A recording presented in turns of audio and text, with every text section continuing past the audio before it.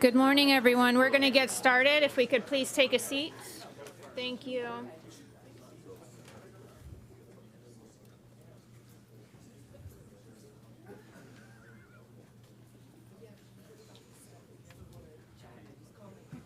Okay, Madam Chair, ready when you are.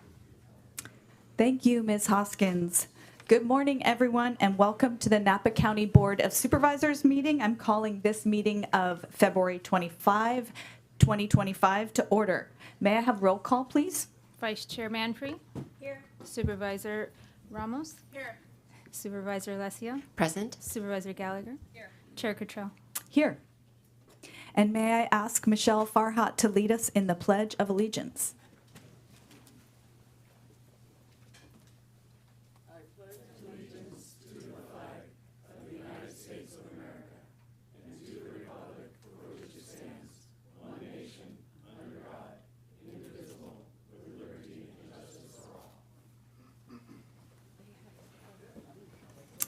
Thank you. And now it is time to meet the pet of the week, Rufus. And Luis will tell us a bit about Rufus. Hi, buddy.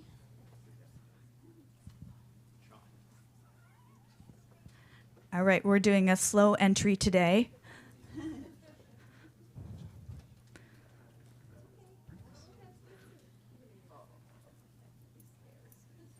Luis, what can you tell us about Rufus? This is Rufus. Rufus is a 7-year-old pit bull mix. As you can kind of tell, he's a little nervous. So if you guys smell anything, that might actually be him letting out some nervous gas. It's not me, so don't blame it on me. He's been at the shelter since November. Rufus came in as a protective custody, and now he's able to go up for adoption. He's been in multiple playgroups with other dogs. He gets along with large dogs, medium-sized dogs. I haven't seen him interact with any smaller dogs than him, but he does really, really well. In the shelter environment, you can tell he's kind of reacts the same way that he does here, where he's a little bit nervous. There's so many loud noises going on. He's not so sure what's exactly going on, but once you come up to him and you say hello, he usually just sits down. He's usually waiting for a treat at hand, so the first thing that he does is he goes and gives you a kiss. And then afterwards, he's just like, oh, okay, you don't have anything for me? Okay, do I get some pets out of you, or do I go and look for the next person to come and say hello to me? But he's doing really good. I was actually expecting him, I might have to carry him inside, but he just walked in all on his own. He did let me know he was a little nervous earlier, but now he's doing really well.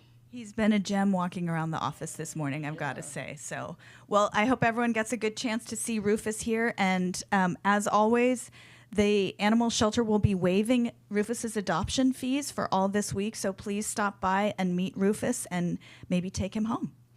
Thanks so much, Luis. No problem.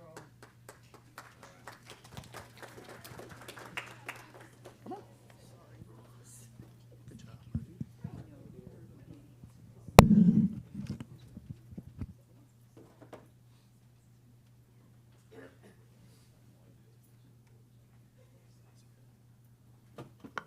All right, thank you. And now we will move to our consent calendar. We first have item 5 on our consent calendar.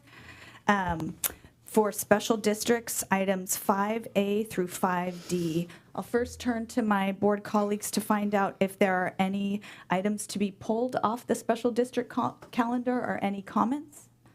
Seeing none, then I will look for public comment on this item. Good morning, Ms. Malin. Good morning, Chris Malin. Yes, I'm the Executive Director of the Institute for Conservation Advocacy, Research, and Education, and we've been working since 2014 on the Groundwater Sustainable Management Act and working hard on the groundwater sustainability plans.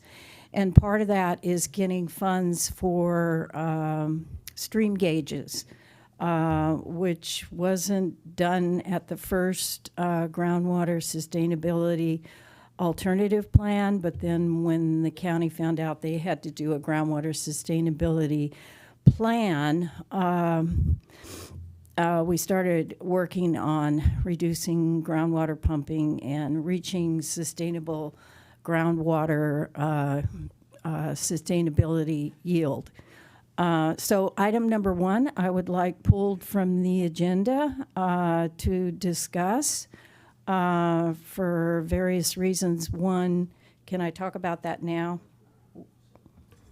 Are you speaking of item 5A? Yes. Okay. So you may make a public comment about that Okay. item at this point. Yeah. Great, And it is thank on you. consent code. So please go ahead to make your comment. And please, let's keep it to 3 minutes. Yes, I see Okay. that. Thank you. So yes, item A is adopt a resolution for the Napa County Groundwater Sustainability Agency authorizing staff to develop a funding agreement with the Department of Water Resources to accept grant funds under DWR's California Stream Gauging Improvement Program. And the reason I would like that pulled is because it's really important where these gauges would be placed. And I want to make sure that there's going to be public comment around these projects so that we have an input in protecting stream resources and helping to inform the groundwater sustainability plans, because the Napa River has been tragically dewatered for many years in a row. And it's getting to be for miles. There's no water from the headwaters all the way to Zinfandel Bridge. And I know because I've walked it in the dry riverbed, and it's tragic. And there's a lot of animals there that we care about, as in California freshwater shrimp, not coho, but Chinook salmon and steelhead, yellow-legged frog. These are listed threatened species. And we know that groundwater pumping has a big impact on dewatering the river. And I just want to make sure that these public funds are going to leave a lot of room for public comment. Thank you. Thank you, Ms. Malin. Is there any other public comment in the room or on the phones for items 5A through 5D? Good morning. Good morning. Hello, my name is Desiree Harp, and I'm here to give a public comment about the same thing. Okay, great. I'm from the Mishuel-Wapo tribe, and I am just here today to talk about the cultural significance of the watershed.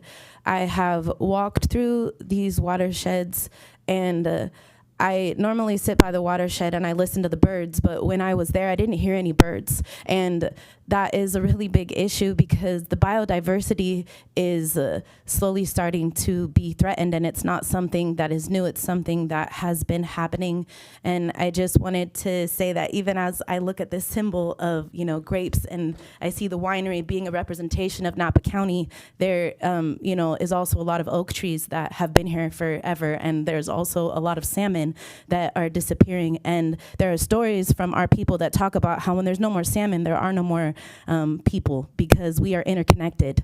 And so I also just wanted to be able to speak about how not only do a lot of people not know that the Mishuel-Wapo people are still here, but a lot of people don't have that relationship with these plants and animals that our people have taken the time to get to know over thousands of years. And so something I wanted to say is that it's very different when you're reading a book about the river versus when you are swimming in the river. And that river is so dirty that I can't even swim in it.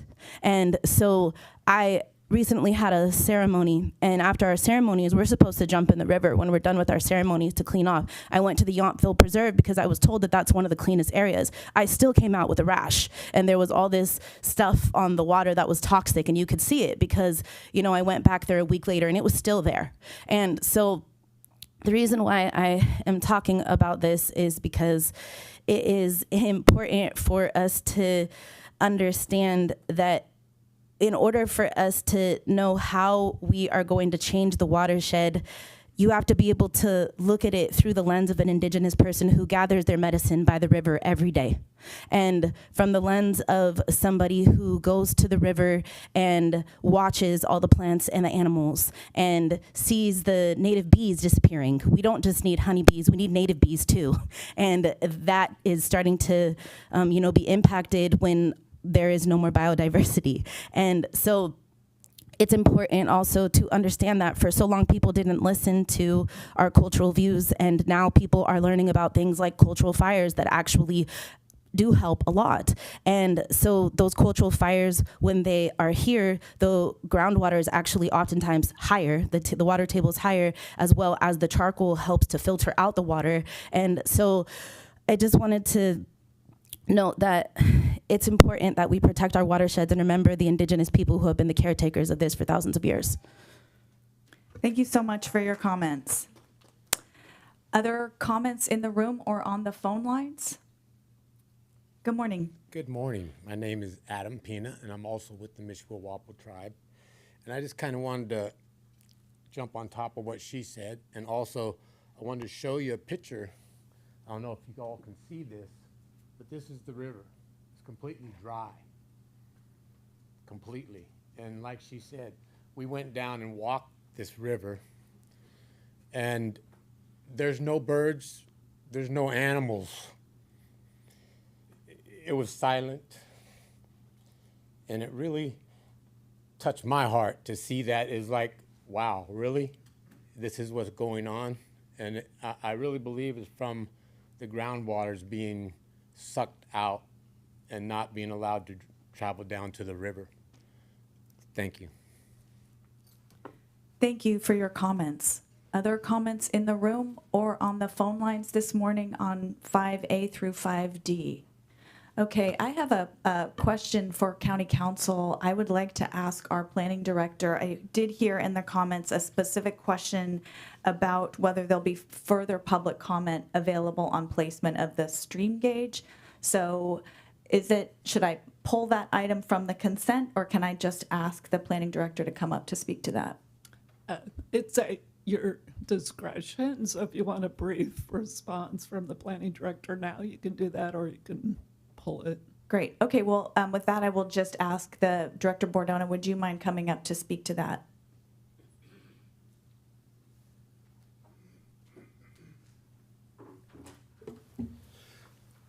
Good morning, Chair Cottrell. So this item is specific to 5 stream gauges that are going to be reinstalled at various locations throughout the basin. There will be ample opportunity to have discussions about overall groundwater, interconnected surface waters, groundwater depletion at, I believe, your April 8th board meeting, where the GSA will be hearing an update on the groundwater sustainability plan. So I think it would be a better opportunity at that time. We'll have a prepared presentation to talk about all things groundwater. Got it. Thank you. So this is the reactivation of pre-existing stream gauges? Yeah, and in terms of the location, those locations are detailed in the staff report. And I'm happy to follow up with Ms. Malin and the other speakers to provide more details on those locations. Great. Thank you so much. Okay. All right. With that, I will bring it back to my colleagues and ask for a motion on items 5A through 5D. So moved. Second. Motion by Supervisor Ramos, second by Supervisor Gallagher. All those in favor? Aye. Any opposed? Motion carries. Thank you. And with that, I will move to item 6A through 6I, the consent calendar. We will have 2 items that are being pulled from that. One is item 6D and one is item 6AB.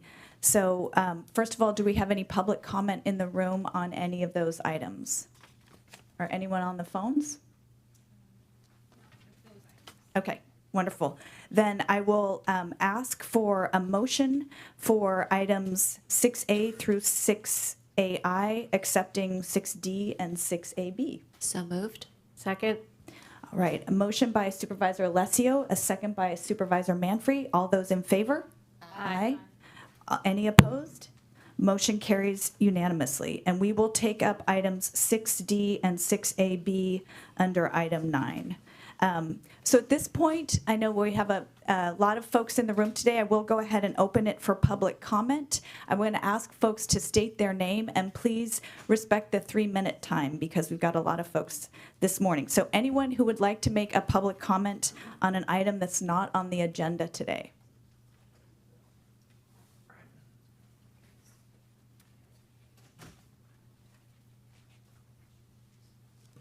Good morning. Good morning, our wonderful supervisors. My name is Francie Winnan, and I have Rex Stoltz and Chuck with me. And I am here because it is Friends of the Napa River's honor to present you with a copy of the Napa Valley Historical Ecology Atlas. The San Francisco Estuary Institute, under the leadership of Robin Grossiner, researched and wrote this incredibly educational compilation of the ecology history of our Napa Valley. Although written several years ago, this atlas stays very current.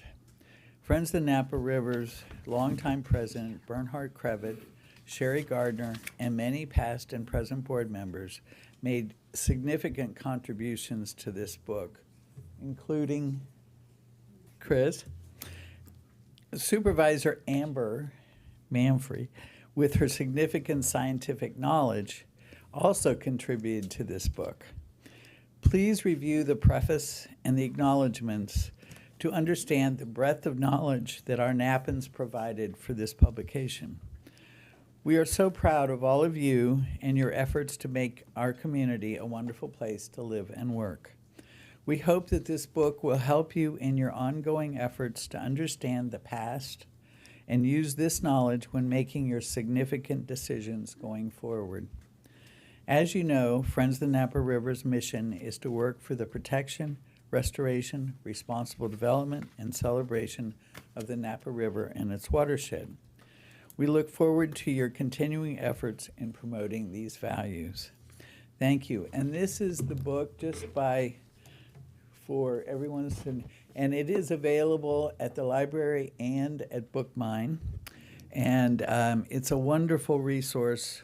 And it's so interesting to have the item that Chris and the others talked about, because it is so important that our watershed and river be protected. Thank you very much, and these guys may have following comments. Thank you, Ms. Winnan. Thank you. Thanks for being here. Any other comments this morning?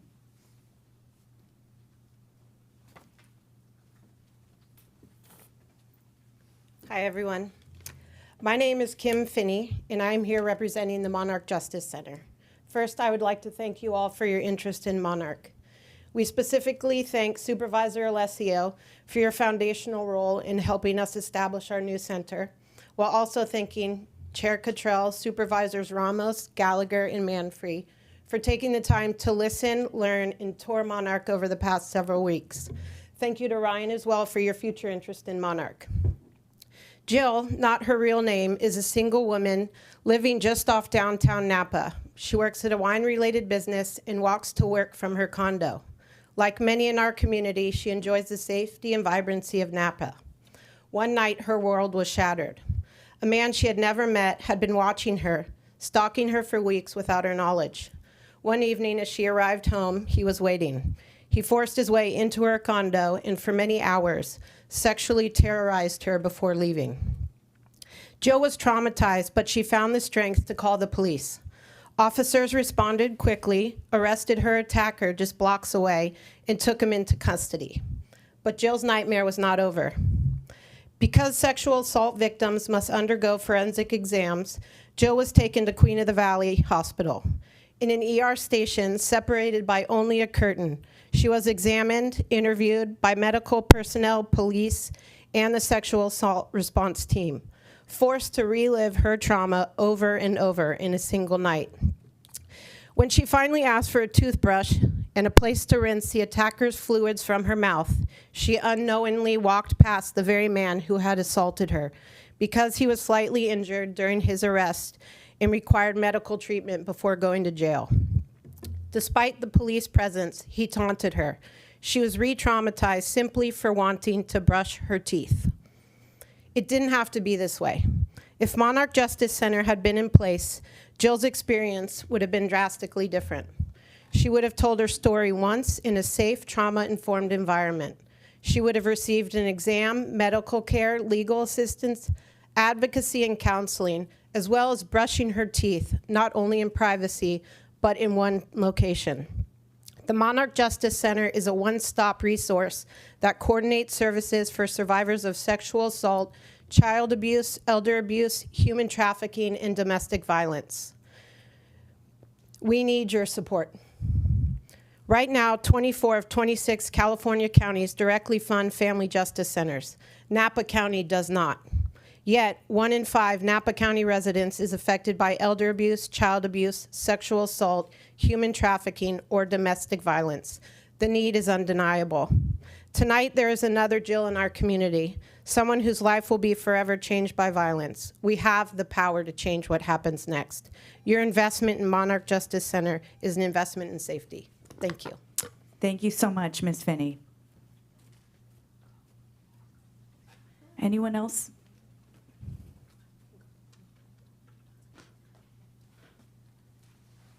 Everybody's very polite today. Pete Richmond, citizen. Just a brief conversation about challenges young working families face in our community.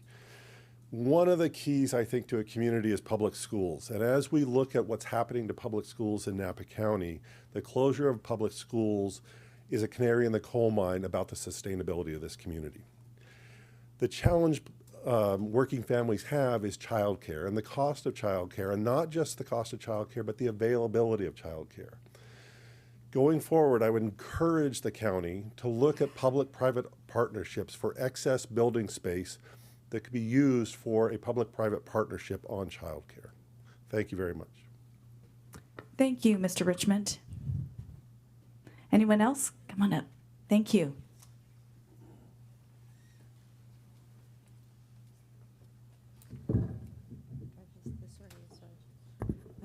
Hello, my name is Amanda Dawson. I am, today we are actually having, I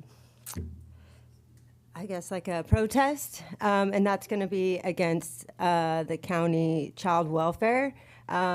We think that, you know, it is a good thing to protect our children, but that has not been many people that are in the child welfare system actually endure.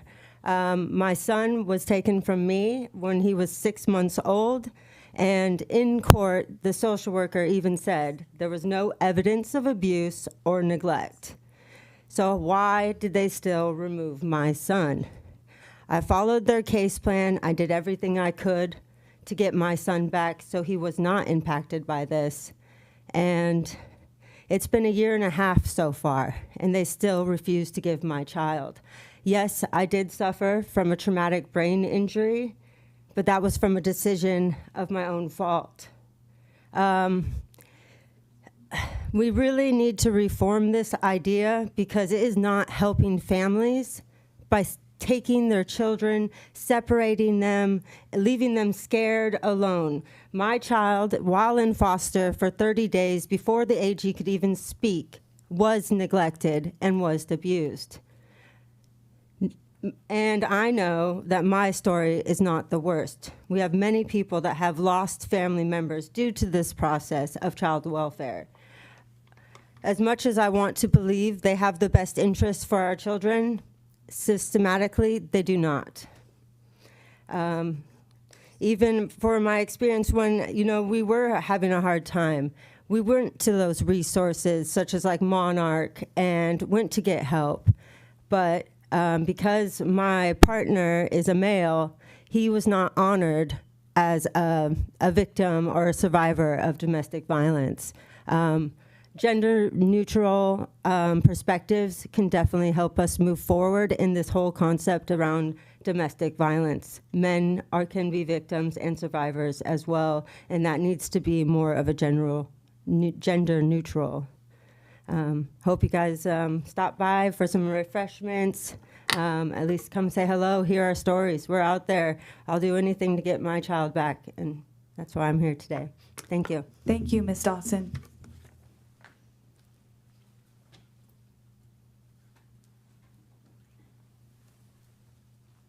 My name's Daniel Eaton.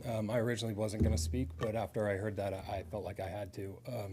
I was in contact with news for 4 years over multiple different situations with an ex-relationship I was in, of which there was an attempted suicide, physical abuse, kid threatened, kid put in danger.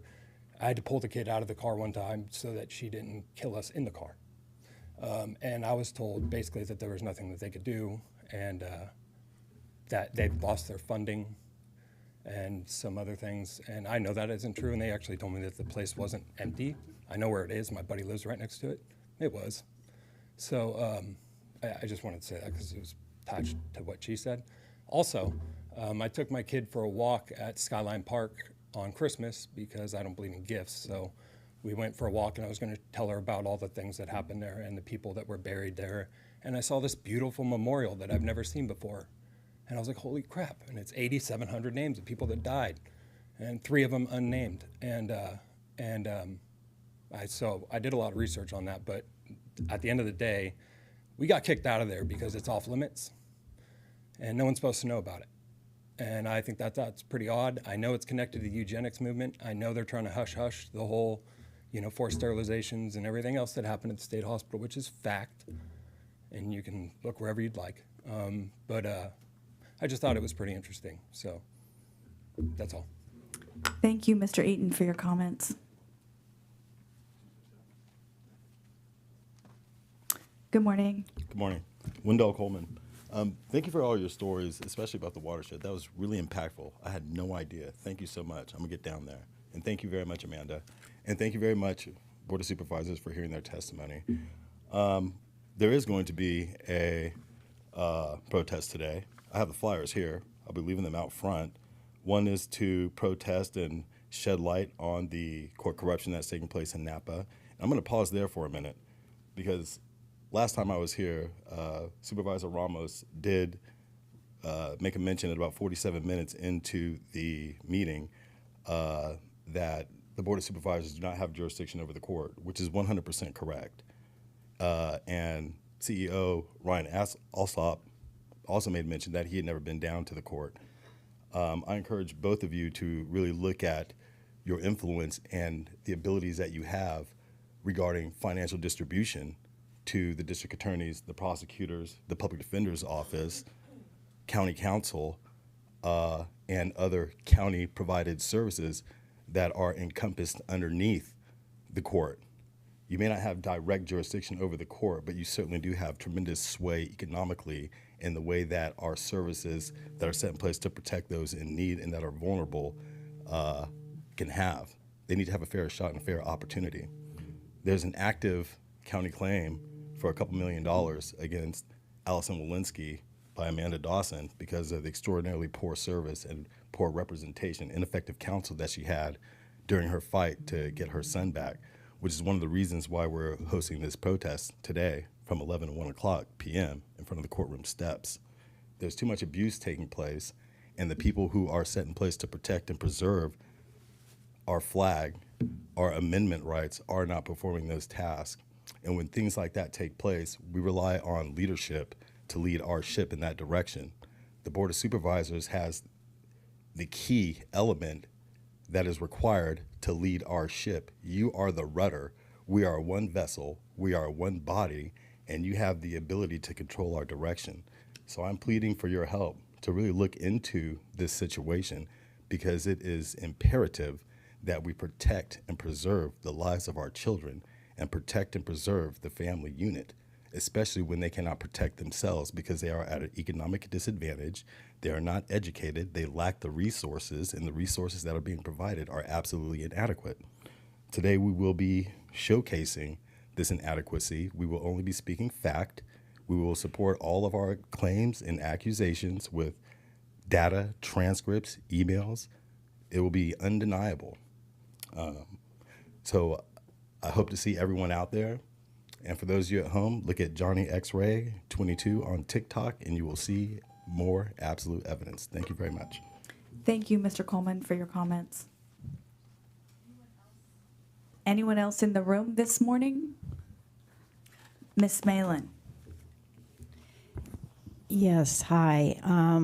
California is home to, I'm speaking to tribal beneficial uses, which is a new water use that has been brought through the California Department of Natural Resources by Wade Crowfoot. He helped shepherd this in with a lot of work from the tribes leading up to this for years.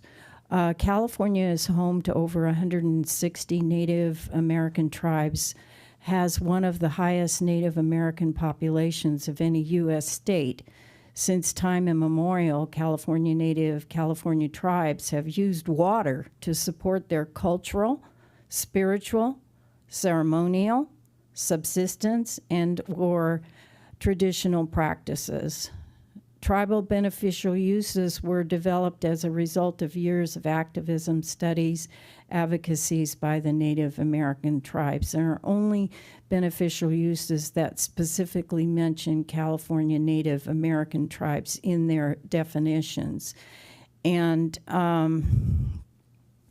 the reason that I'm bringing this up today is I want to call these out. So it's tribal traditional and cultural uses, tribal subsistence fishing, and confidentiality and tribal beneficial uses. And why am I talking about this? Because as you heard this morning, the Mishua Wapo of Alexander Valley exist. Their families through generations have gone through unspeakable trauma and tragedy.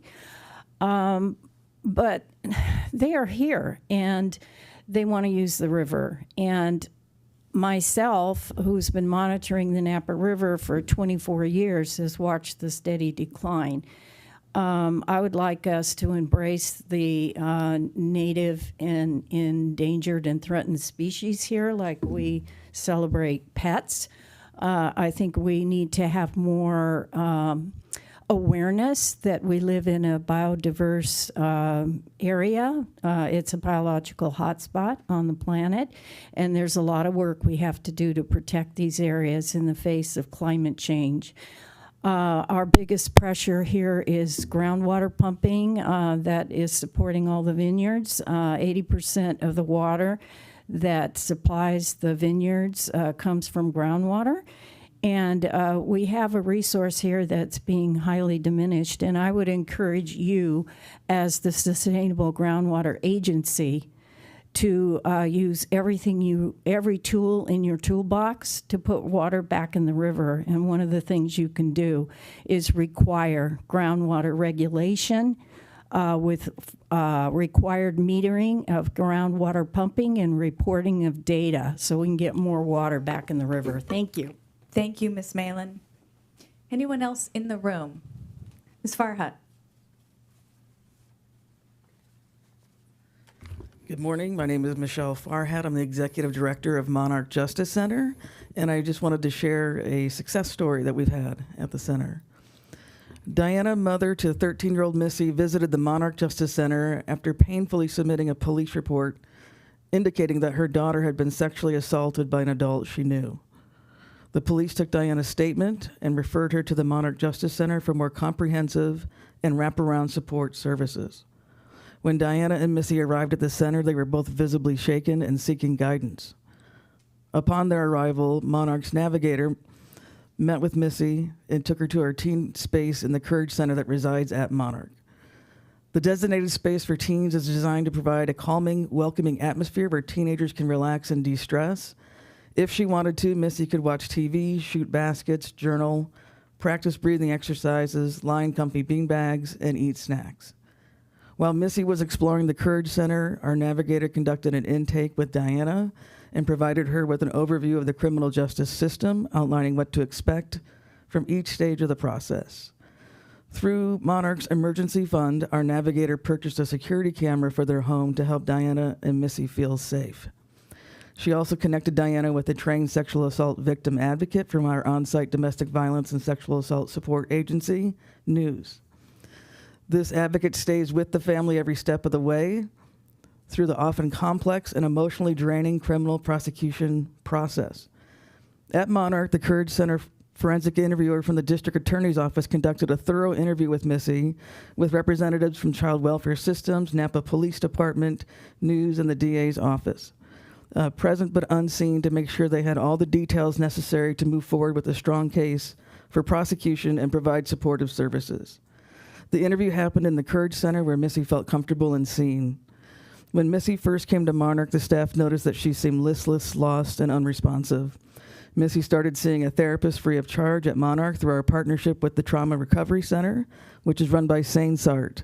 And after a few months, Missy's mood had greatly improved. After several sessions with her therapist, she is more alert, communicative, and confident.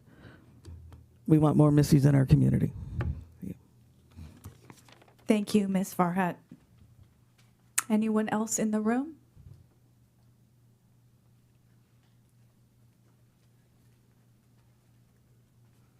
I'm Leslie Richmond. I am a new board member of the Monarch Justice Center, and I just want to thank you supervisors for visiting, for touring, and I will say that myself touring when we had the grand reopening at our new location was what stirred me to pursue being on the board, because as you all know from being there, being in the exam room, seeing the Courage Center, all the services that we do provide, and we want to make sure that all victims have support and that we can hopefully through our system prevent other tragedies from happening. So thank you for your support.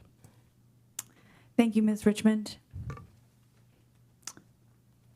Next up. Hello. So I just wanted to speak again about the tribal beneficial uses that other places within California are recognizing. And I'm here to just speak on it again to talk about the importance of Napa Valley understanding the tribal beneficial uses as well. Because some of the things that she listed, I am also very emotional about talking about. So one of the things that is important to note is that it's not just our tribe that's being affected by this, it's tribes all over California. And as you heard, there's over 160 California tribes. And so we used to be able to use the navigation routes to be able to take the tule boats and take the dugout canoes and be able to stay connected with each other. Also, something else that is important for us is basket weaving. And we used to be able to go on the side of the river and pick our basket weaving materials, and there would be so much materials in abundance. And now our elders are having to go on the side of the roads, and they're having to find basket weaving materials that have been sprayed by pesticides, and they're getting things like cancer in their mouths from all the pesticides that are being sprayed on these. And so I just want to talk about the importance of us being able to have a protected place where we can gather our medicine. And this is something that has gone under the radar for so long, the ways that we are being impacted by all of these policies that are being put in place. And I have walked for miles where what I could see is I could see all of our native plants dry and dying. And then right across from there, I see green, lush wineries. And I am tired of seeing this, and I am tired of our native plants and native species being ignored. And it's important for us to remember that when one being in that water disappears, then it has a ripple effect. And so we need to be able to remember to listen to the voices of those who are unheard. And we also need to remember to pay attention to how even the smallest things can actually have the biggest impact on us.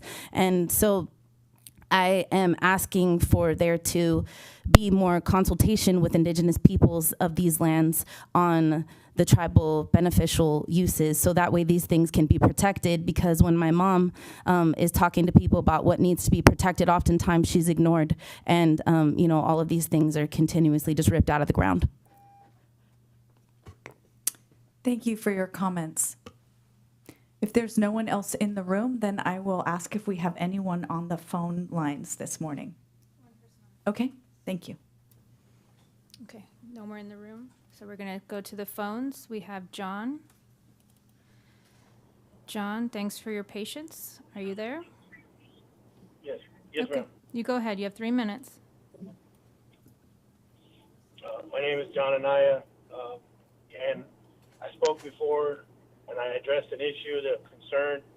After that meeting, I heard an audio recording of one of the county supervisors alleging that the Board of Supervisors has no purview over the court, and the issue that we seek redress is on the abuse of restraining orders in the county of Napa through malicious prosecution.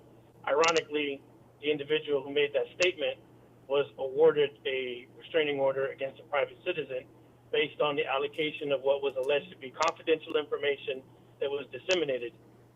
Now, that's what happened in my circumstance here, but that information, if you can fathom this, if that information that she was awarded a restraining order on was information that could cost her her life, that's my circumstance. The information that's now public that was confidential under federal regulations is now public thanks to the misconduct and the malfeasance of people in the county of Napa. So our concerns are the parents that are outside that we humbly ask you to come down and listen to some of the stories is the abusiveness of the restraining order process when people in Napa County want to keep things from the purview of the public. It's alarming, it's concerning, in my circumstance, it's dangerous. I'm on the way to the nation's capital right now. I'll be with the protesters through Zoom. We humbly ask that you join us downstairs. Congratulations to Amber Manfrey.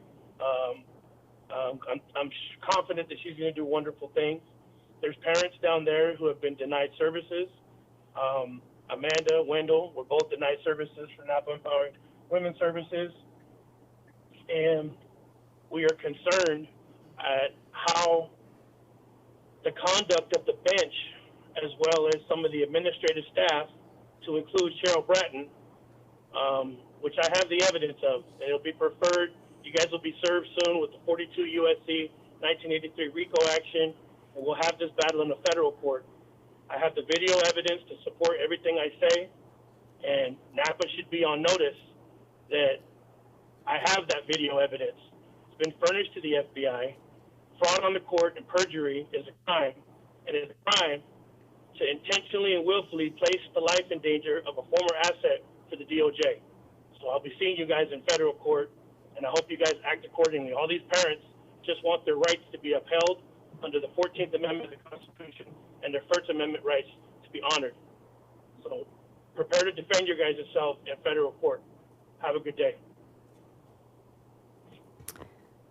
Thank you, Mr. Anaya. Anyone else on the phones this morning? That concludes public comment. Okay. Thank you, everyone who came to speak today. With that, we will move on to agenda item number 8, Board of Supervisor reports and announcements. So I'll look to my colleagues, Supervisor Gallagher and then Supervisor Alessio. Thank you. I wanted to mention that at my last Napa Sanitation Board meeting, we were presented with the 15th Annual Performance Measurement Report. It's really, really great to see how high-performing Napa San is. It's just an incredible organization. I've been so impressed. I've only been to, 3 meetings so far, but really, really impressed by the staff and the work that is done there. And I just wanted to mention that they were recognized for their effective utility management. Very recently awarded the distinction of Utility of the Future Today in October 2024, and this is something that comes out of the National Association of Clean Water Agencies, the Water Environment Federation, the Water Environment and Reuse Foundation, and also has input from the EPA. So I wanted to congratulate them and also just mention that they're doing really stellar work, and I encourage everybody to learn more about what's happening at Napa San.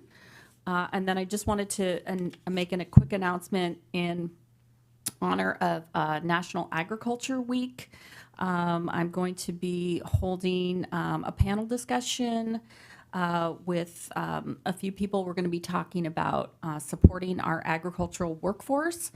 And I have a couple flyers. So if people are interested, see me after. I'm happy to provide a flyer via email, and it will be on social media as well. So would welcome everybody. That's Wednesday, March 26th at 5 p.m.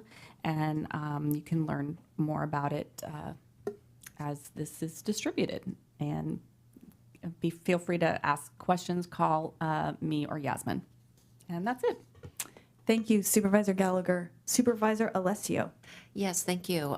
First, I want to thank the Friends of the Napa River for coming this morning. Our river, as I grew up, is in a much better state than it was then. So I know there's always progress that we can make, and we're always working on it, but the Friends of the Napa River really have made a positive impact on our river, and I'm very proud of that. And I'm going to add this book to my Napa historical book collection, so I want to thank them for that. Some positive things in the community. A couple weeks ago, the Boys and Girls Club had their annual Youth of the Year award, if you will, and there were 8 exceptional youths out of the Boys and Girls Club.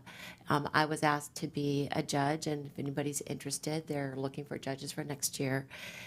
It's a great honor, and it's a tough task because every single of those youths are so impressive. They all deserve that award, Youth of the Year. In the end, there was a young woman out of American Canyon High School that stood out, Melody, and I remember her from the year before because I had attended, and I was so impressed with her the year before. All these kids have been through so much, and they have just overcome their resilience. They're just so smart, they're compassionate. And so Melody won this year, and I want to congratulate her and all the youth that went through that process. It's a big job. I made a joke that if all electeds had to go through the same process that all those youth had to go through, who knows, might be a better world out there. But they did great. This last weekend, on another happy community note, Napa Valley Support Services that supports the developmentally disabled, they had their first fashion show fundraiser and friend-raiser, and it was wonderful. Their clients were the stars. There were a few folks that kind of patted the catwalk, if you will, the red carpet. I was one of those, but it was wonderful. Over 100 people attended, and I hope they do that again next year. It really highlights the great program they have. I will say that they are primarily funded by federal funds, and there's great concern about whether that funding is going to be sustained. Just a quick note on the Napa Valley Transportation Authority last week at the meeting, staff did an update and also shared that they're going to start working on the next steps of looking at the design process for the corridor of American Canyon and also the airport and 29. And this is as a result of Measure U that's even possible. So I just want to let folks know that they're not wasting any time. They're going to start that process and see and work on the next steps. In terms of a public comment today, I do want to talk about Monarch Justice Center. I thank the executive director and the board members for their comments. This is a vitally important program in this county. This was something that took a long time to see realized, and initially in the beginning, it was going to be it's a family justice center that was where funding was going to be coming from the county. And that had changed, frankly, rather late in the process, and they had to pivot to become a 501c3. And as they shared, out of the 25 family justice centers in California, 24 are funded by the county. Napa County is the only county that doesn't fund their family justice center. And I think that's a real opportunity for this board to make a change in that. Operations, in terms of receiving grants, it's very difficult to get grants that will award for operations for rent. And so as we address and look at our budget this next year, and I've already talked to our CEO about this, I would really hope that we can consider adding a line item for the Family Justice Center called Monarch. And I thank them for their great work. In reference to child care, right now we know that Napa County is extremely short in child care. That for every 10 infants that are born into our community, there's only one space for infant care in our community. For every 4 children under the age of 5, there's only one space for a child. And it's very expensive, that was also mentioned. It's recommended that out of somebody's household income, that 7% goes towards child care. In Napa County, it ranges between 17 and 20%. And that is a reflection of the vast need for child care. So anything that we can do to support that, I would love for us to consider and support it. And I think this board, I should mention, and we mentioned this before, that this board, I believe it was through ARPA funds, maybe 2 years ago, this board identified that and awarded quite a bit of money. I'm trying to remember, 3.8 million, $3.8 million towards that. So thank you to the board for that foresight and understanding. Last mention, and again, this is prompted by public comment. There's a wonderful program that's been in the process of being developed, and it's called the Cradle Basket. And the Cradle Basket is where the first people, the tribes that lived here that called Napa County home, will have a place of being recognized in the basin of the Oxbow Commons. An ally of the tribes, Lowell Downey, has been leading this, but letting the first people really take charge. He's just been kind of an ally and a steward. But I do hope the Cradle Basket will be realized because I think it's really important that we do remember our past, that we will remember and recognize and honor the first people and the tribes of this county. Thank you. Thank you, Supervisor Alessio. Supervisor Manfree. Thank you. So I'll just start where Liz left off. I agree that it's important to recognize the first peoples of the region any way we can, and including their voices is critical to good planning, I think, especially as Desiree mentioned with Desiree Harp, who spoke in public comment, with fire resilience and with managing things in a holistic way. There's a lot to learn from there. And I look forward to continuing to listen and learn and include those voices. I would just like to report that the Silverado and Mount George Fire Safe Councils had a lovely event last weekend, and they're pushing forward with their good work organizing in the community and making sure that our neighborhoods are connected and more fire resilient. So I just want to commend them for that. Mike Thompson held a rally last weekend, which I think a lot of us attended here, and that was a really positive thing for the community. To get together and rally at this time. I just also want to acknowledge that was a lovely community event recently. I had an occasion to get out to Redwood and Dry Creek roads recently, and I'd like to thank the Public Works Department for their good work there. I could see how many slides they removed, and some of them were remarkably large. So yeah, that was impressive to see. Thank you. In the past week, I also attended California State Association of Counties new supervisor training with Supervisor Alessio and County CEO Alsop, and that was a wonderful learning opportunity provided through a state organization for incoming supervisors. So that was fabulous. The wild plum trees are blooming in the hillsides. They are beautiful. Get out there, check them out.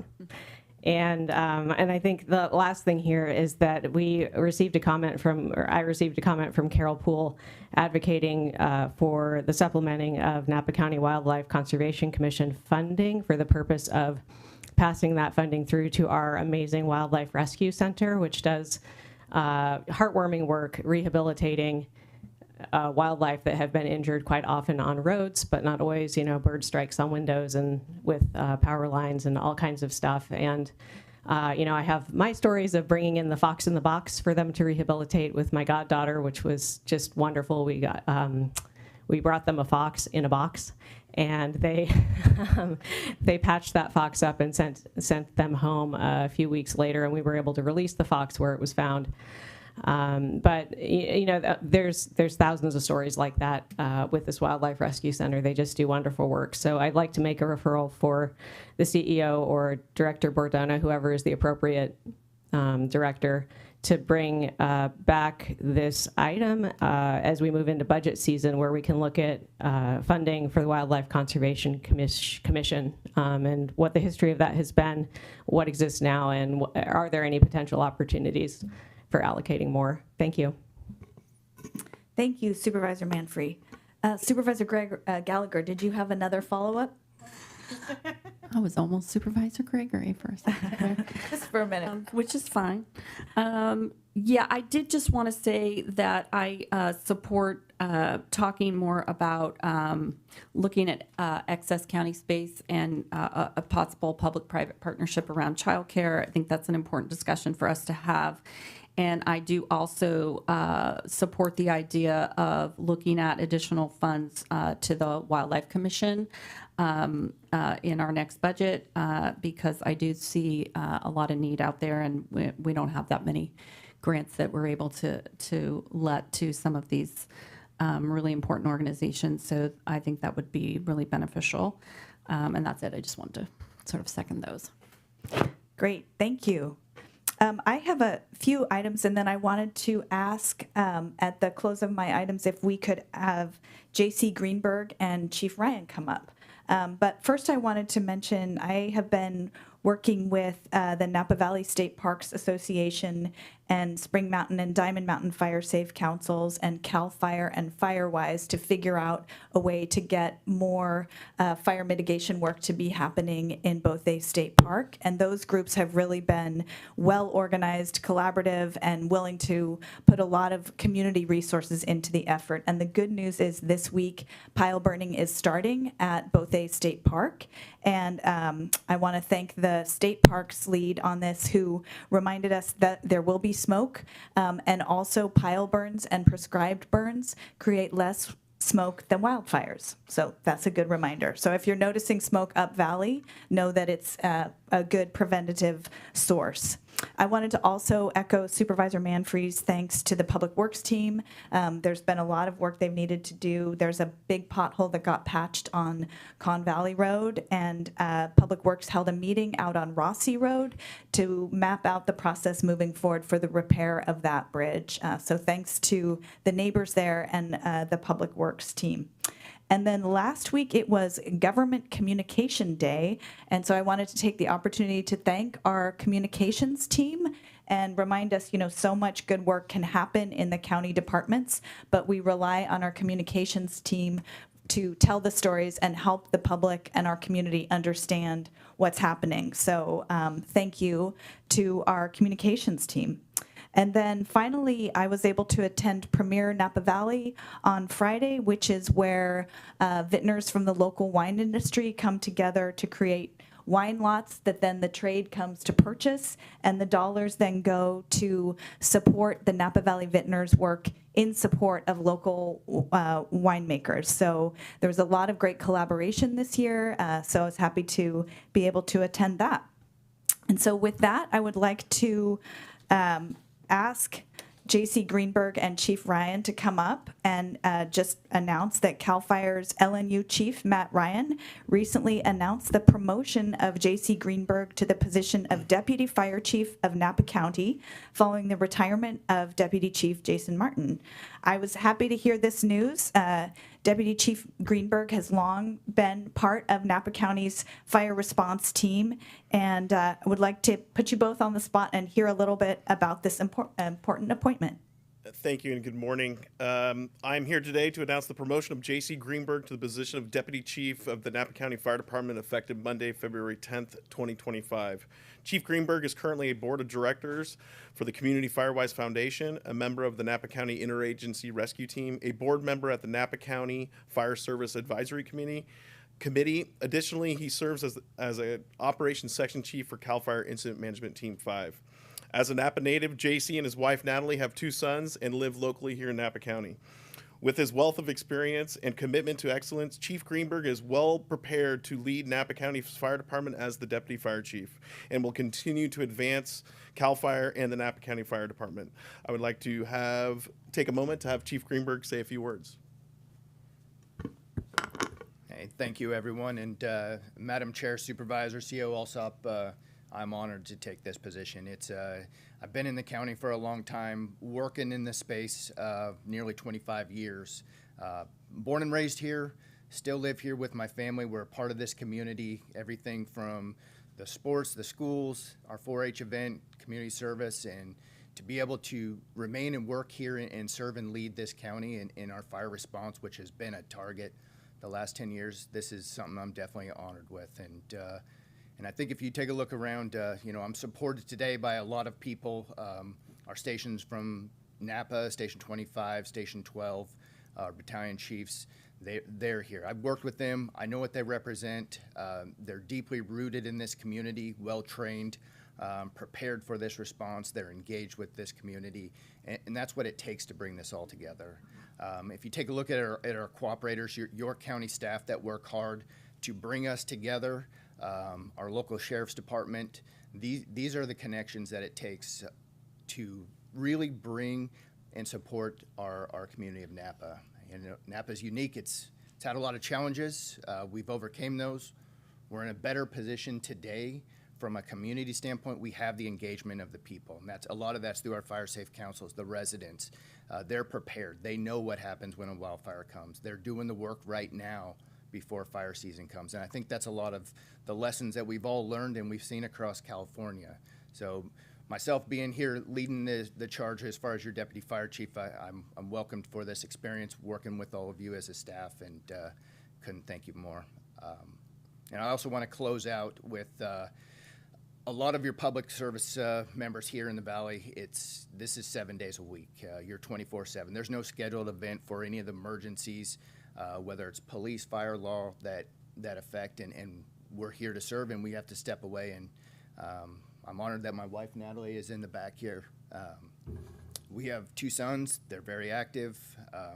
She is a career, very successful woman in food safety for California, and it's challenging. We work all ends to make this go down the road and support the kids and the family, but she's the one that makes this work successful with the fire department, especially through the challenging years of 17 and 20, where it's 30, 40 days, and I'll stop and check in at home, but she's making everything go down the road. So I thank her for that. And I'm going to close out. I also have a special guest today in the room. We have him in staging. He's in the far corner over there. But my older brother, Rick Greenberg, also your American Canyon Police Chief. So we've worked in this county for a long time, serving on different angles, out in the field together, working through these challenges. So I appreciate his support, still being here as well. So thank you very much. Thank you.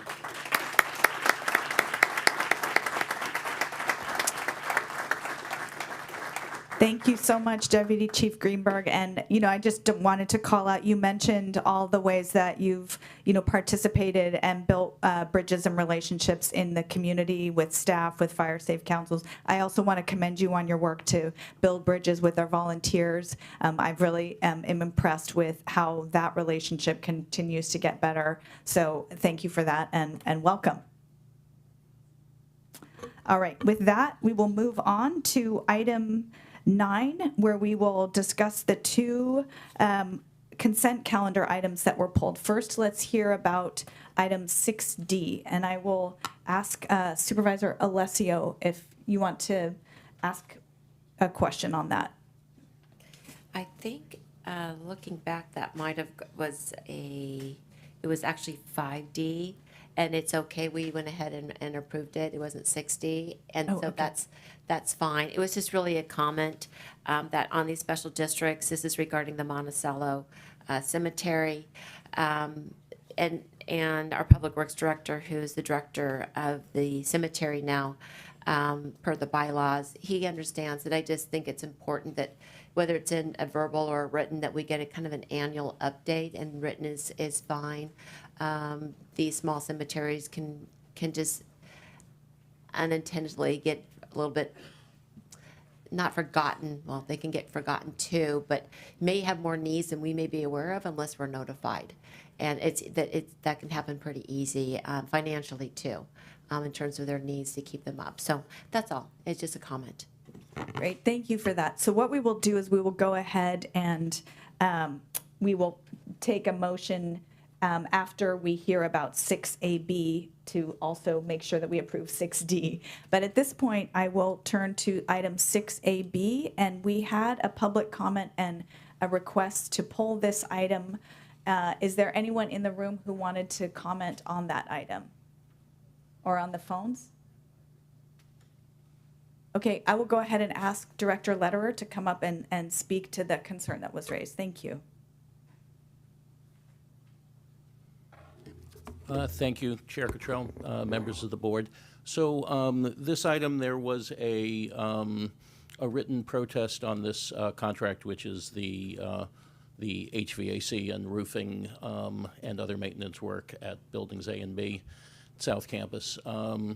The written protest was received, but the check that is required to appear with the written protest did not appear. It came in the mail later, but it came late. So we've returned, so the protest technically doesn't exist, and we've returned the check. We did, and then the public comment today was the protester felt that we should have accepted the protest, which we can't because it was incomplete, but also that he thought county council should look at it. Well, county council had already looked at it, and we had already evaluated the protest, and we found that there was no validity to the protest. The protest included incorrect references to California code, so he was quoting requirements that didn't apply to this project. And also he was calling out things that he felt should be listed individually, but they were below the financial threshold for being required to be listed. So essentially, I guess he got what he wanted in the sense that we did evaluate his protest and he didn't even have to pay for it. So maybe we should have kept the check, but we didn't. We gave it back.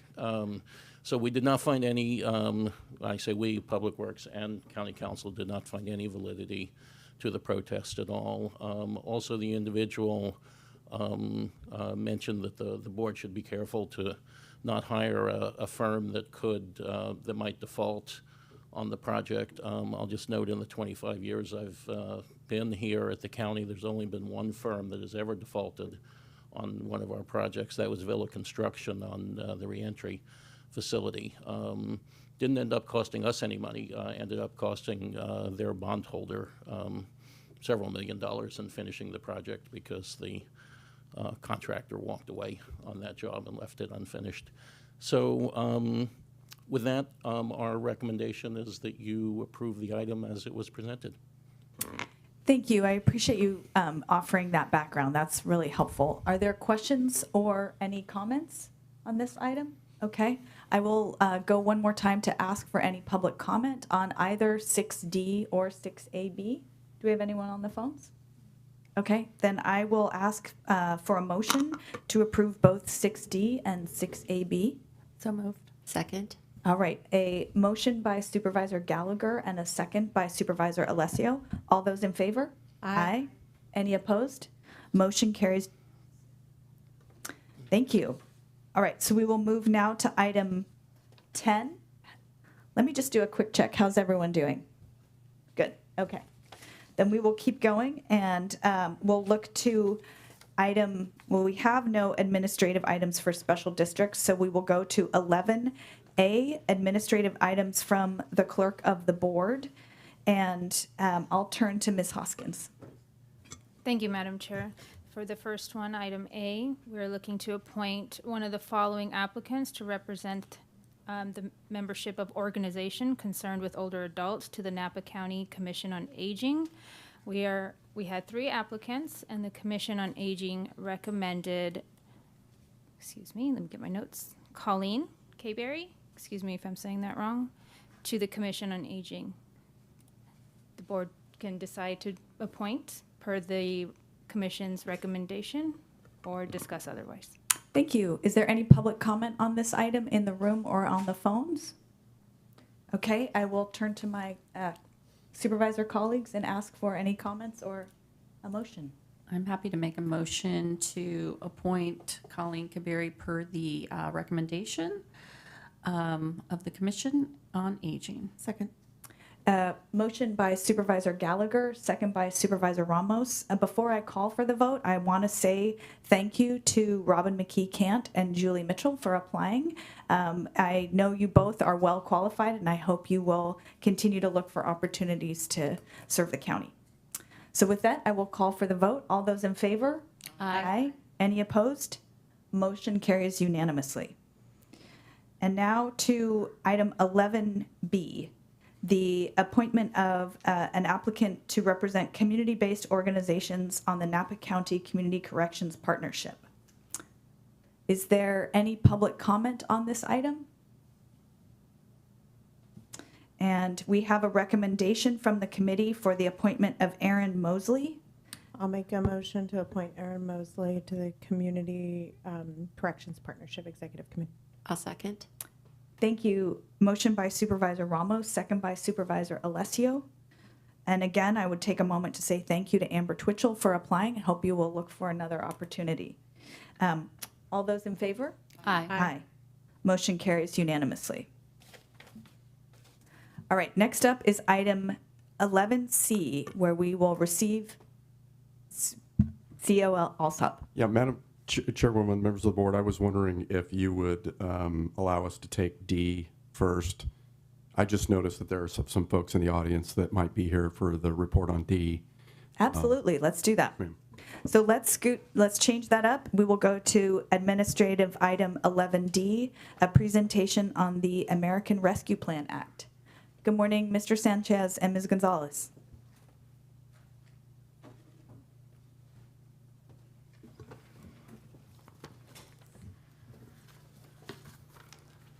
Good morning, Chair and members of the board.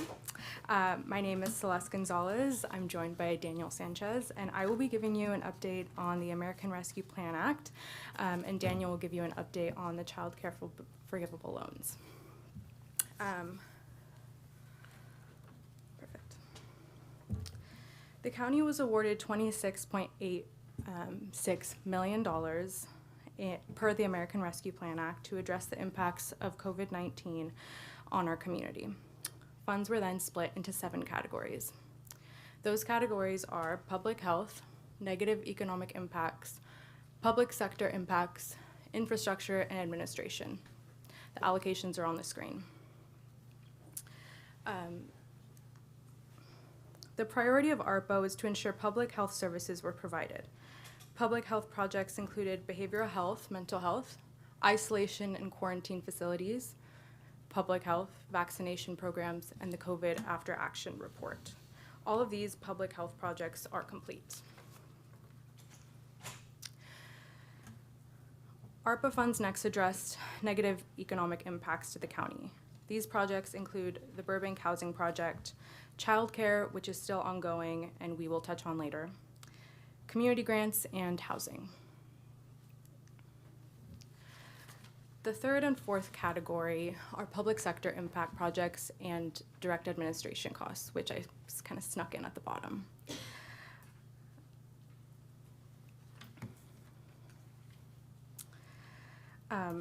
These projects include the standard allowance, payroll needs for the county, emergency operations centers and the activations of them, and direct administration costs. All these projects are complete. The final bucket of ARPA funding was designated to improve water, sewer, and broadband facilities. These projects include the City of American Canyon Clean Water, LBRID, standing for Lake Berryessa Resort Improvement District. They have a clean water drinking program and then a wastewater program. The Napa Sanitation District also has a clean water recycled water pump station program and broadband. So some of these projects are currently ongoing. The ongoing projects are Elbrid Drinking Water and Elbrid Clean Water. Two separate projects, one to address critical water infrastructure projects for drinking water and one for wastewater. Those are very close to being complete, as you can see. Next is broadband. This is to coordinate design construction for last mile broadband projects for underserved and unserved areas. This includes the hiring of a broadband manager. And childcare. So the board approved $3.8 million for childcare loans, and then we also spent $25,000 to assess childcare gaps and disperse forgivable loans. So this includes the assessment studies. So next, Daniel will give you a brief overview and the summary of childcare for forgivable loan programs that are currently ongoing. I'm going to skip ahead to the very next slide because that really tells you where the program is at. A few minutes ago, about an hour ago, there was a public commenter who noted that the county, or who spoke about childcare, Mr. Richmond. He spoke quite eloquently on the need of childcare, which it is a very big need. The study that we did and presented about a year and a half ago showed that enormous need for childcare. And he noted the need for public-private partnerships, and this is exactly what this program is. It is exactly that kind of public-private partnership that Mr. Richmond noted. But to give you a brief overview on the project, I'll start with the biggest ones. Nature's Way Montessori School by Monica McDonald, that was a purchase, $1.1 million. That was the second largest project. That one is currently ongoing. She is providing childcare under the contract, and I haven't yet made a tour, but from all I hear, it's going very well. The next largest one, which I'll talk about a little bit more in a bit, is Millie's project, Le Petit Elephant. That one is the largest by financial resources, $1.2 million. That one, she has the facility, and I'll go over it shortly, but she has the facility and is planning on moving forward with the project. Little Ivy is the second largest one. That one is a major renovation. That was not a purchase. The owners already owned the facility. It was just a renovation. It was just a renovation. The renovation's been going on, and there's about $300,000 left to be spent. So we continue to process invoices for that project. The last three are much smaller. Those are home-based childcare providers. So there's facility childcare providers, and then they're home-based. Home-based are much, much smaller. Those three, or the first two, Children's Adventure and Bohan Family Childcare, those were to purchase the facility, and they are providing childcare in accordance with the agreement now. And the last one, Navarre's Family Childcare, that one's a renovation, and that one is nearly complete. I'm hoping to do a tour there soon. There are only $15,000 left, so that one should be completed pretty soon. The largest one that I'll go into, though, is Le Petit Elephant, and that one really had the biggest bang for the buck. It's not a small childcare facility. It is was supposed to, and we do hope it makes a major impact on the childcare market. It's 191 spots, a significant amount for infants. Also, there was the intent from the applicant to have scholarships available as well for families in need. And for my conversations with Millie, who is here, I saw her walked in a bit ago. So they closed escrow on December 17th of last year, just a few months ago. So she does currently possess the facility. It is hers. She's working with a local architectural firm, local structural engineer firm to make renovations to the property. The renovations were not part of the contract. That's on her own. The contract was for her to purchase the facility. But as we all know, there's a pending litigation ongoing, and from my conversations with her, it's continuing to be ongoing. But again, from my conversations with her, She does hope to open doors later this year, so in December 2025. And for my speaking with her, it has had major impacts for her operation, specifically for scholarships. But the good news is the project is moving forward, and the project has an enormous positive benefit should it come to fruition for childcare. That's 198 spots is a very big deal. Before we get to questions, I just want to let the board know that as of our last quarter's report, there is only $508,323 in unspent ARPA funds. The staff at the CEO's office is very confident that the unspent ARPA funds will be expended by the December 2026 grant deadline.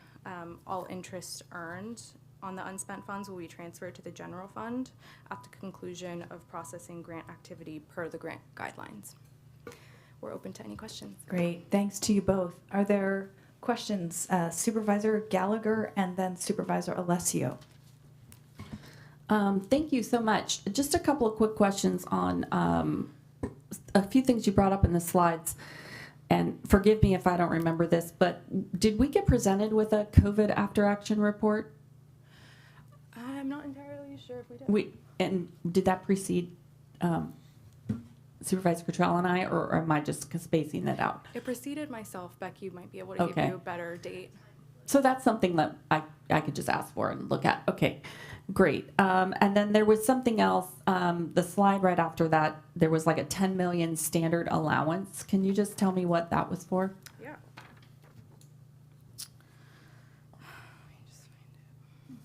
The standard allowance is within the guidelines of the U.S. Treasury's final rule. That project was completed before I was hired, so I'm not entirely sure about all the details that went into it. Thank you. I think Ms. Craig is yeah, going to be able to answer thank you. That. Good morning. The standard allowance was something carved out in the actual dialogue, and while we did take it per the guidelines, we also as a county did a separate analysis of what those additional funds could be redirected for investment into the community, and that is when the Board of Supervisors directed the affordable ADU program and the supplement to our MSA grants over a 3-year period. So almost all of those funds were redirected, but as general fund monies because of those allowances of the U.S. Treasury's guidelines. Great, thank you so much for answering that. And I just wanted to comment on the child care funding.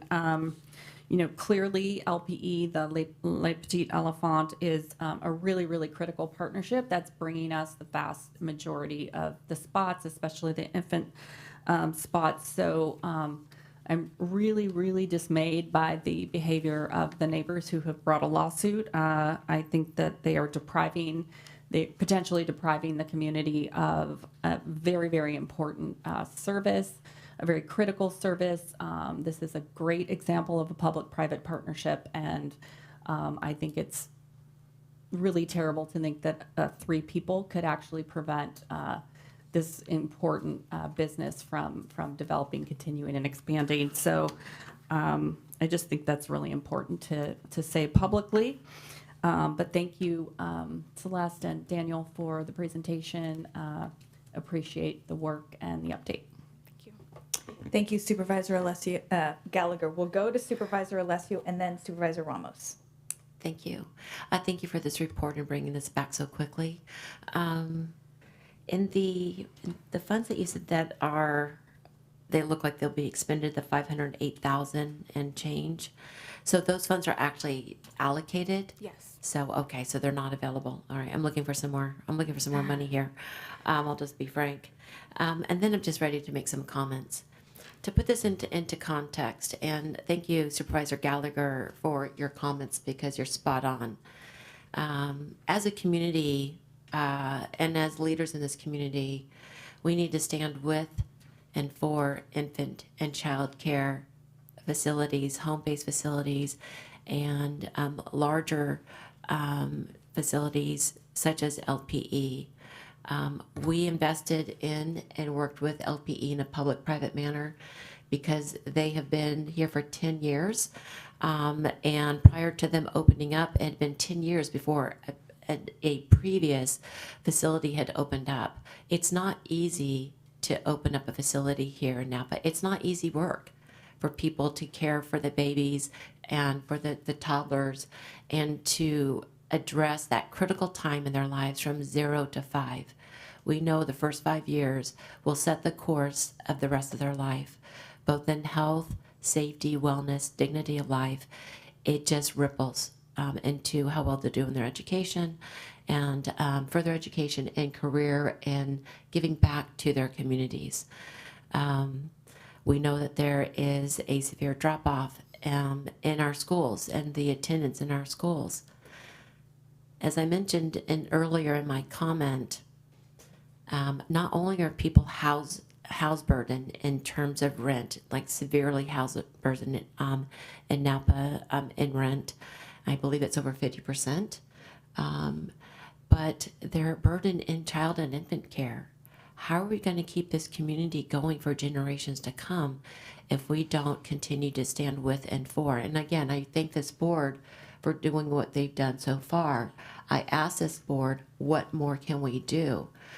To give context of LPE, this is a former Latter-day Saint church that was built in the 50s by hand, brick by the members. It is almost 20,000 square feet. I believe it has like 18 classrooms. At one time, per public record through the Napa Register, there were 1,000 members. Additionally, there was a home across the street that they purchased and was extended child and infant care for that membership.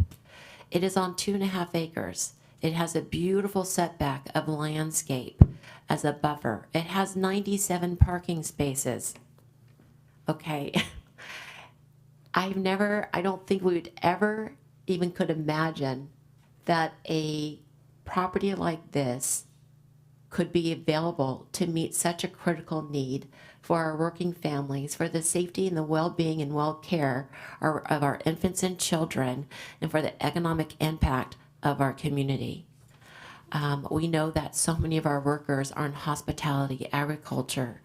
These are hard-working families that need this so they can provide a roof over their head and they can continue to be part of this community. We do not want to price them out because we can't support and have our community support this critical need in our community. I know personally that this applicant, Millie for La Petite Elephant, this is not a gold mine for her. This is an opportunity for her to fulfill her dream to care for our children and our babies. So I just want to thank her for her courage, for what she has sacrificed. She has put everything on the line for this. This is in litigation because of an allegation of CEQA. As I understand it, I think this is just a way to prevent and to use CEQA as a weapon to prevent a much needed facility in a neighborhood, in a residential neighborhood that has been a family neighborhood for decades and decades. That is just, I don't know, not even 100 feet, 50, well, maybe it's 100 feet, from an elementary school that, by the way, has 80 less students there than they've had historically. So not only is this a community where it was full of children and a church that was full of family and children with a daycare across the street and a school next door that had 80 more children, this is not a huge impact on this neighborhood. This is addressing a need for our communities, for our working families. So whatever we can do as a community, as a board, in our leadership to band around to support this project and other projects in our community, I ask that we do. If there is some additional funding here in the county that we can help, whether it be refill the scholarships or another manner, I ask our county to see if there is some funding somewhere that we can contribute towards this project. The strategy here, and maybe I'm saying too much, this is my opinion, I believe the legal strategy here of the folks who are suing this child care provider is to dry her out over time. And they pretty much have been very successful. And there's not that much time in the hourglass. That is my personal opinion. So again, whatever we can do, I appreciate it. Thank you for thank you for listening to my comments. Thank you, Supervisor Alessio. Supervisor Moramos. Thank you so much, and thank you to staff for the update. I realized in Supervisor Gallagher's question about the after action report that I have been the only person with the benefit or burden of having been here from beginning to the present and all of this. So I think a couple of things that would be helpful as a recap, and I think you, Ms. Craig, have been our point person on this. When I look at the Treasury report, I'm specifically looking at the project of childcare and the negative impacts on childcare. And we have the cumulative obligations, which is the fully appropriated amount that we took out of the ARPA allocation. And then we have total cumulative expenditures, but then we have a current period expenditures. Can you explain the difference between the current period expenditures and the total cumulative expenditures? Yes, thank you. The current period expenditures were those expenditures that we actually processed October, November, and December of 2024. The total cumulative expenditures is since the beginning of ARPA, so July of 2021 all the way through December of 2024. So the 3.4 million includes the 2.4 million. Okay, thank you. And so with the total amount, which we have just, where is it, 508,000 that need to be spent, what I am concerned about, a couple of things. Making sure that the allocated and promised spots for child care, how are we verifying those? I heard Mr. Sanchez say you haven't been to one of the locations. What is the verification process? Because when we made this determination, we took a dollar amount and we secured it against a certain number of spots. So how are we ensuring through the period of this, December of 26, that these spots are actually fulfilled by the providers?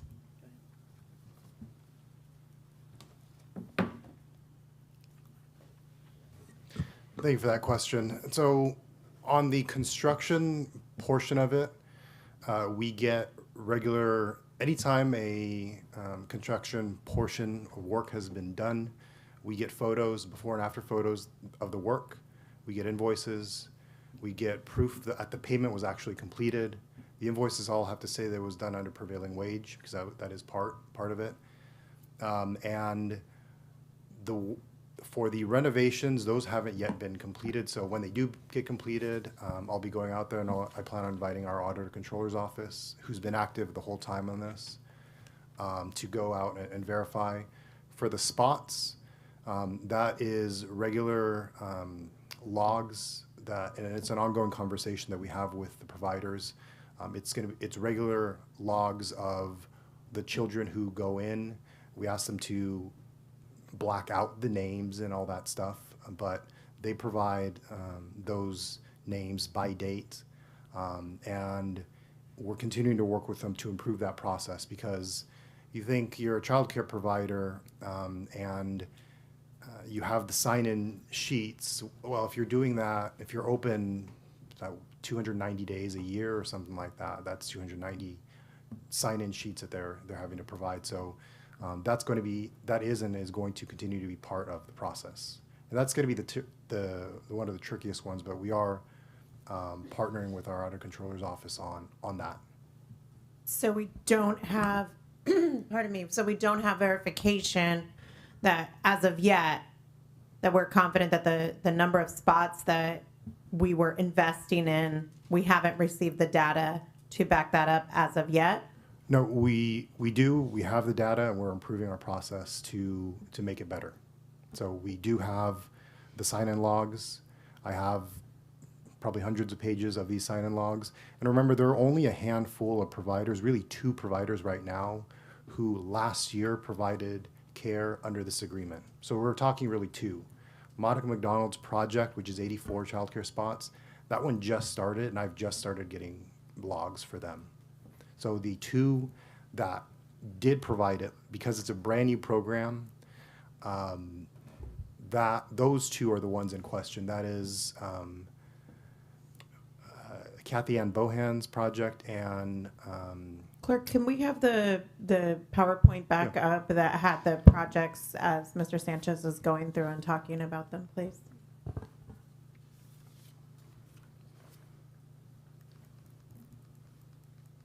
Right there. Yeah. So Children's Adventure Home Daycare and Kathy Ann Bohan, those are the 2 projects that were providing childcare, were live as of last year. And so those are the 2 projects that I have the rosters. And because it was a new project, it's the reporting process has areas that we want to make sure that it's an even better reporting process. And so that's what we're doing. That's what we're making sure that the providers know exactly what the sign-in logs need to look like and all that stuff. So I guess here an ask and a referral to staff is, as we anticipate larger ones coming online, we need to solidify what that process is. We need to be able to look at what that delta is of childcare that was already being provided and what we were investing in. When we look at this, if we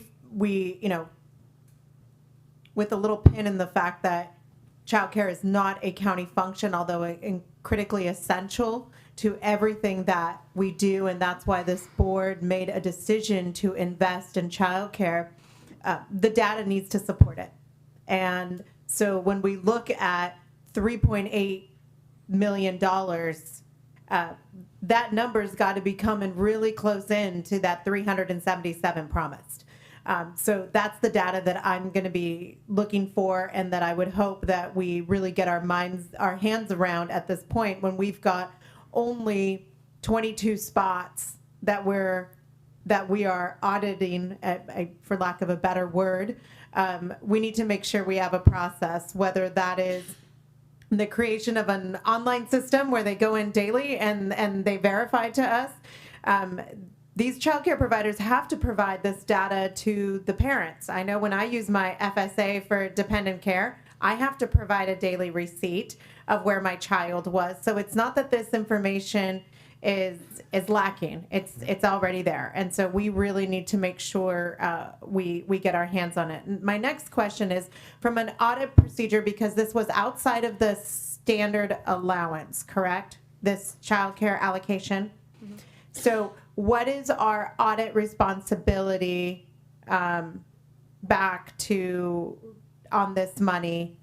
Right. Sometimes when we get these federal funds, some of them, my understanding is the standard allowance came through as, for lack of a better word, clean money that we could just go ahead and move into the general fund and use for general purposes. But when it came through other categories, what is our audit obligations that are still remaining on these funds? Is this specific to reporting to the Treasury or just within the county? No, the Treasury. We report every quarter to the Treasury. We report what is expended. So you asked earlier about the report and the difference between the total cumulative and the current period. So every quarter we fill in the current period expenditures, and then we also update all of the total cumulative expenditures.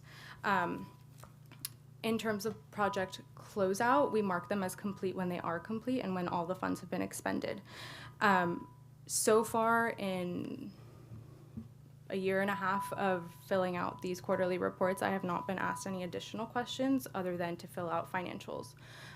So at the time that we are audited, I'm not entirely sure what we will be asked. I think the Auditor Controller's Office might have a better question, or might have a better answer for you. And do we have any restricted holds from the Auditor Controller on these funds as of right now? maybe Ms. Craig, are there any holdbacks on this total 26 million that we're waiting on, or? So the auditor controller generally restricts funds when we get them as a reimbursement. This is an advance, and then we've been spending them per the requirements. So the only restriction currently is on the $500,000 that is still unspent until it meets the guidelines, and then it will be processed and out. So at the end of this, there will be no further restriction. Perfect. And then my next, just over referral to staff, and would probably require county council. We have a deadline of December 26th that all funds need to be spent. And of that amount expended, I want to make sure that that amount expended for Les Petits Elephants is defensible given the current legal state. And so I think we need to make sure that we're on solid ground on this one, and that we have a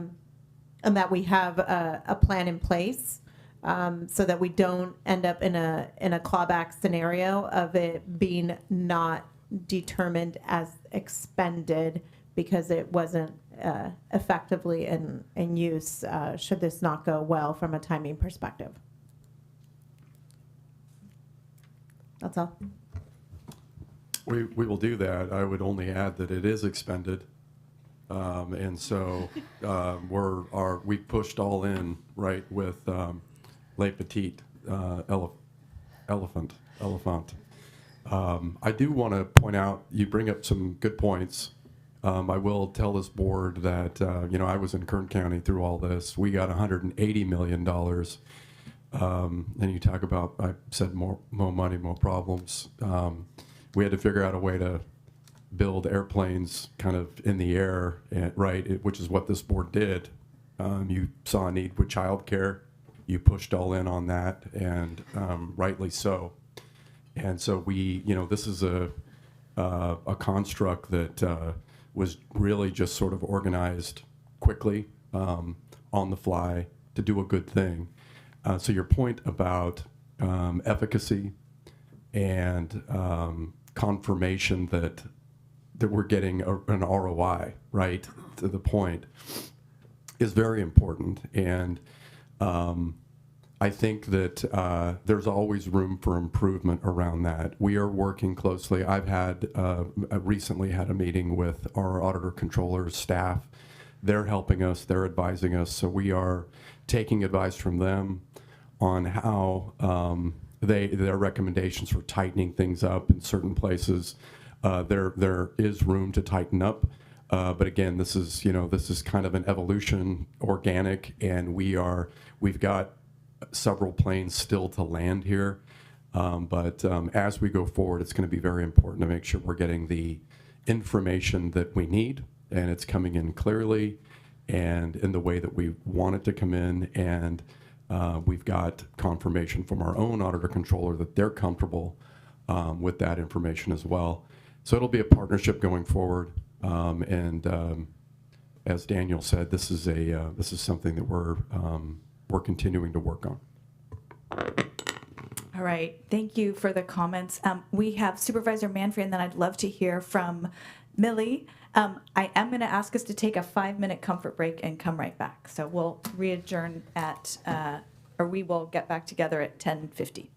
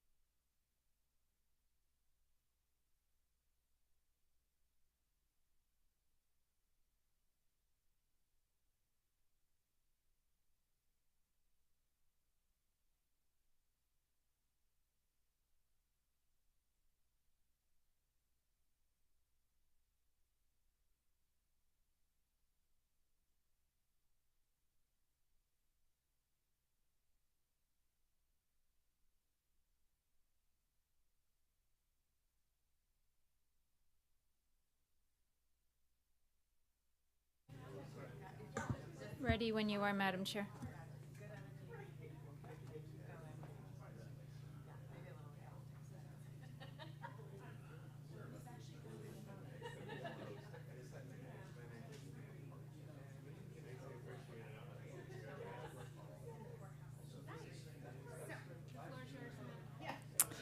Good morning and welcome back. We will continue our deliberations of items 11D. And Supervisor Manfrey, you've been waiting patiently with your light on, so I will turn to you. Okay, where were we? We've already had a pretty lengthy discussion about this, so I'll be quick. I wanted to thank staff for the presentation. This is learning area for me, so that, you know, a helpful summary of information was really good. I also want to echo comments already made by other supervisors and just express that I think that public-private partnership like this is one of the best examples of government functioning for the people of the county.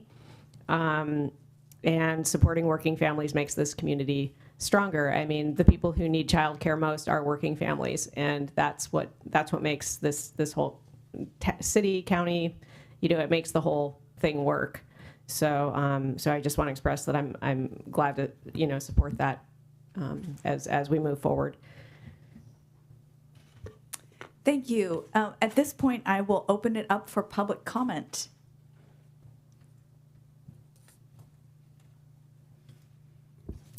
Good morning, Chair Cottrell and Board of Supervisors and Chair CEO Alsop. I thank you for the heartwarming words of support. My name is Millie Pintacci. I am the founder and head of school of Le Petit Elephant Nursery and Preschool. You can just call it LPE. I understand the struggle. You try to say my last name, that's even worse, I know. It rhymes with Apache. I'll help you with that, Pintacci. So just to give you a little bit of a catch-up, a little more detail about what's been going on. We did close escrow on December 17th of 2024. Because of the lawsuit pending against myself, we were not able to utilize the SBA loan that had been very excitedly offered to us. It was for purchase and construction for a total of $6.3 million that I qualified for. Instead, I had to go and get a private loan, a bridge loan, which cost us $428,728 more than an SBA loan would have cost us. That effectively drained my entire scholarship fund for the 2024-2025 school year, as well as the 25-26 school year upcoming. At this time, I give about $10,000 a month in scholarships to low-income families at my current site, which is about 20% of our families at my school. We have 113 children enrolled currently at my site. We rent from the church, the New Wine Community Church on Laurel Street by the outlets. We've been there for almost 10 years now. I started LPE in 2015 without a loan, without any help. It was a bootstraps, grassroots project. And in the 10 years that we've been open almost, we have grown and grown and added more scholarship abilities and more spaces. We've expanded on the property and taken on more buildings. At this point, we have grown as much as we can on the site, and our lease is over on the beginning of December of 2025. That means we have until the end of this year to be out of our current space and into our new space, which we currently own and we're very excited about, except that the lawsuit, as I said, prevented the purchase and construction loan. That being said, they can't stop us from moving into the site. The lawsuit doesn't say that I can't move forward. They're just challenging our use based on CEQA, the California Environmental Quality Act. We're hoping to go to mediation by the end of next month, at which time we're hopeful that we'll come to a settlement of some kind. I can tell you at this point I have already been in settlement talks since August of 2024, and we have not been able to come to a common ground that would leave my project financially viable to be able to provide care for the number of children I plan to and have budgeted for. It was an expensive site to purchase. Oh, am I being timed? I'm sorry. Oh, yes, I am. Yeah, go ahead. Okay, thank you. we budgeted for the project from day one based on the number of childcare spots. If you wouldn't mind, Ms. Hoskins, putting that chart back up, thank you. You know, you can see bang for your buck wise. I mean, I have double the spots of the next largest school, and I got $100,000 more than them, and that was just for the purchase. So at this time, we are moving forward with construction. Like Daniel mentioned, we're working with an architectural firm, Grid, here in Napa, as well as ZSA, structural engineers. They all need to be paid soon. And like I said, this lawsuit between wiping out our operation fund and our scholarships has left us with no funds left to be able to keep providing scholarships and move forward with construction and to keep fighting the lawsuit. So there's 3 buckets that I currently have that have been depleted. And so we are in need of more funding to be able to move the project forward. Like I said, it's about $10,000 a month that I am still giving and I'm still committed to giving in scholarships, as well as the construction the construction funds, which at this time we're in need of $100,000 just to be able to move to the next month of construction phases.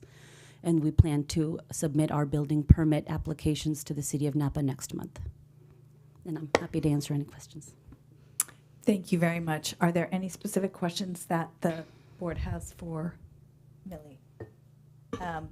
Supervisor Manfrey, did you, or is that my old one? Okay, great. Well, thank you very much. We so appreciate it. I think I just wanted, before we turn it back to any further things for staff. Oh, do you have one more thing? I forgot to mention one thing. I think it's quite important that I want to mention that we did receive, besides the $1.2 million in ARPA funds, we have received $1.5 million towards construction for the site from the Major Renovations and Repairs grant through the state government, $1.5 million that will not come to us until 9 months after we closed escrow. So it won't come to us until September, and then it'll roll out in small pieces when it does come. Overall, I have gotten about $2.9 million in grants for this project. That covers about half. The rest we are planning to get loans for once the lawsuit can be settled. We just need help to get to that point. Thank you. Thank you. Thanks. I wanted to thank my colleagues and again thank staff for this report on this specific topic. I think, we talk about CEQA in this state and what it can do and help us with, and I think this situation that we're facing right now is a good reason why or an example of the need for some kind of CEQA reform. And so I know that's something that's on the topic of a lot of our state organizations. So I hope that we can bring this story forward when we're talking about the need to make some improvements. So with that, I want to just take a quick summary. And Supervisor Alessio, you want to make a comment? Either now or after. If there's more comments or back from staff, I'll wait. Go ahead. One thing I want to mention is that there was a community gathering loosely called Child Care Coalition. I mean, that's what we called it, but it was just folks in the community that came together a couple weeks ago in the boardroom of the Napa Valley Community Foundation. They let us use that space. They too also see and identify the need for this infant and child care. And there's about 25 people that attended, and it was leaders of community-based organizations. Supervisor Gallagher was there with myself, former Senator Bill Dodd, other child care providers were there, probably 3 child care providers were there. So it was a really good collective cross-section of this community. And we aired this issue at broad and then more specific. And the takeaway there, and really the next steps that we are looking at moving forward with is one is a community education and awareness campaign. There's so much going on in the world and in our own lives and in this community. I don't think people quite understand how critical of an issue this is. So just to heighten the awareness. The second is what you were mentioning, Chair Cottrell, is looking at both policies that other counties and cities have adopted, such as Sonoma County, Santa Rosa, that really supports childcare.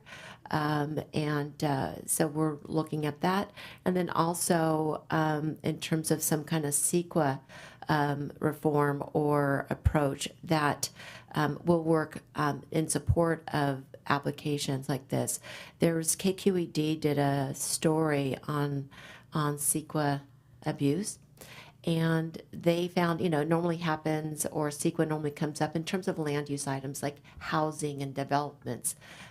This is the only one they've ever found in terms of somebody suing a child care provider, especially in a residential area within the city area, but the only one. So we're looking at that, the kind of the legislative and the policy area. And then there's a group that also wants to look at fundraising. So it doesn't mean it's there or it's going to be there in time, but there was definitely interest. And there were some people, to be fully transparent, there's people there that were just there to listen and to learn, that won't step into any one of these three areas, but there definitely was very much support in that room. So I just wanted to share that, and we can tell you more later, but I just let you know and let the public know that there's interest in the broader community to support this in those three ways. Yeah, thank you. I think that's great context for all of us. Supervisor Ramos and then Supervisor, I think that's where we'll end. Okay, thank you. And I just to bring us back to the item that is before us, which is simply ARPA and the report out and the current investments that we've made. I just want to be super careful that we don't veer beyond that. And it seems that if we're going to be talking about next steps, that I think it'd be best for that to simply be a referral to the CEO and decide what the parameters are of that. I think when I certainly have already made the referral, we need to look at what our next steps look like in this $1.2 million investment. But I think we really need to make sure that we make that a separate category as it is future, as opposed to these current investments that we've already been on. I certainly would love to be able to learn more about that return on investment that the CEO talked about, and to have an update as we go along, especially when all the funds are expended. And I just thank staff for bringing this back. Thank you. Thank you, and I appreciate the clarification about what this item is. And also, I think there has been some direction to the CEO and staff for further questions on this. Supervisor Alessio, did you have? Just for clarification, thank you, Supervisor Ramos. I appreciate that. Just for clarification, and if this is possible, maybe it is, maybe it isn't, but I would like to ask staff if they could look, make a referral and look if there are any additional funds to protect our investment in infant and child care. To lose this project would be devastating to the families that are currently in the care of any of these child care programs. And then the expansion, which is the whole purpose of this funding. If we can look and see if there's any other funding we can support to protect our investment in the infant and child care. Thank you. All right. With that, I will say thanks again for the presentation and the information. And we will go ahead and move on to our next item. We will go back to item 11C, which is to receive a presentation on the 5-year general fund revenue and expenditure forecast, as well as the 5-year capital improvement plan. Looks like Mr. Sanchez is staying put and being joined by Mr. Lederer.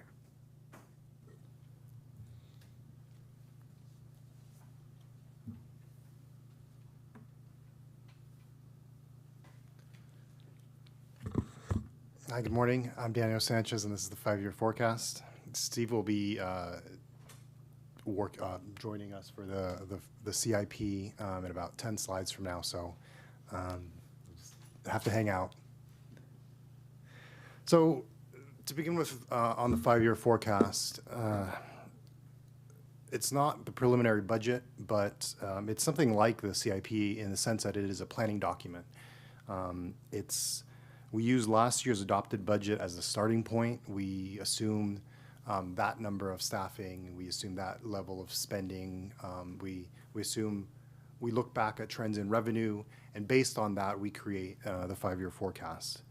And really the focus is on the general fund. And when I started doing the 5-year forecast 3 or 4 years ago, at first, I would wonder why the focus on the general fund specifically, why not? There's many other funds, fire fund, HHSA fund, but the reason why we focus on the general fund is because it provides the most amount of discretion to the Board of Supervisors. If you look at the example below, the general fund, again, is where most discretion is. It's where our discretionary revenue goes into. The general fund provides funding to many other funds, but those funds don't necessarily don't provide funding to the general fund, and they cannot. And we'll go over a few more slides later on. And this is from the Government Financial Officers Association, GFOA, that the general fund is the chief operating fund of a government. It's something like the default fund. It's used to account for all financial resources not in any other fund. So it's the default. And all of our sales tax, our property tax, our transient occupancy tax goes into the general fund. And from that's what we use to support HHSA when we give a general fund transfer, when we do road transfer, when we support the fire fund. I'll go into this more, if the revenues in the fire fund aren't sufficient, well, that's where the general fund comes in to support that. So that's why we focus so much on the general fund. This next chart is pretty informative of where is the general fund money actually going to. So like many other counties, many other local governments, a good chunk of it goes to public safety. Of course, so sheriff and corrections, in many counties, those are the same department, but sheriff and corrections are our two largest general fund departments. The other 13% in other, those are many of the smaller departments. So that's county council, that's the auditor controller's office, the treasurer tax collector. Those are multiple smaller departments in there. But the area that I wanted to focus your attention on that will be part of later on the presentation is the bottom right on the transfers. So you'll see that 9% is a transfer to HHSA, 6% is a transfer to fire, 6% is a transfer for capital, and then all the way at the top is 1% to roads. And those percentages add up to real dollars, of course. So for the fire fund, that's $18 million in last fiscal year. For HHSA is $28 million last fiscal year. To roads, that's $5 million, and to capital, most recently it was $18 million. So that's quite a significant amount of money that the general fund is transferring to other very important priorities.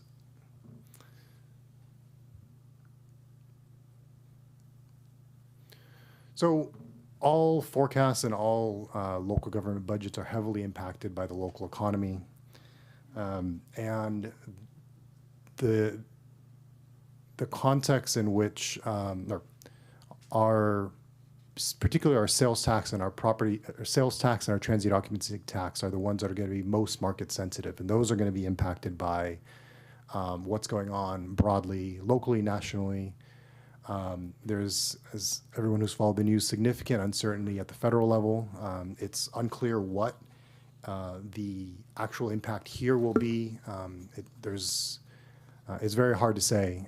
Last week there was a great article in the Register on immigration labor, especially in the agricultural world, and many of the quotes were the uncertainty around there. It's not sure. So that's, to a large extent, the context that we're operating here. There's significant potential uncertainty around tariffs and the potential impact on inflation that could have, similarly to deportations and labor shortages, and potential federal program cuts. And that could be a big one as well. So we have a pretty high-profile federal program in BRIC. There could be a lot of uncertainty in that area. One other thing that has been part of an ongoing conversation whenever we talk about legislative issues is the issue around vehicle license fee. In the current projection, in previous year's projection, we assumed it would not be there, and so there's a huge dip in the graph at the end. In this current projection, we're assuming current vehicle license fee revenue. Now, what that will actually look like is uncertain. That is a big area of uncertainty.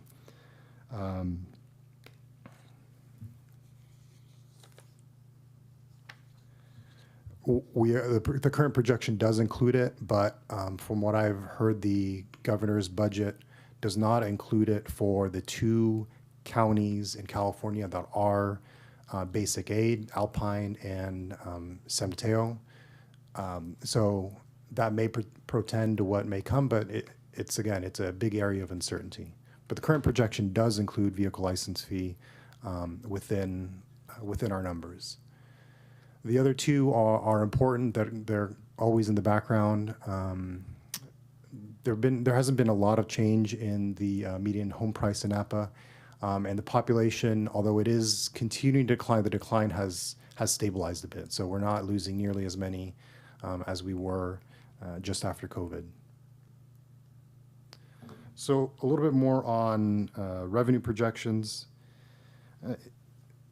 I'll go over this slide and the next 4 in tandem.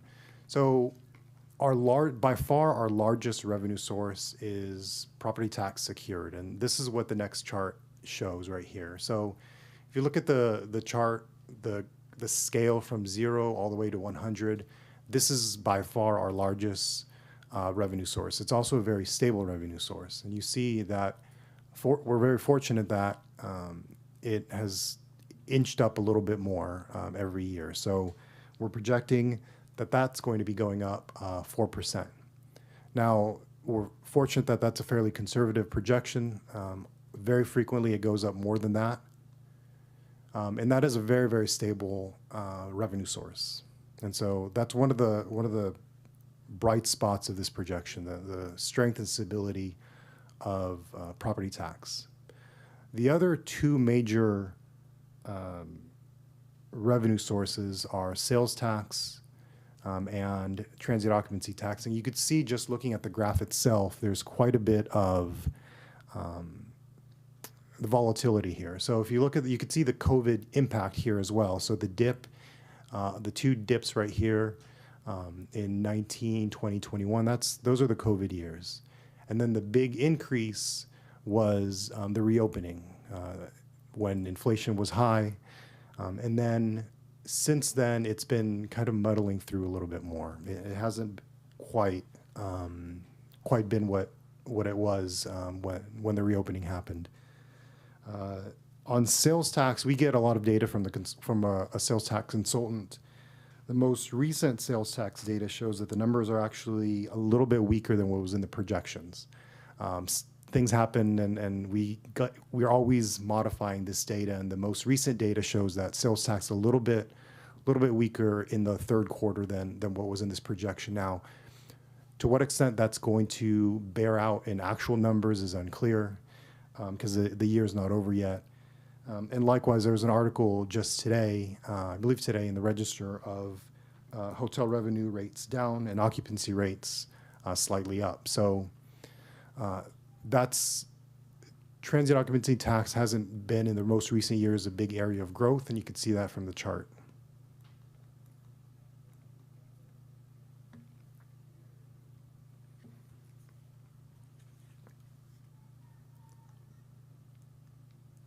So I'll move on now to expenditures. So by far our largest expenditure are salary and benefits. But salary and benefits are pretty stable, fortunately. They're largely influenced by our MOUs, our Memorandum of Understanding, with our bargaining units. And we're fortunate that now that inflation has stabilized, our expenditures there are much, much more stable. But where I really hope to get your attention is on the bottom 3. These are emerging significant issues that we in the county are going to have to face as far as expenditures. One, capital projects for the facility master plan and for capital projects in general, which is why Steve is here. Another major one is insurance costs, and another major one is the general fund transfer to the fire fund. So in this projection and in the upcoming capital improvement plan is a annual $10 million general fund contribution to the capital improvement plan. But there's also a $9 million assumption for bonding. That's within the capital improvement plan, and it's also within the 5-year forecast. So that's $18 million, or $19 million, excuse me, of a general fund annual general fund transfer for capital projects each year for the life of this project. So just shy of $20 million. The other major emerging issue that we're facing as far as expenditures is insurance costs. So this slide shows our budgeted amounts for insurance costs over the last 5 years. 5 years ago, when this chart begins in 2021, 2022, the expenditures were about $6 million annually. Fast forward 5 years, and it's doubled. Last year, insurance costs went up by about $3 million or 30%. And this coming year and the next year, we expect that it's going to go up another 30%, and that's maybe on the conservative side. So we are budgeting about just $12.9 million in insurance this coming year, and we expect that 2 years from now, if I'm doing this forecast, that this number might very well be about $20 million. So the slope of the line is getting steeper and steeper, and it's not going to come down anytime soon. And unfortunately, the fires in Southern California are likely to exacerbate this trend. And there's many other reasons that I could absolutely get into, whether it be natural disasters, climate change, or recent civil unrest, a hard market. There's a variety of reasons why this is happening, but this is the reality that it's very likely that the organization is going to be spending somewhere in the range of $20 million in insurance costs within a few years. So to go back to the previous slide, capital projects is just shy of $20 million. Insurance costs in a few years will be $20 million. And then the last issue is the general fund transfer to the fire fund. There are various reasons why we're essentially in deficit spending in the fire fund. So the fire fund has its own dedicated revenue source of $15 million for property tax. But those $15 million are no longer enough to keep pace with the expenditures. And the reason why the expenditures have been going up so much are largely three things that I've been able to identify. Is one, the county is by necessity having to do significant and is doing significant work around vegetation management.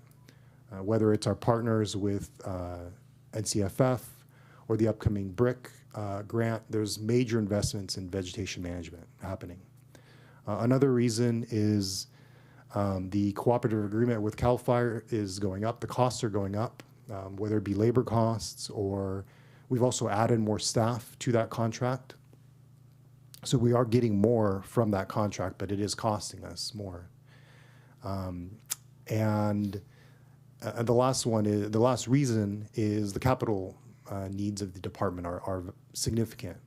Every year, we're probably going to be needing to approve somewhere in the range of $3 million for apparatus. But there's other major issues as well. The CIP includes $18 million to renovate a fire station. And there was a recent internal study that we did on fire that showed that we might need one, potentially even two new fire stations. And each new fire station is going to cost absolutely more than $20 million. And so that is a potential significant cost. And so to summarize, these three major costs, capital projects are just shy of $20 million annually. Insurance costs will be $20 million annually and escalating quickly. The general fund transfer to fire last year was $18 million, and the work and the need is going to be there at that amount, if not more, because it's essentially deficit spending. The general fund is having to, by necessity, subsidize the fire fund. And so those three items are either $20 million now or in short order will be $20 million annually. So here's a list of board priorities that the board has identified previously. Some of these have funding sources, some of them don't. And some of them we're going to be talking about more, which is part of the CIP. And the fire fund, the needs of the fire fund and the needs of the CIP are very much connected.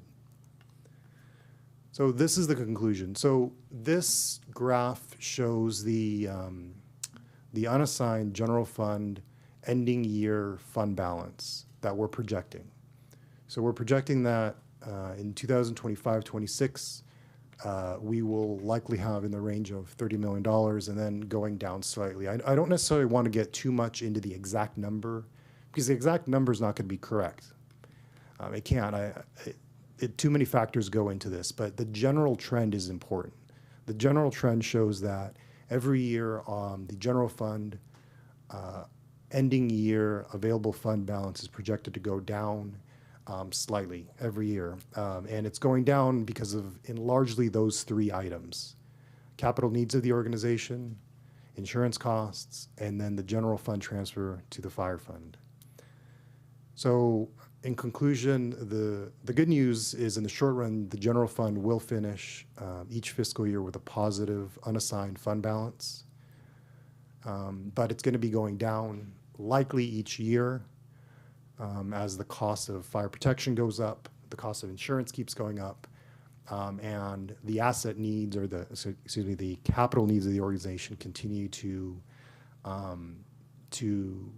add up as well. And in conclusion, the general fund transfer, the general fund because of that has pretty limited ability to absorb much more, or will in the coming years. Thank you, Mr. Sanchez. Are there questions that the board has before we turn it over to Mr. Lederer? Supervisor Alessio and then Supervisor Ramos. Apologies if my light was on before, but I will go ask a quick question. In terms of the revenue going down, and we know the consumer change in the market, drawing away from wines into other beverages and that kind of impact. So I'm assuming that was already calculated in the projections of the sales tax declining. Is that correct? Yeah, absolutely. And one thing we're seeing from conversations that I've had from our consultants' conversations as well is that the consumer preferences have begun to change. Younger consumers have shifted a little bit away from wine. And when we look at the data on sales tax, our largest contributors to sales tax are by and large in that industry. If you look at, as I look at pretty regularly, the data, the top 10, I think only one is not in the wine industry, maybe. Last I looked at it, they're all in the industry. And same thing with TOT as well. They're even more in the industry as well. And our major source, property tax, if a winery sells, we receive revenue from the transfer tax, but it reassesses at a higher rate. And that higher rate, that's general fund money. That's right to our general fund. So our discretionary revenue source of the general fund is heavily impacted, heavily dependent on our major industry. And this is outside of your area, and maybe our Public Works Director can answer this, our CEO.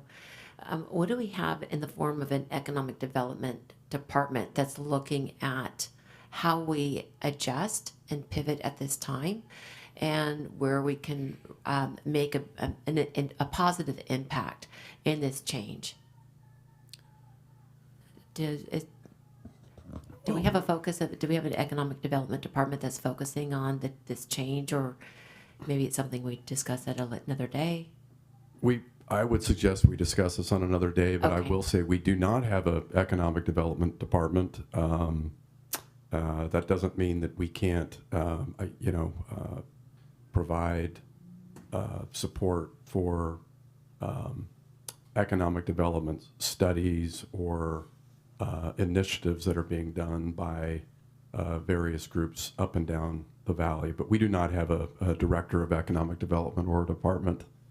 And frankly, we did in Kern. Here, things have been pretty good. Other places, not so. Yeah. Not so. But I'm certainly open to having this conversation. Great, just because I know that the Economic Development Department for the City of Napa, and coming from the City Council, has really been a game changer in terms of creating a really vibrant downtown, working with development and small business owners. I think it would be really behoove us to look at that, especially at this time, and even partner with local jurisdictions such as the City of Napa. But I'd love to see that. I think that could really help.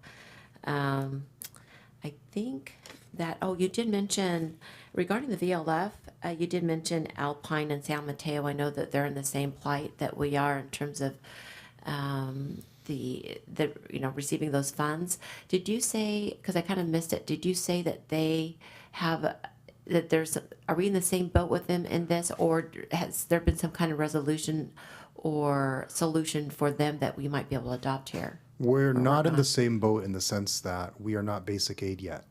According Did they both turn basic aid? They are. Okay. We are not. Right. I know we weren't. I thought they weren't also.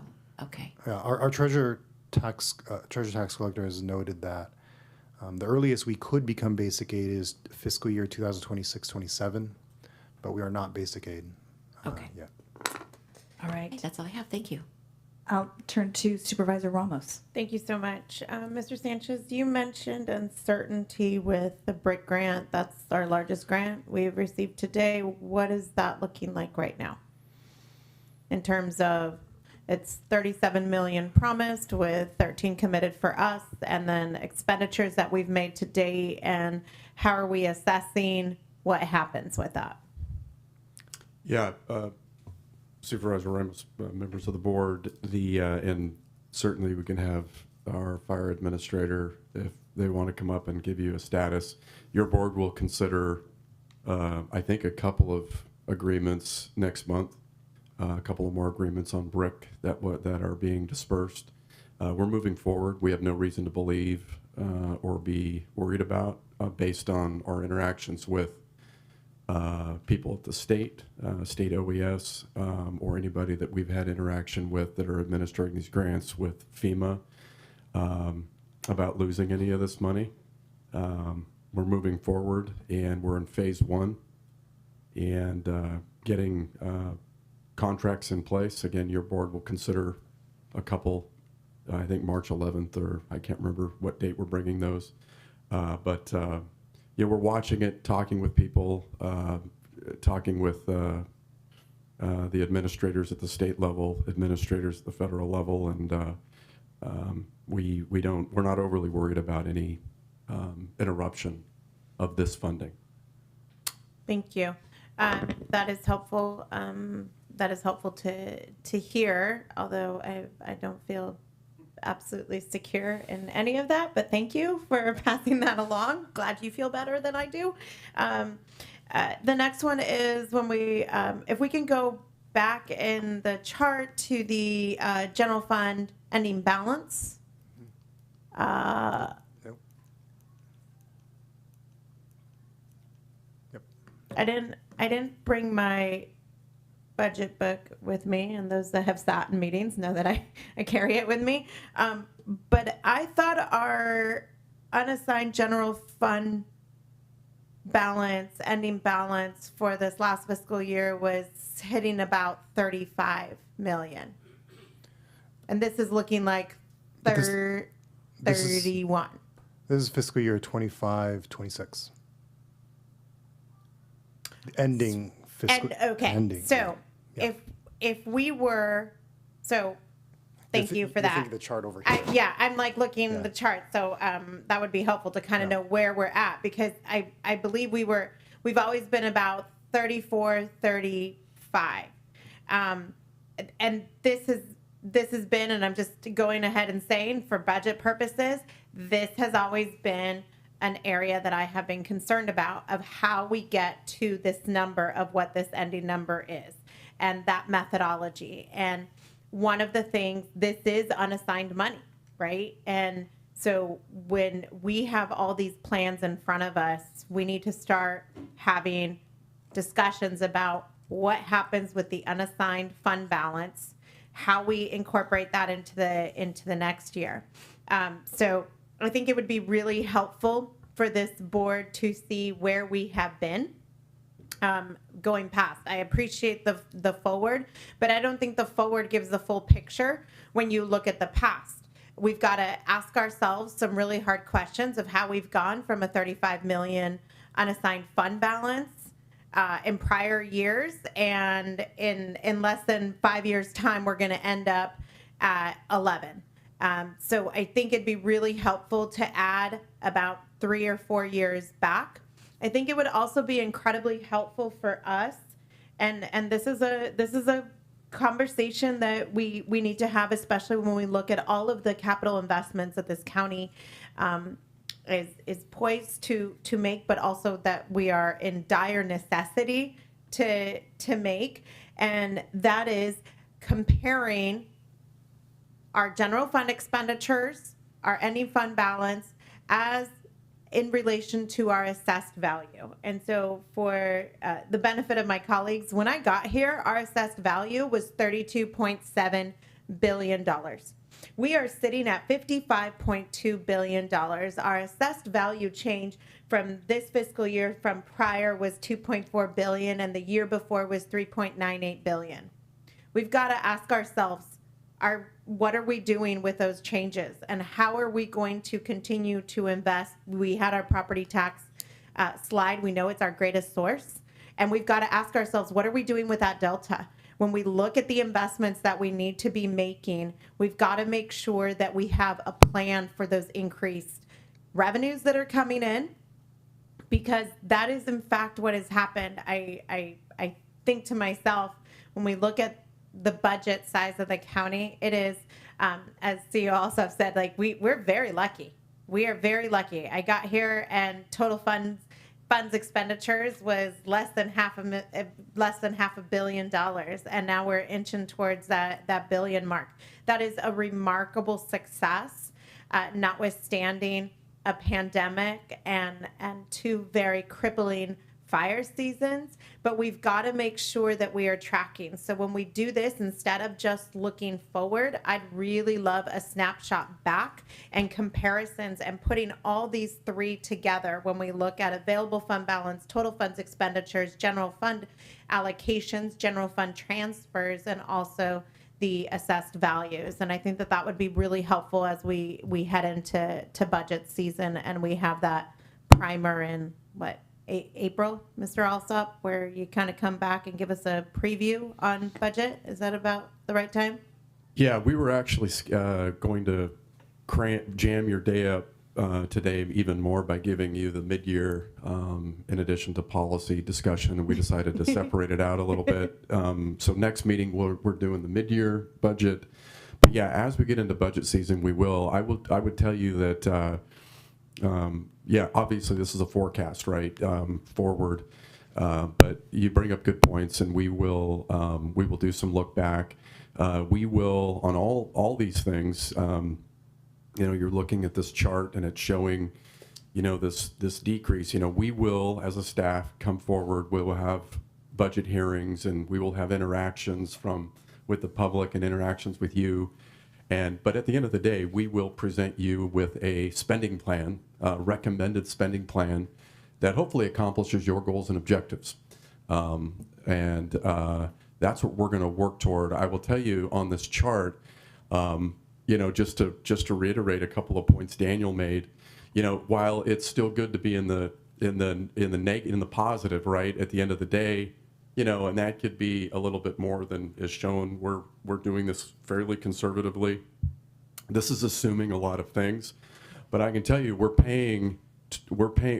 we've doubled our insurance costs in 5 years. We went from $6 million to $12 million. That's $6 million that your board could be putting to other places.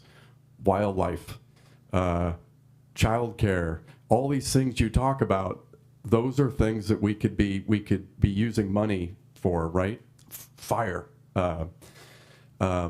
Daniel said in a couple of 3 years' time, we're going to be spending $20 million on insurance. That going from 6 to 20. This chart is a demonstration. You know, the reason why this is shrinking down is because it includes those increases. I will tell you that, you know, we've got a big facilities plan. We will, as a county board, staff, we will figure out a very smart way to pay for this stuff. We've got a little bit more work to do around the design and then getting construction estimates, et cetera. We will have a spending plan. Supervisor Ramos and I were on a call yesterday with CSAC doing a similar thing, and they're walking through their planning. We're on the advisory board for that. So that's a big expense. It's included in this chart. But this chart also, you know, doesn't contemplate. So we're spending a lot on fire, right? Last year, your board approved $9 million. Now, part of this is because of BRIC. So we have BRIC, but all of that money has to come out of our general fund before we get reimbursed for it. And our auditor, when we get reimbursed for it, will probably hold that money for a while, knowing her, because she's really good at her job. And to make sure that we don't run the risk of getting anything clawed back.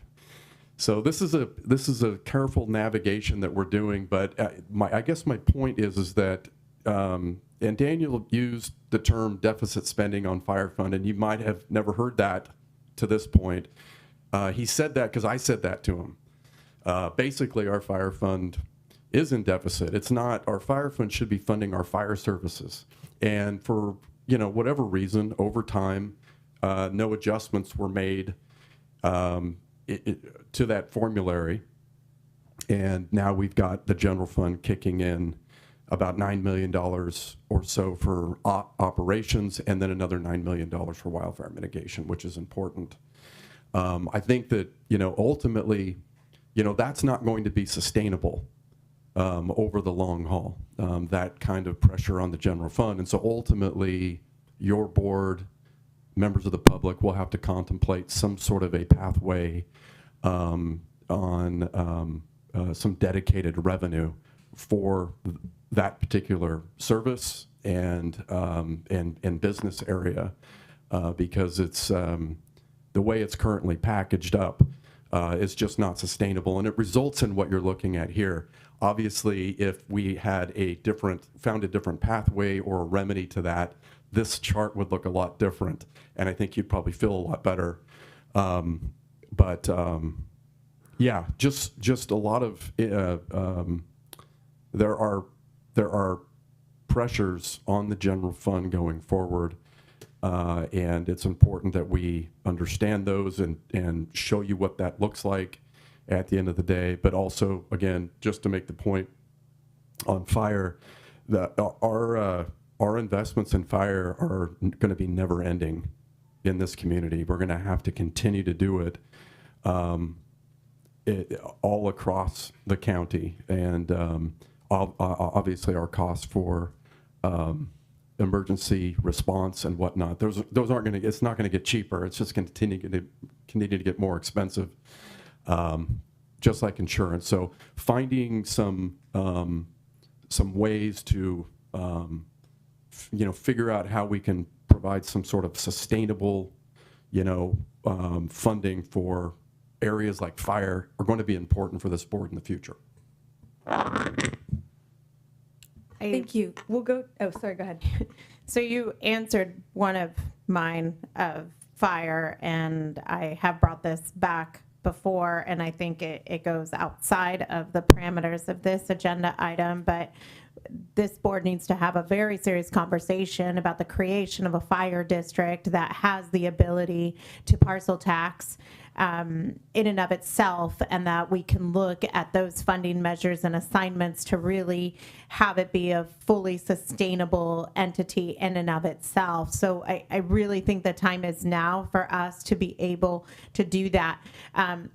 There are in fact many pressures going forward, and I understand. I'm going to take issue with the use of deficit spending, because that would assume it's not our obligation, right? It is our obligation. The calculation simply has not caught up, and so when we look at our commitments that we have made, we've got to really, at this point, call the question if this entity is the right entity, that being the general fund, to sustain fire services.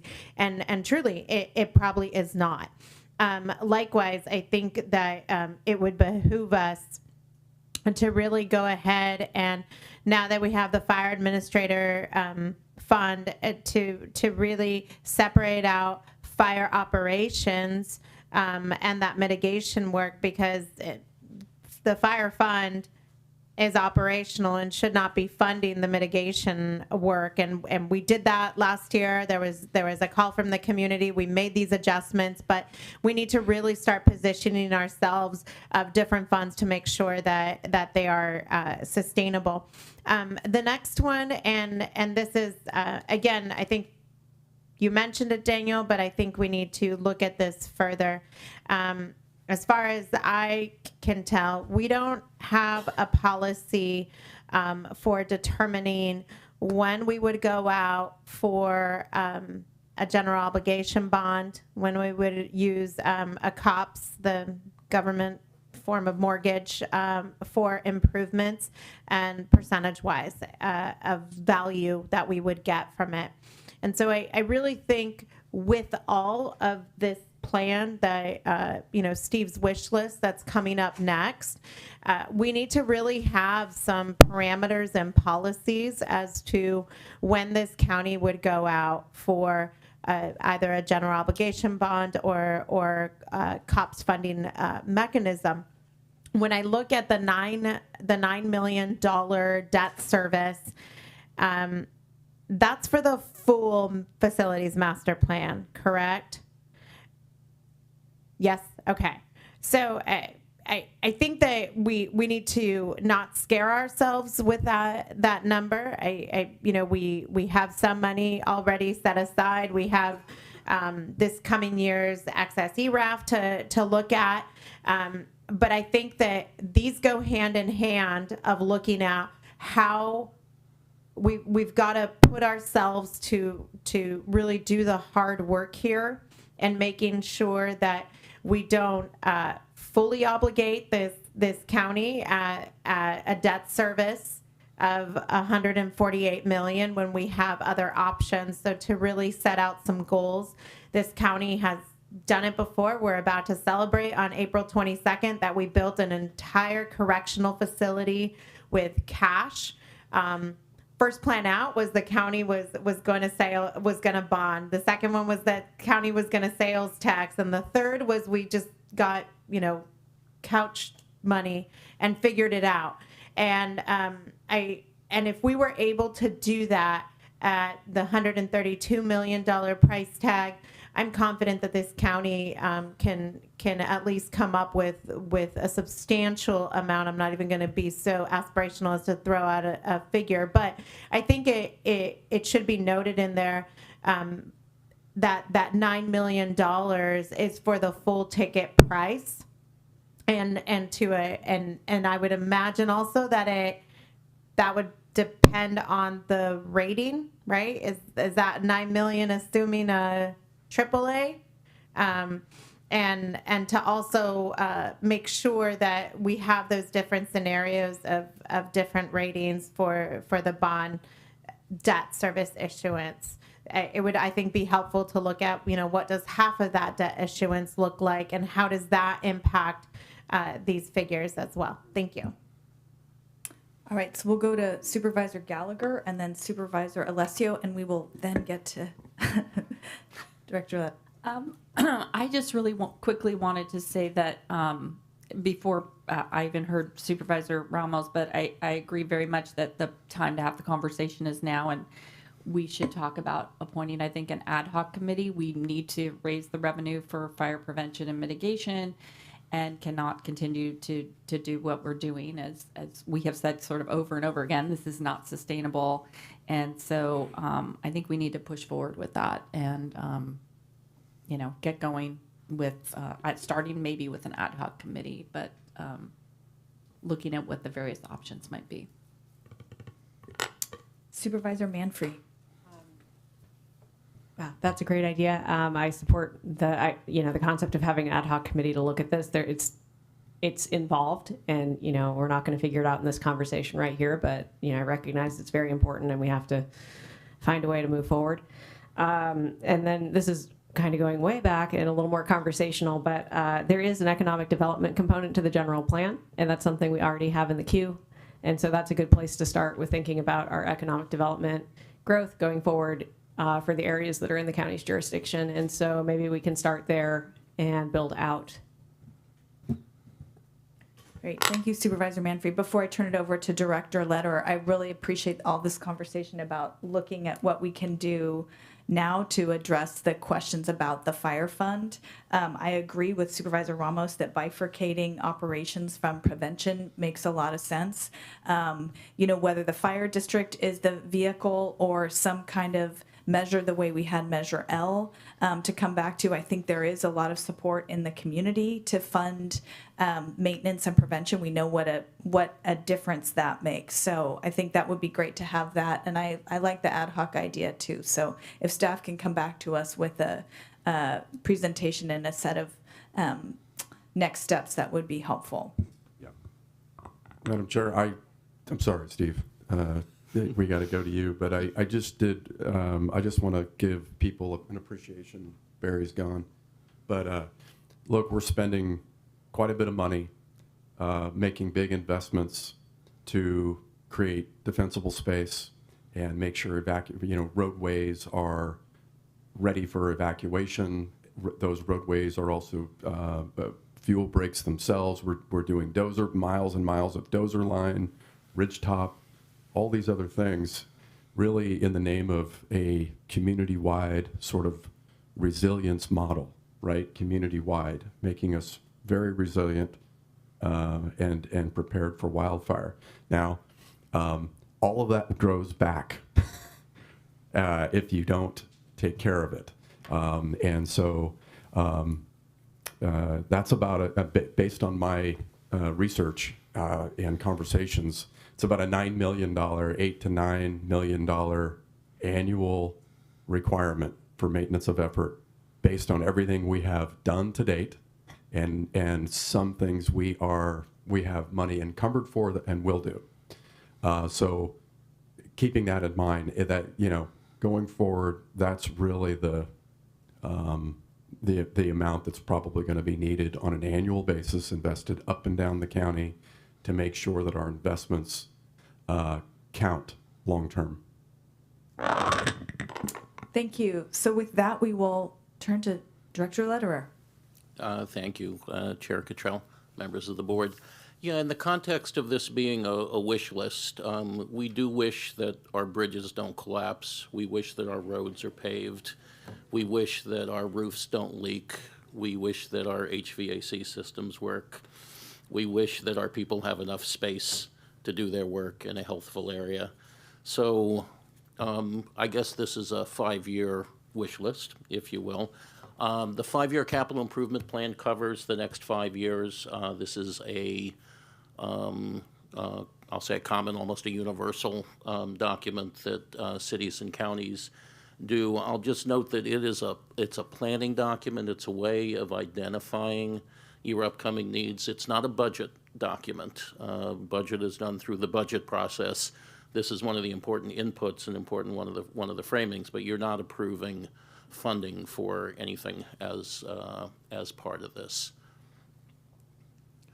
We're going to talk a bit about buildings. We're going to talk a little bit about roads. And this plan also includes a list of assets, which is different things that departments may need to buy. That's not anything that's been part of a CIP in the past. It's something that the CEO wanted to include this time around to try and give a broader idea of some of the needs. So there are those three different categories, and I'll get into each of them in a little more detail. Not all the projects here have funding sources. Some do, some don't, but they're identified. As Daniel mentioned, actually I'll mention two Daniels. Big thanks to the Daniel who was sitting here, but also Daniel Basar, who's sitting behind me. Daniel's in the engineering group, was very instrumental in pulling together the roads and facilities piece of this. So Daniel mentioned there's a $50 million assumed contribution to the general fund. That's the $10 million a year that Daniel mentioned. There are 218 capital projects. Total cost in this plan is $473 million, which obviously is beyond your ability to fund all of it. And there's also the assumption of the $9 million annually for bonding for the facilities master plan, which, as we've discussed, is just an assumption point at this point, but it'll depend on a lot of things, including the ultimate costs of the projects, the sequencing of the projects, how much we borrow, what the interest rates are at the time, what the municipal bond market looks like. There are a lot of different things, but that's a working number that's built into the plan. So the three, this slide here, kind of the three different asset areas, if you will: roads, assets, which are things, and then buildings.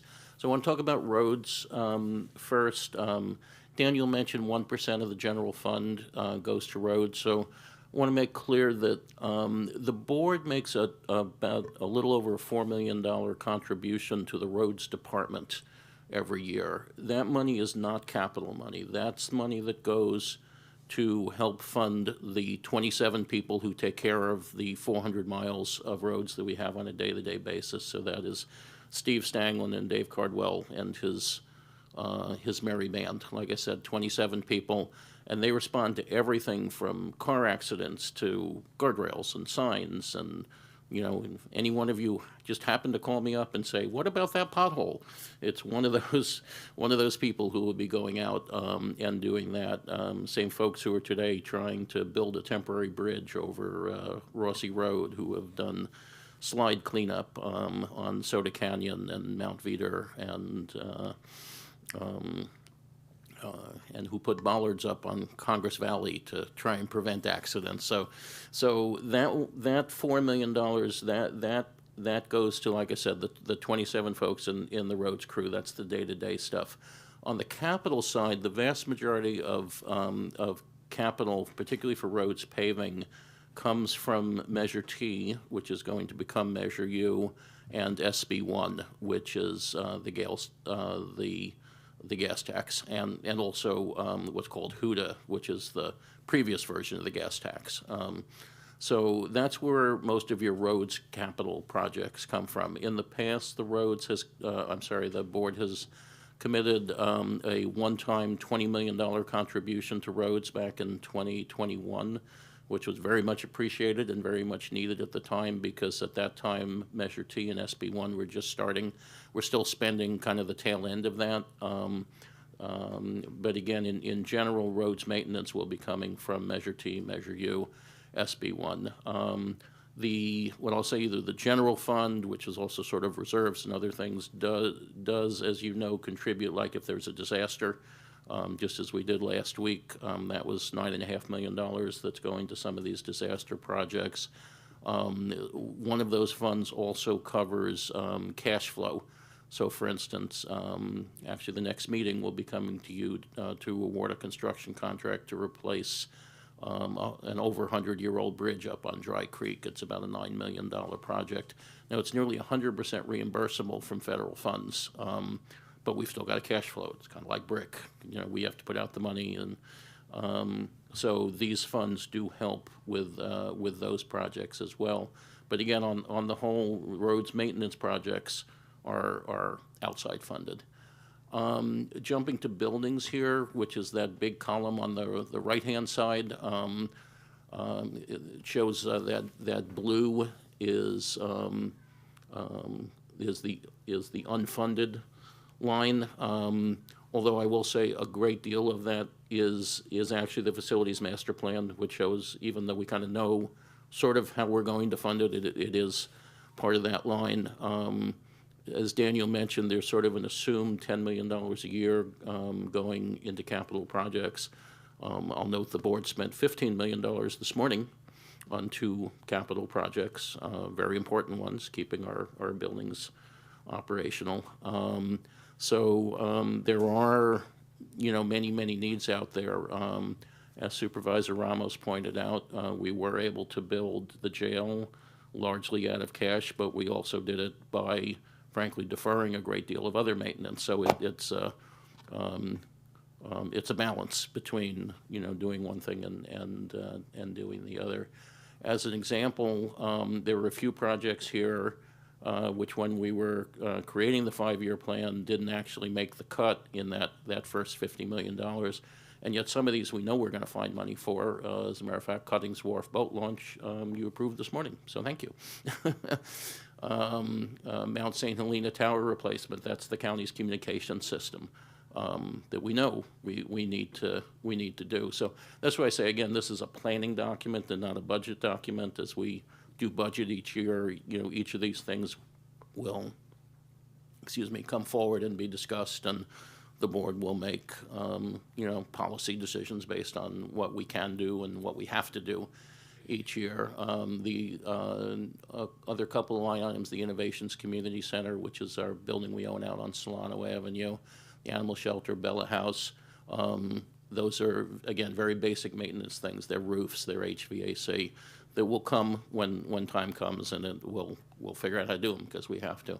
Vine Trail there, now that's more discretionary. The Vine Trail, a number of segments of the Vine Trail, but particularly the Yountville to St. Helena section, is essentially unfunded at this point. Not sure how that's going to get funded. It's an important community project, but it does not have identified funding to completion at this point. We'll have to figure that out in the context of everything else we're doing.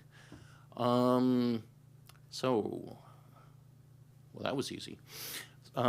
So yeah, that's just sort of the big picture. I'm happy to answer any questions. Daniels are here also if we need to get into any detail. But again, it's a big picture planning document. We call it a 5-year document. We will almost certainly update it before 5 years is up. Oftentimes we'll come back like at 2 years with, the next 5 years. So it's not like it sits on a shelf and we don't think about it for 5 years. It's a living document. Thank you, Director Lederer. We've digested a lot this morning, so appreciate the high-level view too. Are there any particular questions at this point? Okay. Great. I will turn to find out if we have any public comment in the room or on the phones. Okay. Well, thank you. Thanks to all the staff, both Daniels who worked on this too. There's a lot of information here. And we look forward to future discussions as staff brings things back. So at this point, we are wrapped up on our items 11. We have no item 12, public hearing for special district. At 2 p.m., we'll have the item 13. So at this point, we will move to item 14, our closed session, and I will defer to County Council to announce. Thank you. The item 14A is a meeting with legal counsel, existing litigation regarding the Cassie McKee versus County of Napa, and so we'll be meeting in closed session. Thank you.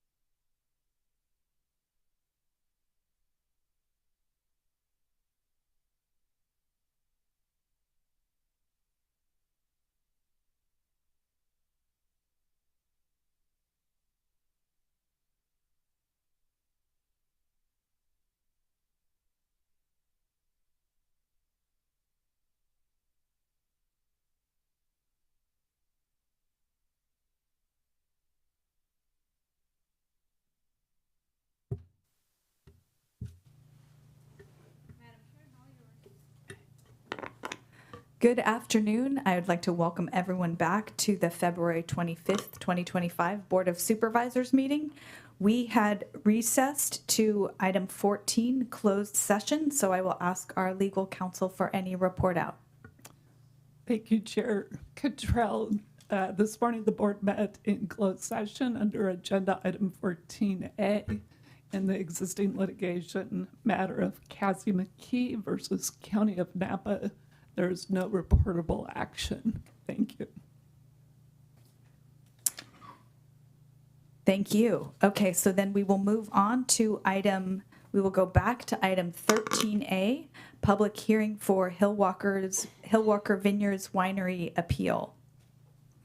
So at this point, I will ask board members for any disclosures regarding ex parte communications or new Levine Act disclosures. Start with Supervisor Ramos. Yes, Chair. I met with the applicant and his counsel via Zoom last week, and the meeting lasted about 30 minutes at most.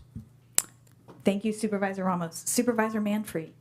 I met with the applicant and counsel in a public location for, I don't know, maybe close to an hour last week, and also made a site visit yesterday where I was accompanied by counsel for about maybe 20 minutes, half hour. And I also had an email come through from Mike Hackett. Thank you. Supervisor Gallagher. Yes, thank you, Chair. I did meet with Mr. Morrison and Mr. England on site, and I did review the entire Planning Commission meeting of 8/21/24. Thank you, Supervisor Gallagher. Supervisor Alessio. And very similar, I met with the applicant, Mr. Morrison, and his counsel, Mr. Rob Anglin, on site last week for approximately an hour. I took additional time just on my own to really look closely at the road and the creek setting that runs along it. And I also watched the Planning Commission meeting from August 21 of 2024. Thank you. And I also met with the applicant and counsel yesterday on site and received the email from Mike Hackett and also reviewed the transcript. And I have no Levine Act disclosures. Does anyone else have Levine Act disclosures at this point? No. Okay. Great. So then I will go ahead and open the public hearing and request staff's presentation. Good afternoon, Chair Cottrell, members of the board. Michael Parker, Planning Manager with Planning, Building, and Environmental Services, presenting on behalf of Supervising Planner Charlene Galena. Myself, along with Director Bordona, will be representing staff. Staff's presentation today will consist of an overview of the proposed project, the Planning Commission's approval, a discussion on the grounds of appeal, and the decision-making options before the board. The item before you today is an appeal of the Hillwalker Vineyard Winery Use Permit, P23-00101, Road and Street Standards Exception and Conservation Regulations Exception for a stream setback, under P23-00239, which was unanimously approved by the Planning Commission on August 21st, 2024.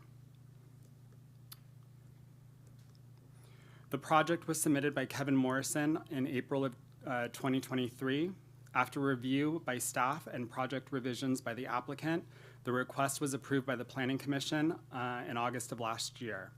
A notice of intent was submitted by Water Audit California, the appellant, on August 30th, 2024, and a complete appeal packet was submitted on September 16th, 2024.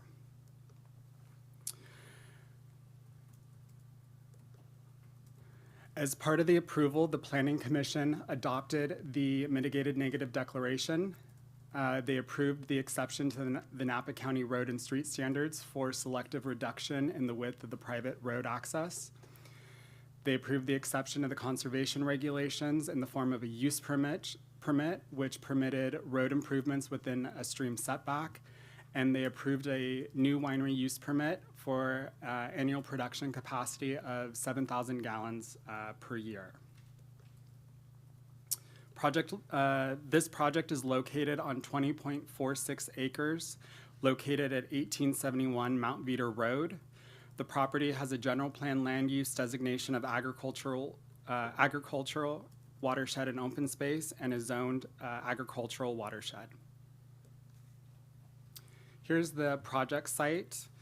The project site is currently developed with a 3,100 square foot residence, a 1,860 square foot detached garage, a residential pool and pool house, and a 1,500 square foot residential cave.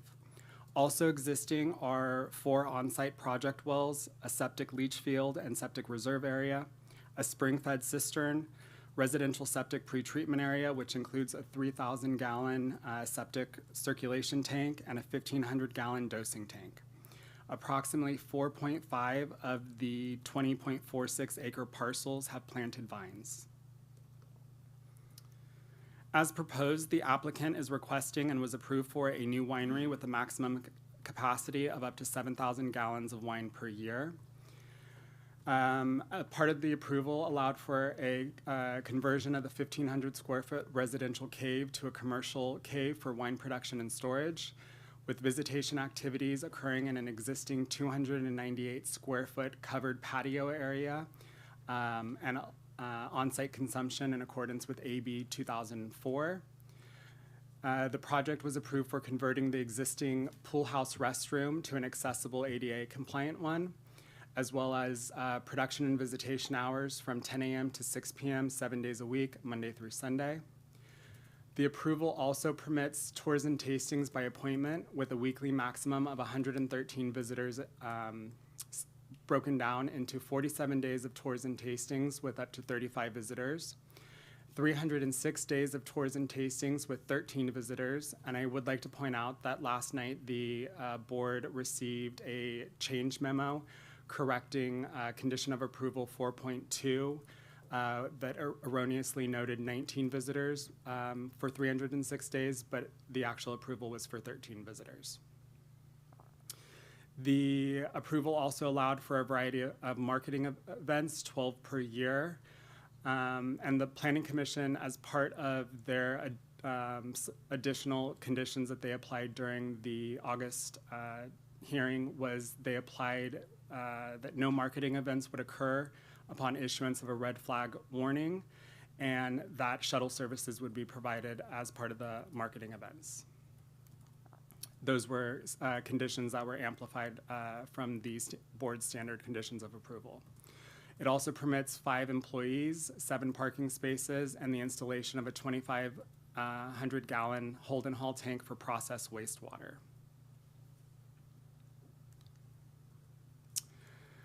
So here on this slide is the civil plans. I would like to take this opportunity with the civil plans to speak to the exception to the conservation regulations and the exception to the roads and street standards by providing some background information about the setting of the surrounding environment. The project site is about 4,400 feet by road from the nearest public road, which is Mount Veeder. The existing gravel driveway is approximately 14 feet wide.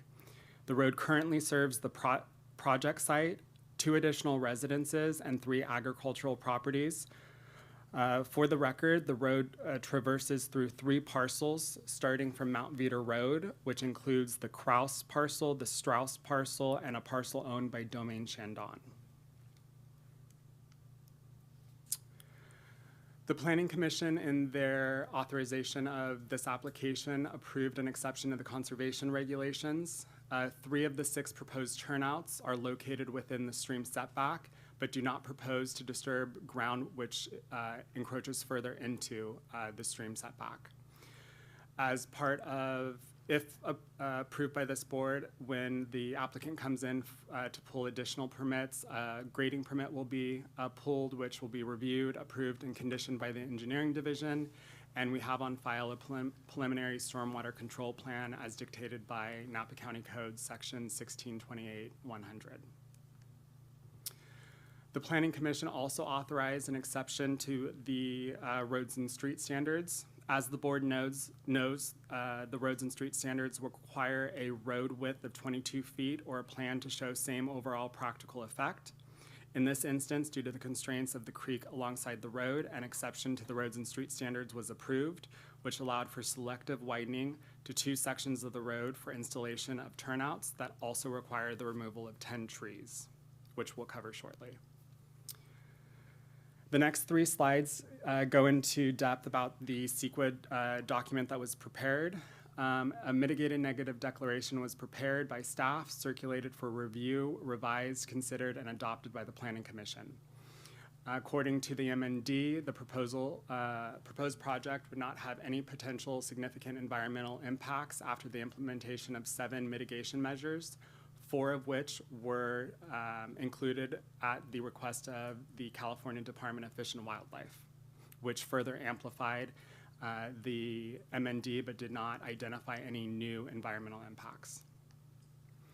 The mitigation measures regarding biological resources pertain to the northern spotted owl, the California giant salamander, the foothill yellow-legged frog, and the western pond turtle. As a result of the widening and turnouts, there will be the removal of 9 oak trees. As part of that, the project has been conditioned to require compliance with the Napa County conservation regulations, which call for a 3-to-1 vegetation canopy cover preservation, as well as condition 6.4C, which requires a 2-to-1 tree placement ratio, as well as the installation of a temporary wildlife fence between the road and the creek. I would like to take a moment and highlight for the board that as a result of the processing of a number of appeals over the course of the past year, such as this one, and after conversing with staff at CDFW, the Planning, Building, and Environmental Services Department has clarified and updated our standards and practices with regards to preparation of conditions of approval and mitigation measures. PBS now specifically identifies CDFW as a responsible agency within the stated conditions of approval and mitigation measures.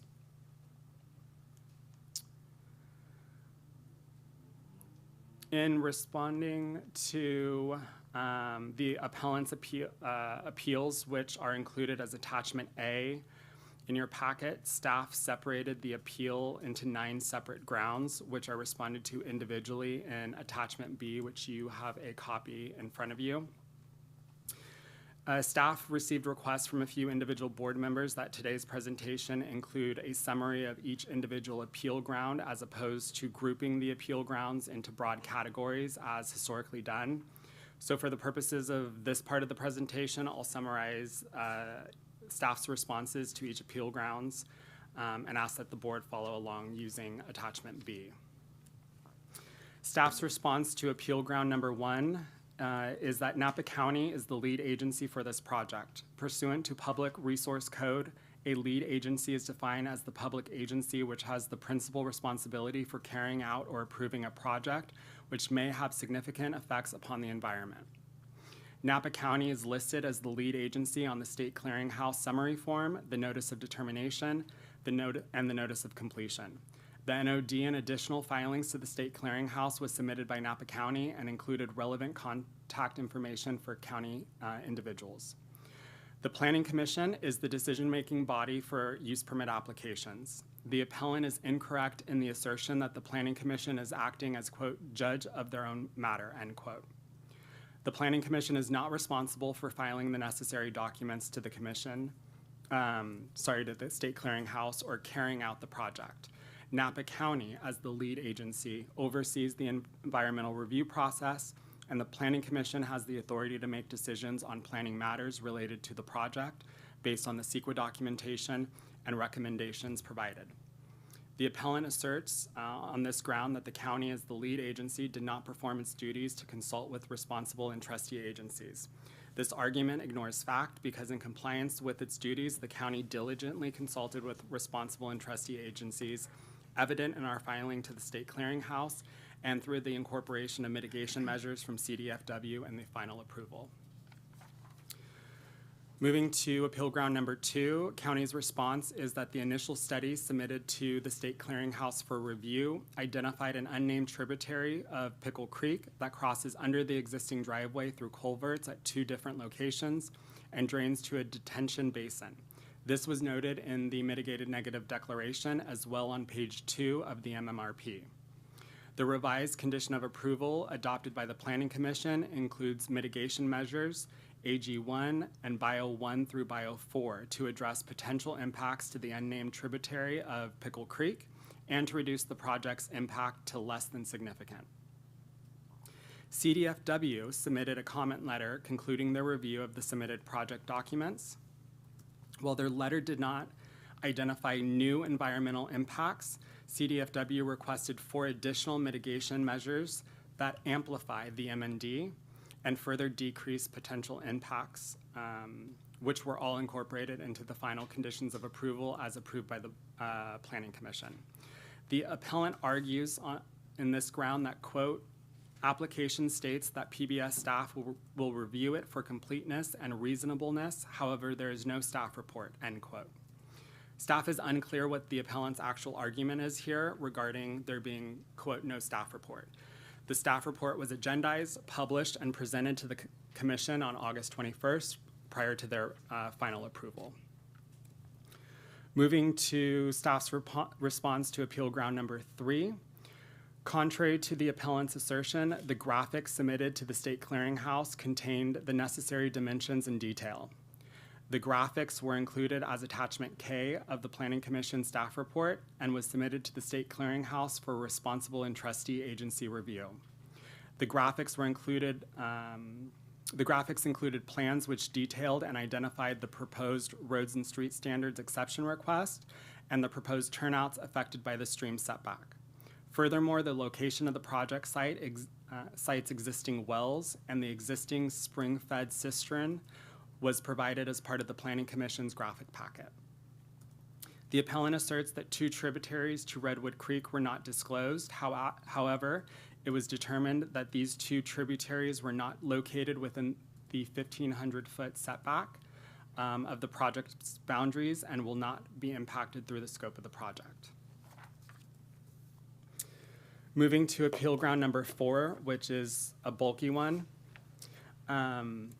Staff's response is that, as required for all discretionary permits, a water availability analysis, or a WAA, was prepared and submitted for review by the county in accordance with the county's standards that were accepted by the previous Board of Supervisors. The final WAA, prepared by Stillwater Civil Design, which was dated February 9th, 2024, includes a Tier 1 calculation for existing and proposed water uses and a groundwater recharge analysis for the project site. In terms of estimated water availability for the parcel, the Tier 1 analysis estimates the annual recharge for the parcel to be 2.23 acre-feet, compared to the total proposed use for the parcel of 1.63 acre-feet. Therefore, it was concluded the project would not have an adverse impact on groundwater recharge or lowering of the local groundwater levels. The WAA concluded that a Tier 2 analysis was not required for the project because the project is reducing overall groundwater use. Staff found that a Tier 2 is not applicable to this project for the following 3 reasons. 1, Napa County's interim well permit standards and WAA requirements states that for an existing well, Tier 2 analysis are only required for an increase in groundwater use. 2, there are no known off-site springs within 1,500 feet of the project wells. And 3, there is no increase in groundwater proposed for this project. The appellant references, quote, diversion of a spring. The project, as it proposed, does not propose any spring diversion. The appellant's argument is unclear to staff as written. The spring-fed cistern is an existing condition and no modifications have been proposed. Additionally, Tier 2 analysis are required to assess impacts to neighboring wells and springs. With respect to the consideration of potential impacts to off-site springs and significant streams, a Tier 3 analysis, is not applicable because the project wells are not within 1,500 feet of a significant stream. The interim well standards only require Tier 3 analysis if existing wells are less than 1,500 feet from a significant stream. Given this, the county satisfied its duty to consider impacts to trust resources, and no further analysis was required through the submittal of a Tier 3. Further, the WAA was found to be technically adequate by the county's engineering division based on information provided by the applicant, its location, and available geological and hydrological information. Finally, the project's WAA was available for review by trustee agencies. The appellant offers no legal support and cites no authority for any claim that the county failed to comply with document submission requirements by the state clearinghouse. In short, the county fully complied with its legal obligations. Moving to appeal grounds number 5, staff's response is that we disagree with the assertion that agency review is incomplete. The state clearinghouse summary form for electronic document submittal lists the correct APNs for the use permit, the conservation regulation exception request, and the roads and street standards exception request. However, staff recognizes that there was a typographical errors within the MND that was submitted on July 5th, 2024 regarding APNs.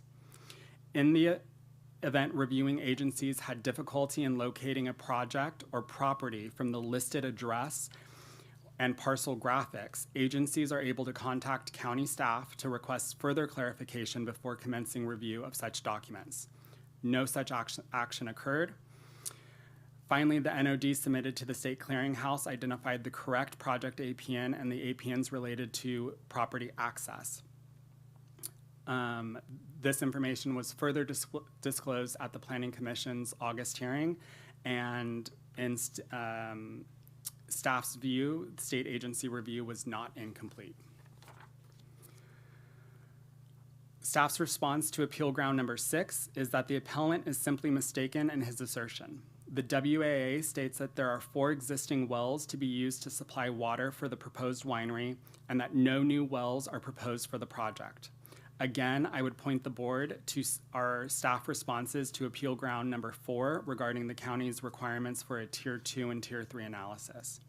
As I explained earlier, a Tier 2 analysis for spring interference is not required, and no spring diversion is proposed as part of this project.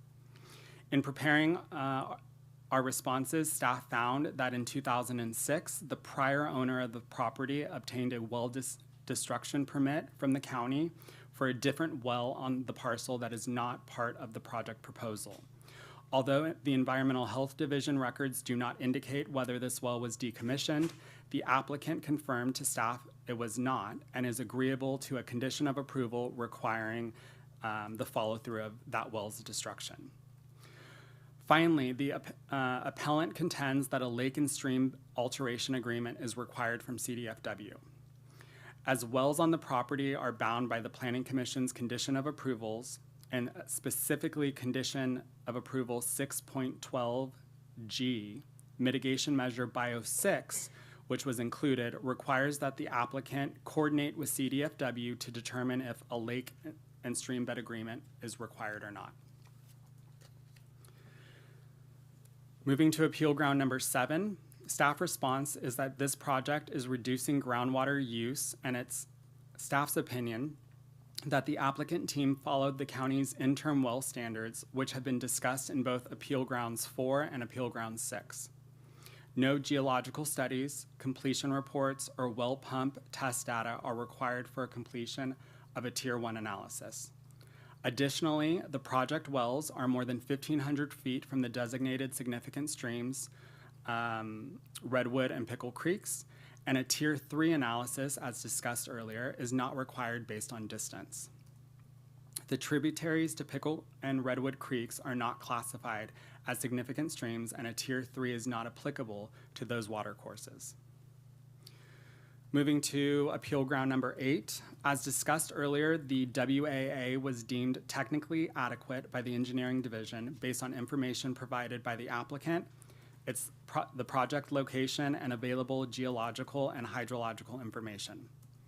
On June 5th, 2024, the county's engineering division issued a memorandum to the Planning Division, concluding that the WAA was technically adequate as it relates to Napa County's water use criteria, well and spring interference, groundwater and surface water interactions pursuant to Napa County's WAA guidelines, as well as the Governor's Executive Order N-7-22 and N-3-23, as well as the Public Trust Doctrine, all of which was addressed in the Planning Commission's agenda packet, as well as the mitigated negative declaration that was submitted and filed with the State Clearinghouse. Moving to the last appeal ground number 9. The county does not dispute that under the public trust doctrine, it has an affirmative duty to take the public trust into account in the planning and allocation of trust resources and to protect public trust use when feasible. The doctrine is implicated if the groundwater in question is hydrologically interconnected to the Napa River and applies only if the project approval will result in extraction of groundwater adversely affecting the public's right to use a navigable waterway. To comply with longstanding California Supreme Court and Court of Appeals holdings, Napa County has determined that projects extracting water from wells within 1,500 feet of defined significant streams must submit a Tier 3 analysis or equivalent for the county to discharge its legal duties under public trust doctrine. A Tier 3 review is the county's adopted method for complying with its duties under the doctrine. The water availability analysis as part of this project concluded that a Tier 2 and Tier 3 analysis was not required for the project, as the entire project parcel is located outside of the 1,500-foot buffer of a significant stream. Because it was demonstrated that the project wells are not within 1,500 feet and that there was not a hydrological connection to a navigable waterway, it was concluded that there was no impact to public trust resources. Given this, the county has satisfied its duty to consider impacts to trust resources, and no further analysis was required. I'm gonna skip ahead to slide 28. The board today has 4 decision-making options before them. The first, which is staff's recommendation, it's our recommendation that the board deny the appeal in its entirety and uphold the Planning Commission's approval of the project. We request that the board direct staff to revise applicable COAs with timelines affected by the appeal process, as well as the inclusion of the correction memo that you received last night. We also ask that the board direct staff to return with findings and decisions on the appeal on April 8th of 2025. If the board is not on board with this recommendation, we have 3 other available options. The first is you can modify the scope of the project and/or conditions of approval and uphold the Planning Commission's approval of the project. You can uphold one or more grounds of the appeal and reverse the Planning Commission's decision, thereby denying the project in its entirety, or remand the matter back to the Planning Commission with specified instructions and direction. At this point, staff from PBS, County Council, and the Fire Marshal's Office were all available to answer any questions the board may have. Absent any questions at this time, we can move to the appellant's presentation. Thank you. Thank you, Mr. Parker, for a detailed walkthrough there. I will look to my colleagues for questions. Supervisor Manfree, do you have a question? No? Okay. We're good. Okay, then we will go ahead and we will invite testimony from Appellant Water Audit California. And just to go through the time frame we have here, good afternoon, Mr. McKinnon. It looks like we're allocating roughly 15 minutes to this portion of the hearing. 30 minutes, I believe, 15 in the opening comments and 15 for rebuttal is what I have initially. Correct, yes. So this would be the opening comment portion. Well, first of all, I'd like to congratulate the 2 new members elected to the Board of Supervisors. I'm looking forward to working with you all on our project to remediate Napa's water courses. We also note with appreciation today's efforts to increase monitoring and to qualify and locate problematic groundwater surface water interface. But this is a large job and the work continues. At the price of being repetitive, I'm going to again offer water audit's opinion. It's the process, not the project, that generally is the underlying difficulty. Some of the problems are small. The applicant will no doubt argue trivial, but they can have substantial impact on the applications cumulatively. Other problems, if not initially avoided, I'm not going to, by the way, go through my PowerPoint frame by frame. We have little time and the problems are big, and I'd like to hear what the applicant has to say when I'm done. So we'll come back to the PowerPoint if we need to, if there's any questions, but I'm not going to trouble you with it.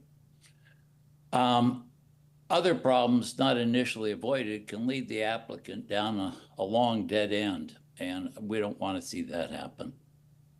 So county staff has the objective of having a project approved, but respectfully, the objective should be inclusive of compliance and consistency and not based on legal gamesmanship. Let's start with a small problem. For an example, we are informed that in every instance, a checklist is given to the applicant by planning staff at the time of their application. In some occasions, that may not occur, creating fundamental inconsistency. However, it happened in this instance. The Hillwalker checklist was put before the Planning Commission in August of 2024 as Attachment D, but nothing was checked off. Should we infer from that that nothing needed to be done or that everything should be done? More importantly, how is the decision today exported to future decisions? Observe how this omission moves out like ripples from a pond, a stone thrown into a pond. Checklist item 7 requires that the applicant provide a site location map that is a 7-inch by 7.5-inch portion of a 7.5-minute U.S. Geological Survey typo map. That's very specific. We have reproduced the entire graphics attachment in our PowerPoint. You can see there's no USGS location map. Because of that omission, it is impossible to readily determine whether the project is included a moderate or an extremely high fire severity risk. The truth is obscured by the relevant text. More importantly, the applicant does not contain measured proof of the proximate water courses required by checklist items 8 and 10 of the county's water availability policies. Because the applicant omitted a dimension drawing that shows water courses in the spring from the application, today they are arguing that they do not have to do a tier analysis because no protected water course or spring is within proximity. Where's the proof? By use of the county GIS, it appears that tributaries to Pickle and Redwood Creek and the spring are all within the designated radii. This is how the ripples of small emission move out, causing progressive impairment. Before moving on, I'd like to acknowledge that some of the following issues are evolving topics, and some, for example, the emission checklist and the importation of CDFW proposed conditions of approval and the site location map may be present in future applications. They aren't there today. As before, in this application, the county agencies have attempted to supplant CDFW authority by editing, restating, omitting, and misconstruing CDFW mitigation conditions. They have sought to approve watercourse impairment that is clearly within the department's jurisdiction under Fish and Game Code 1602, the stream alteration statute. They have done this, although as CDFW noted in their comment letter, the biological study on which the county's opinion is based completely excludes and ignores the over half-mile impairment to the riparian way and proximate watercourse caused by the driveway. Drawings submitted do not identify stream setback distances pursuant to County Code 18.108.025. Now, I'm going to note just in passing that the graphic today before you is substantially different than the graphic before the Planning Commission, in that the driveway has been highlighted so it's actually modestly legible. In the planning proceeding, it was not. We've gone through this topic before, and the bottom line is that Napa County is not the trustee agency for environmental matters. We are informally advised that the future CDFW mitigations reported verbatim. Hill Locker can be no different than its predecessors. Turning to the water availability analysis, the applicant understated demand by calculating production water at 3 gallons of water per gallon of wine produced instead of the county standard 7 gallons. They calculated marking events at 5 gallons instead of the standard 15, and without empirical evidence claimed their agricultural irrigation is at 0.2 acre feet per acre, less than the county average of 0.3 acre feet. There is, of course, no data to support that proposition. There are no well completion reports, and the stated demand does not include the pool or pool house. The analysis does not, as the protocol requires, tabulate data from dry and wet years. There is no groundwater demand management program or any limitation on total groundwater demand. And while the PBS and Public Works may have looked at this project, they did not describe whether they considered this to be a constricted or unconstricted aquifer. In short, a reduction in water use was reported by simply, well, changing the numbers. Concurrently, wastewater calculations omit the 603 days of visitation, an estimated 13 persons per day at 3 gallons per visit. This was addressed in Mr. Hackett's letter yesterday, which pointed out the fact that the conditions of approval were for 19 days rather than 13 days, and that was changed last night. Thank you, Mr. Hackett, for that contribution. But we still have the wastewater just completely omitted. With respect, the county's compliance with clearinghouse processes is inconsistent and sporadic. There was no water availability report posted unless half of the files that were before the Planning Commission were circulated for public and regulatory review. And one omission is particularly important. An entire APN, the one that carries, for the most part, the driveway, was omitted from CEQA review. That is a challenge when one wishes CDFW to comment on matters of interest, but one does not put the APN number now where CDFW could be interested. That is also referred to in CDFW's comment letter. The application and the county records show no evidence of easements. And my understanding is that easements are a critical part of every application.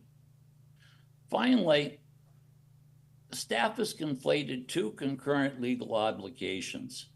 Yes, the applicant must comply with statutes and ordinances, but additionally, they must comply with the common law public trust doctrine. It is the same concept as you must both obey the speed limit and simultaneously wear a seatbelt. The public trust is evergreen, and injury cannot become vested or grandfathered. The January 2024 public Napa Council statement is explicit in stating this principle, in saying that it does not matter whether the extraction comes from a new well or an existing well. Public trust must be considered in every instance, nevertheless. The applicant's spring once provided critical flow to Pickle Creek.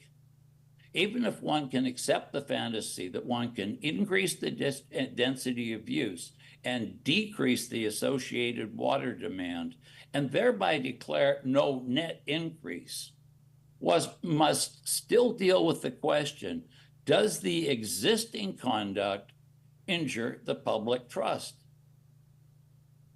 The only triggering public trust criteria is proximity, albeit the proximity was not clearly stated in the application. It may be calculated and inferred that extraction occurs from or proximate to a spring. The water availability analysis deals with streams and springs. Water also argues that there's proximity to fork water courses that are tributary to Pickle and Redwood Creeks, habitats to steelhead, and therefore designated protected water courses subject to public trust protection. Public trust extends not just to navigable waterways, but all tributaries of navigable waterways on the premise that those tributaries contribute to the water flow of the whole. Staff report acknowledges two culverts and some sort of dam or stream impairment to create a detention pond. And here I will acknowledge a slight envy of the members of the Board of Supervisors, all of whom have seen this, but I have not. It is not properly shown in the application drawings. It is peripherally referred to in the biological study graphics. There are no stream and lake alteration agreements on file for these work. We already have unlawful works in place. And it appears that one of them has actually stopped the flow from the property to Pickle Creek so as to create a detention pond. If impermissible public trust impairment is found to occur, then the applicant can either remediate the problem or withdraw the application. But in any event, the information will be available for the Planning Commission and the board to make a science-based decision. It is that adherence to legal duties and consistency must be the fundamental objective of this process. In the interest of time, I'm not going to repeat the balance of water audits objectives to this project. If there's any questions now or at the conclusion, I'd be happy to answer them. I'd like to reserve the rest of my time for reply. Thank you, Mr. McKinnon. And you used less than 15 minutes, so I want to flag that. You've got 16 and a half for your rebuttal. So at this point, we will go ahead and invite any other interested speakers, members of the public, to testify at 3 minutes per speaker. Is there anyone in the room who'd like to speak? Come on up, Ms. Nerlov.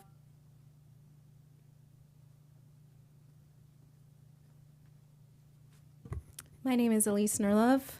I'm here in support of the Hillwalker Winery permit application. As a fellow Napa Valley vintner and advocate for small production, family-run wineries, I understand the challenges that small producers face in navigating the permit process. Seeing Mr. Morrison's project appealed was disappointing. His winery represents the kind of thoughtful, small-scale winemaking that preserves Napa Valley's agricultural heritage while contributing to our local economy. The fact that this is a small business is key to my support, as is Mr. Morrison's commitment to environmental sustainability. Mr. Morrison farms organically, without herbicides or pesticides, and practices dry farming. He doesn't even have irrigation lines in the vineyard. These are exactly the kinds of farming practices we should support and promote in the Napa Valley. And as noted in Mr. Parker's review, this project has no impact on the public trust water availability in the area. Mr. Parker went through his responses quickly, but I think I also heard that Mr. Morrison's project is net negative water usage for vineyards in Holden Hall. Mr. Morrison's commitment to sustainable farming, small-scale winemaking, and the desire to have access to the direct-to-consumer channel aligns with the very principles that have made Napa Valley a world-renowned region for winemaking and tourism. Supporting businesses like Hillwalker Winery ensures that our region remains diverse, vibrant, and accessible to the next generation of winemakers.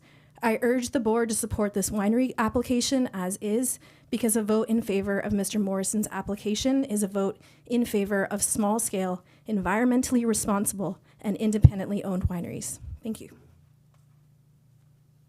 Thank you, Ms. Nerlov. Ms. Benvenuto.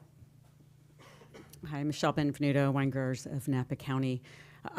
We just hope, we know the industry is going through some hard times right now, so we're really hoping that the county can support our small businesses, our wineries, our industry, and judge these projects by the rules and regulations that we currently have in place. Thank you. Thank you, Ms. Benvenuto. Anyone else in the room or on the phone lines? Okay. All right, so with that, I will invite testimony from the applicant and any applicant witnesses.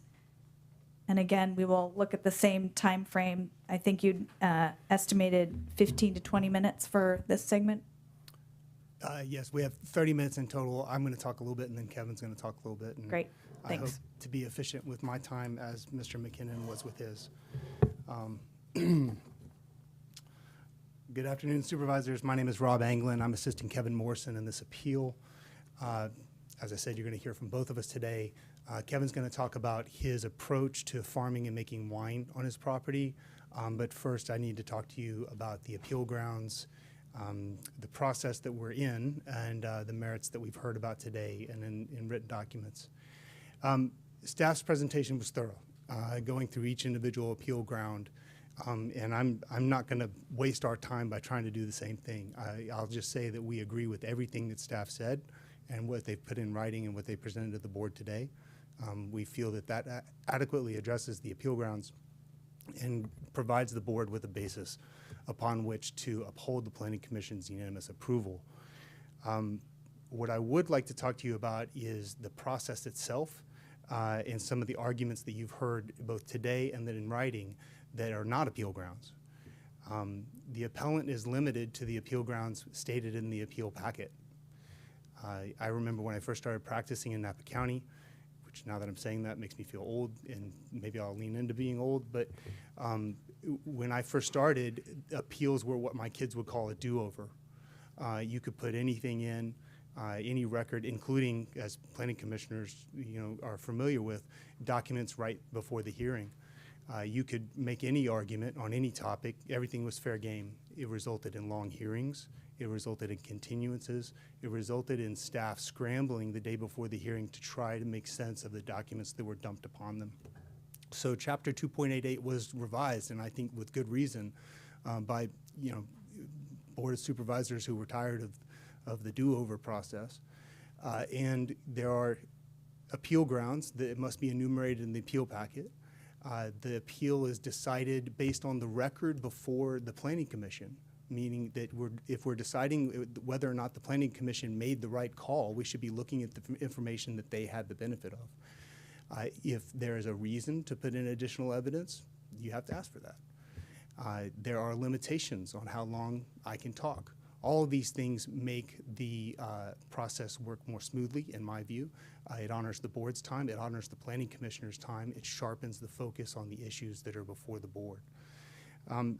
So with that said, the appeal grounds I feel like have been covered. I'll talk about some things we've heard about that weren't appeal grounds and tell you, I think, why we think those don't merit any further discussion anyway.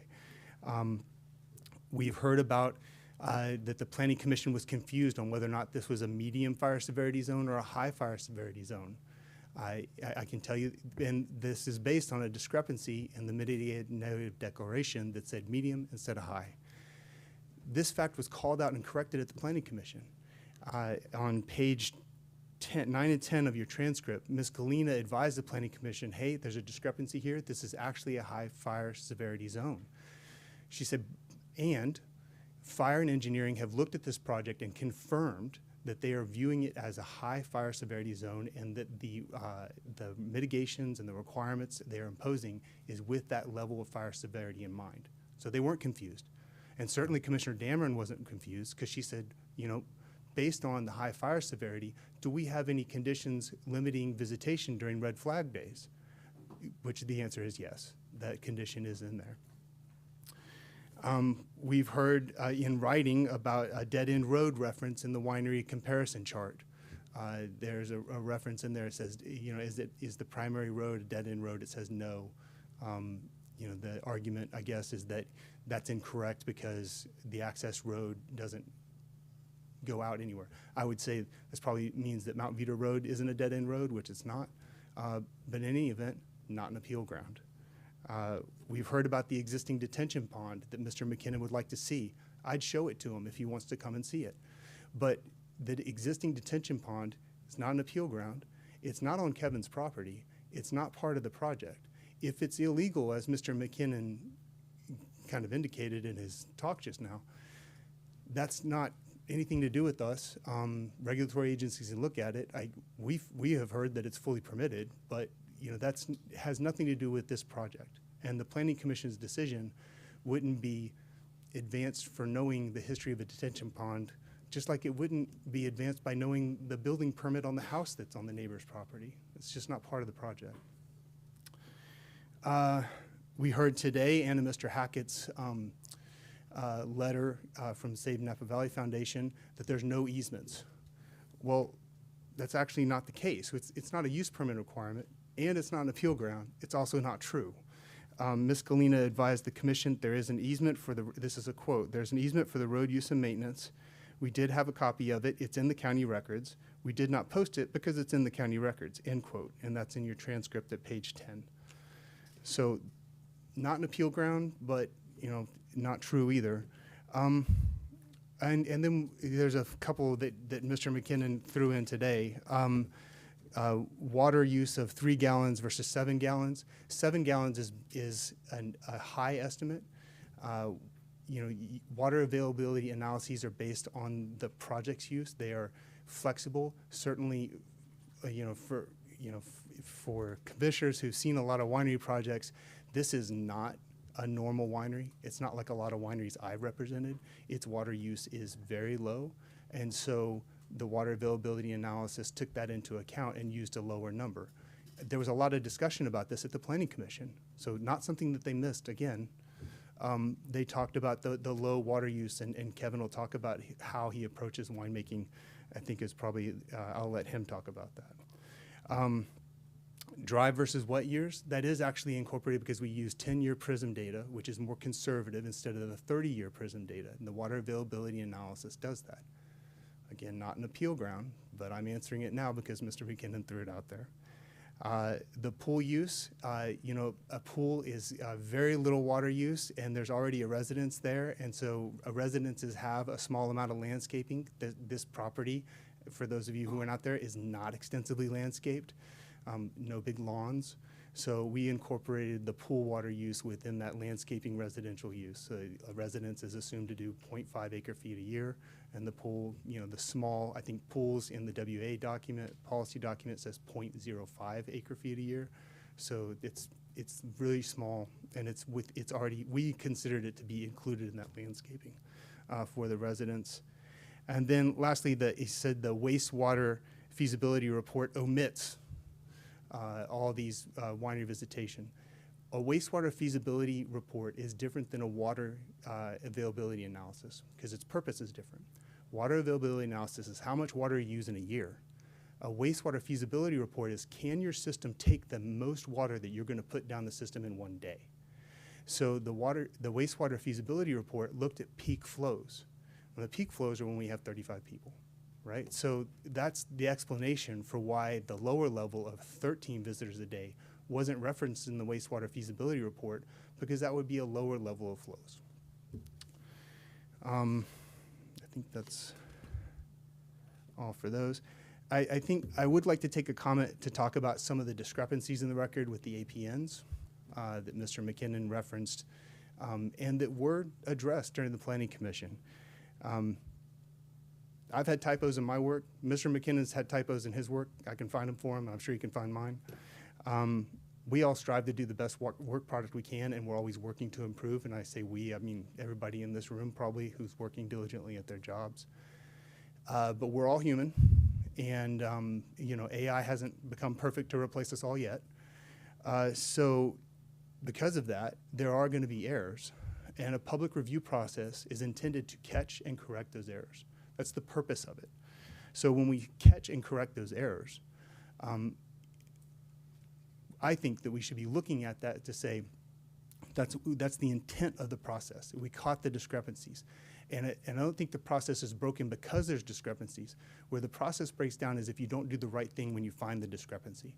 So APN numbers were incorrect on the notice and on a summary sheet that went to the state clearinghouse. Now, if notice didn't go to neighbors, that would be a big discrepancy, a big concern that we need to fix.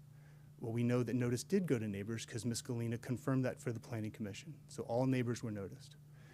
If the Planning Commission didn't understand the full extent of the road, that would be, you know, if they didn't understand that the project basically starts at Mount Vita Road and that their turnouts go until you go up to the winery, that would be a problem. But we know that the Planning Commissioners did understand that because they talked about the 9 turnouts, because Commissioner Brunzell and because Commissioner Phillips asked about the tree mitigation that would come from, you know, the development of those turnouts within the stream setback. So we know that they understood that. If CDFW, which I don't think bases its review entirely on APNs, but if they did, it would be a problem if they didn't understand that the road started at Mount Vita Road and went up to the project site and encompassed 9 turnouts. But we know that CDFW did understand that because they had the biological report, they had the Northern Spotted Owl report, and their comment letter on the first page says that the project includes 9 turnouts on an access road going from Mount Vita Road. So it's not the case that CDFW doesn't understand the project. And that typo didn't result in the you know, I think the quote from Mr. McKinnon was that somehow this road was omitted from CEQA review entirely. A typo doesn't result in the CEQA review being omitted entirely. This typo was caught. It was addressed at the Planning Commission, and confirmation happened at the Planning Commission that the project was adequately reviewed. And I'll say just on that, LSA notification is standard where you have a trustee and responsible agency like CDFW. They will never, you can't tell CDFW to issue a lake and streambed alteration agreement. That's their separate jurisdiction. What you can say is to the applicant, before you do anything, you will submit a notification to CDFW and they will tell you what to do. And as CDFW said in its comment letter, we expect to get that notification and we'll make a decision based on our review, and we may rely on your CEQA document. We may make our own because that's their independent jurisdiction to do so. So it's not the case that the ball was hidden from CDFW. The entirety of the mitigation measures that CDFW asked for were attached to the Planning Commission's approval and directly referenced. So not only did county staff put the mitigation measures into the document that CDFW asked for, they attached CDFW's comment letter and put a line and said, just like engineering and fire and environmental health have memos that provide additional conditions, they said, well, and here's the one for CDFW, and it's attached. I think, that the process catches and corrects these errors is not itself the problem. I think that's especially the case when these, discrepancies were caught by your Planning Commission and discussed expressly and were covered. And so, my view is to call out those discrepancies and to ignore the fact that they were corrected.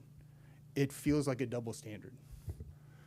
It feels like you're asking staff to be perfect in the first instance, but you're not respecting that the process caught and corrected that discrepancy. None of it, I feel like, provides a basis upon which to deny this project, which is just trying to make its way through this process. And it's I guess Mr. McKinnon said it's the process, not the project. If that's what this appeal is about, this is a really weird vehicle for legislative policy change, right? If you're trying to change the way that Napa County does business on all projects, picking a 7,000-gallon winery with 0 new structures, minimal road development that got a 5-0 approval at the Planning Commission, that Commissioner Dameron appraised it as, quote, exceptional. Commissioner Phillips praised it for being sustainable. Commissioner Brunzell commended the project for balancing both the environment and safety in its design. So I think that's probably a good segue for me to pass it on to Kevin to talk about his approach to the property, and you can hear more about how he farms and makes wine at the property. Thank you, Mr. Anglin. Good afternoon, Mr. Morrison. Afternoon, everyone. Well, I will take less than 15 minutes. That's a commitment I can make. I think many of you have heard me describe this before, and obviously everyone who reviewed the minutes from the Planning Commission meeting this will sound familiar to you. But I do want to at least set the stage and explain how we started and what the philosophy is and what's led us to where we are today. So we purchased the property in early 18 and made a decision very early on to make the vineyard be about sustainability and longevity. It was the very first thing that we decided when we got there. The vineyard had been conventionally farmed for over 30 years. It was in terrible shape. It was hammered. The ground was compacted. It was barren. The only thing in the vineyard were the vines. And it had been farmed like many vineyards are in Napa. It had been irrigated, fertigated, herbicides, pesticides, lot of tractor passes, et cetera. So we made that first fateful decision really to focus on repairing the land. And so that meant moving away from conventional farming techniques in as much as we could. So we adopted biodynamic farming, which means no herbicides, no pesticides, et cetera.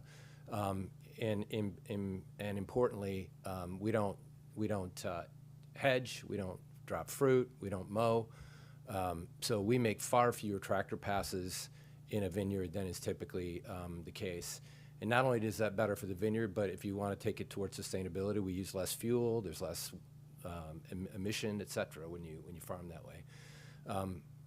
Probably the most fundamental decision we made from a sustainability standpoint is to remove our drip lines. So we're not just saying that we dry farm and then turning the spigot on when you leave after we've given the speech. We don't have drip lines in anymore. We pulled everything out. That vineyard had a full irrigation system like any vineyard you would see in Napa, and we pulled all of it out. That resulted in the elimination of irrigation of probably up to 50,000 gallons or more in warm years.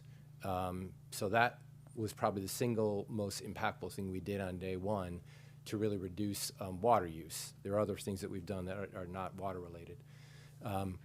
That whole philosophy really extended into our winemaking process as well, because we want this to be about a set of ethos and ideals. We wanted to determine, could we repair this land? Could we farm it a certain way? And can we make a wine that's consistent with all those values and approaches? So you can't do that if you do something in the vineyard, but you don't follow through in the winery. So when we make our wine, same approach. We add absolutely nothing to the wine at all, except for sulfur for bacterial stability. We don't water back, we don't acid back, we don't augment, we don't fine. All these things are additional steps. Each one of those steps uses water in some fashion or form, for the most part. We don't do those things.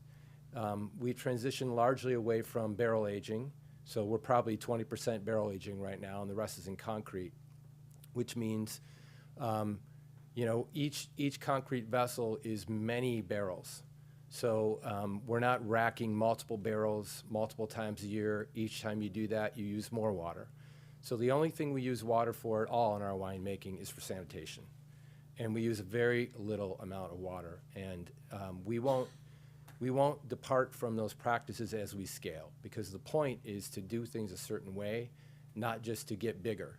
It's to pursue our farming techniques the way we do, pursue our winemaking and farming techniques the way we do, and scale to the point where it's financially sustainable. You would never farm solely and dry farm because it's not economically feasible. Our yield dropped in half when we pulled those lines out. What makes a small project like this work is being vertically integrated and being able to both make wine, recapture some of that margin in the wine, have visitation, have direct on-site sales, et cetera. We're so small that there's zero chance that distribution would ever pick us up and support us. So in order to farm and make wine this way, you basically have to be a turnkey operation, be a program like we are. And so this is really, again, to emphasize, this didn't start out with the notion of some grand endeavor. We're not trying to build the biggest winery. We're not trying to have the most people come visit that winery. We're not trying to make, we're not developing any new land. We're not developing any new buildings. So the winery philosophy is the same as our farming and winemaking techniques, which is to have the smallest footprint we can to support our mission. And that's what this has been about from the beginning. And I feel very confident that anyone can scrutinize anything that we're saying or doing, and they'll see no inconsistencies in what we're saying. And so that really encompasses it. I think we really try to take everything into consideration. Fire safety, before we ever applied, we had Jason out to the property, and I think 21 was the first time that Jason and I met. And that was because we wanted to be thoughtful and take everything into consideration before we even pursued the project. So, we've been at this for a long time. We've tried to be extremely careful and considerate of the various different competing constituencies and demands on the county and what they're trying to balance. And we feel confident that we have achieved those things. So those are the ends of my comments. Thank you. All right. Thank you, Mr. Morrison. Chair, I was just going to offer that if there are any questions for us and our team, we'd be happy to entertain them. But that did conclude our prepared remarks for the appeal. And we feel like, based on staff's presentation and the record, that the Planning Commission's unanimous approval should be upheld. But if there were any questions, we're happy to field them. Thank you. So are there any, I will go ahead and open it for the board if there are any questions at this point for either the appellant or the applicant. And I know the appellant has reserved 10 minutes as well, but let's go ahead. And it's the chair's pleasure. If questions at the end after Mr. McKinnon's rebuttal, that's fine with us too. I just wanted to make ourselves available. Yeah, thank you. Madam Chair? Yes. I know you closed public comment, but right after you closed it and Mr. England started his presentation, Mr. So I will Hackett was trying reopen. to... Is it okay if he... Yes, sure. Makes a quick public comment? Thank you. Okay, let's see. Mr. Hackett, are you on the line? Yes, I am. Okay, you're going to turn off your background noise, I will. and then go ahead. You have 3 minutes.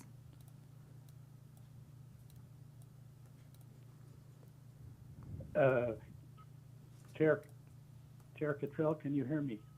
Yes. Good afternoon, Mr. Hackett. We can hear you. Thank you. Good afternoon, and thank you for this exception here.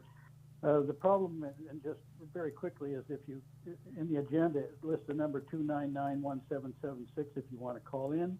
Note that the Legistar system is approximately 30 seconds to 1 minute behind real time. So if you call at an appropriate time, as I did, you can be left out very easily. In this case, I called 299-1776 and was transferred to another number. That other number took some time. In the interim, Rob Englund got to speak, and I was not able to speak. So now I will go typically right on to what I'd like to speak to this particular issue. And that is, Mr. Rob Englund talked about the typographical errors, and I don't think omitting an APN number is an adequate excuse for a topographical error. You know, many of you know I was an airline pilot, and if you make errors, it's very serious. So when this comes through the process here, to the Planning Commission, and then to you, you must be dealing with the same information, and you are not. I've also had an occasion recently to deal with the GIS system regarding the Angwin Airport expansion feasibility study.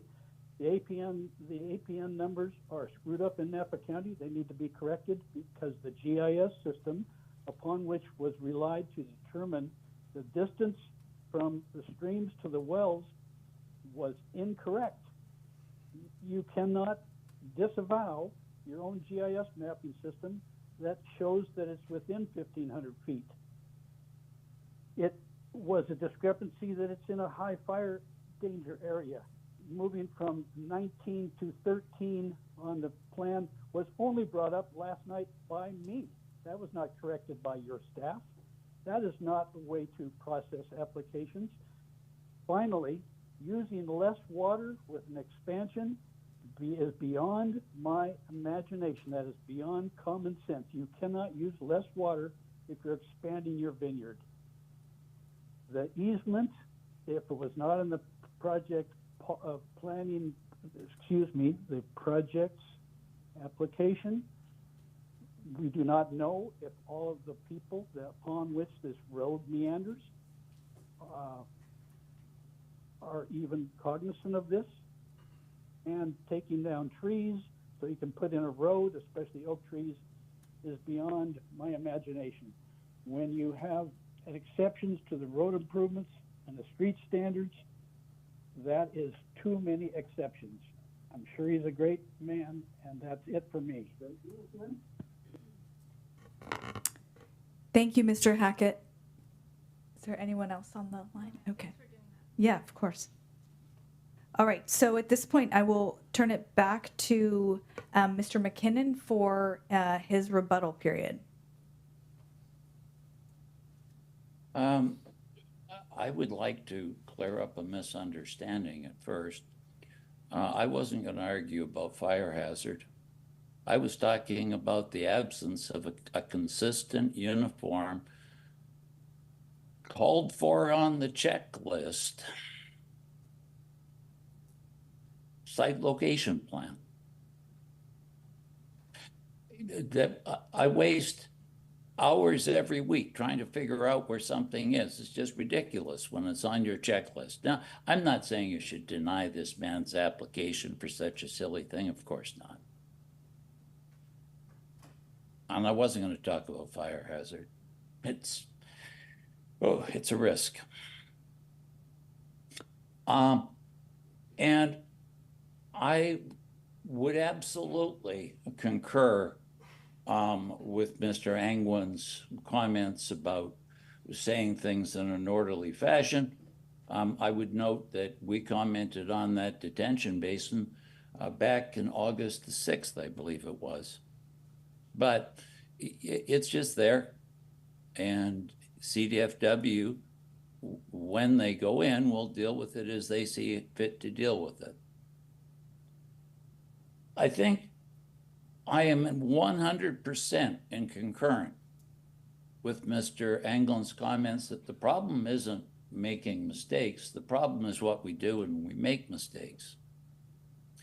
Now, I have offered to suggest that the record be corrected so that what CDFW says should be done in its recommended conditions of approval is what you say should be done in your conditions of approval.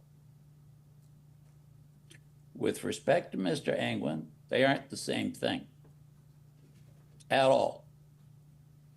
They aren't even the same in number. There's 4 bios in one and 6 in the other. They have taken out really pretty significant language, like thou shalt not work in the stream until we have had our LSA looked at. This is not I'm not trying to make this man's life difficult. It seems like he's a very admirable person, and his farming practices are to be admired. But that said, we have a regulatory agency which has the responsibility for taking care of that water course, and your county isn't it, and they don't have the right to make up what they want to make up. And if they want to amend this condition of approval so that the recommendations are what the recommendations are, then great. I was prepared to do that some time ago. I said so. So there's your problem. And, you know, I don't know whether or not this litigation is an effective way for me to get a policy change for the planning staff to be consistent in their applications and to follow their own rules. I have some hope that, in fact, cumulatively, perhaps that's happening.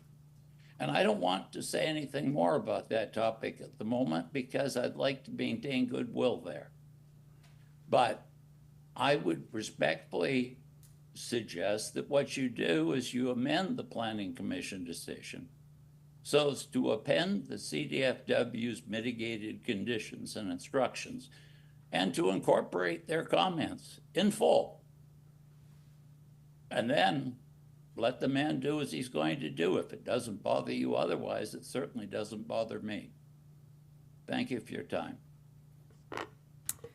Thank you, Mr. McKinnon.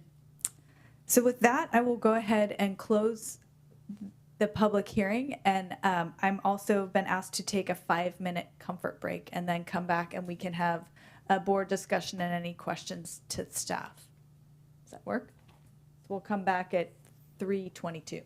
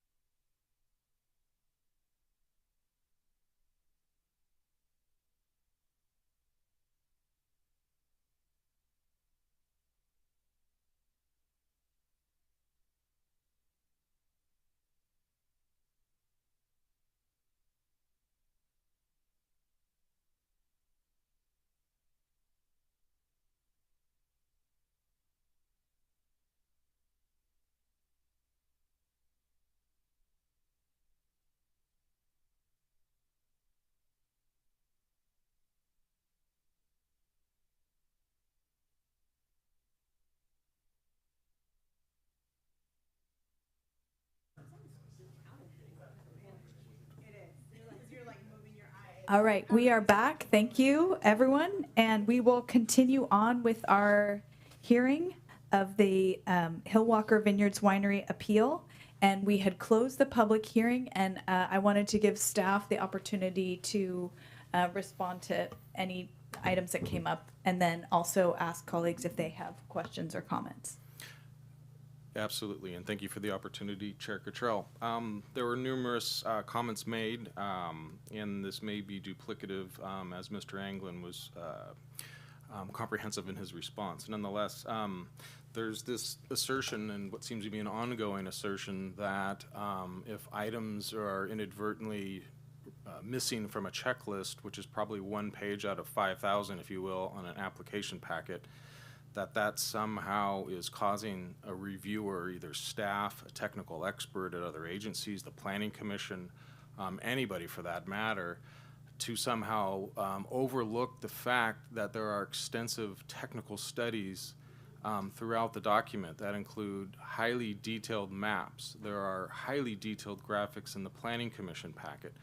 There is an initial study for CEQA that includes a lot of detail on the location of a project. And so I'm somewhat struggling to understand why one would solely rely on a USGS map to identify the location of a project, and more importantly, use that map solely as a way of evaluating the technical merits of a project. The omission of the APN, that's simply not correct. That was addressed by Ms. Galena during the Planning Commission meeting, and again today by Mr. Anglin. Specifically, page 13 of 20 of the staff report to the Commission makes specific reference to the APNs in play here. There's a mention of an impact to a spring. Again, as mentioned during the Planning Commission meeting and again today, this project is not pulling water from a spring. There's no need to evaluate impacts to such a resource when no activities occurring that could impact it. It just simply doesn't stand to reason.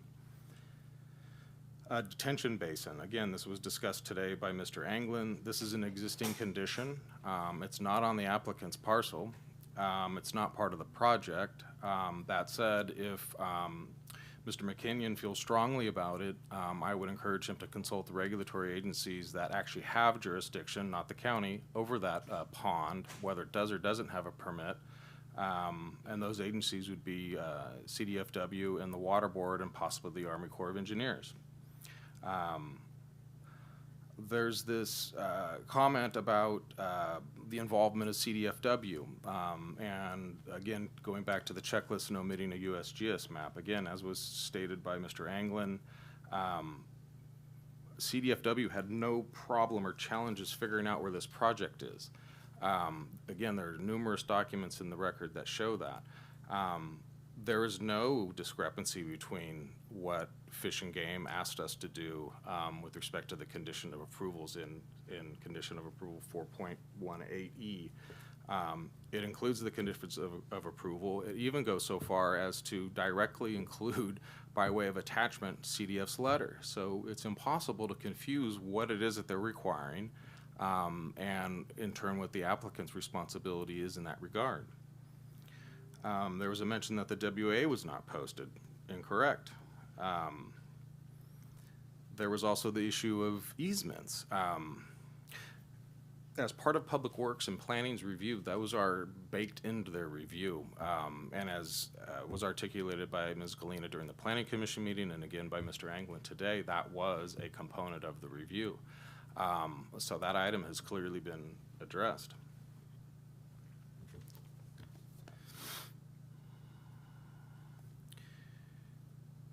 There was a mention of there not being a stream bed alteration agreement or something on file with the county. That's highly likely to be correct. That's not a document that the county would maintain. That's a document that Fish and Game would maintain. So it's highly likely that they have that document on record if Mr. McKinnon or anybody for that matter is interested in reviewing it.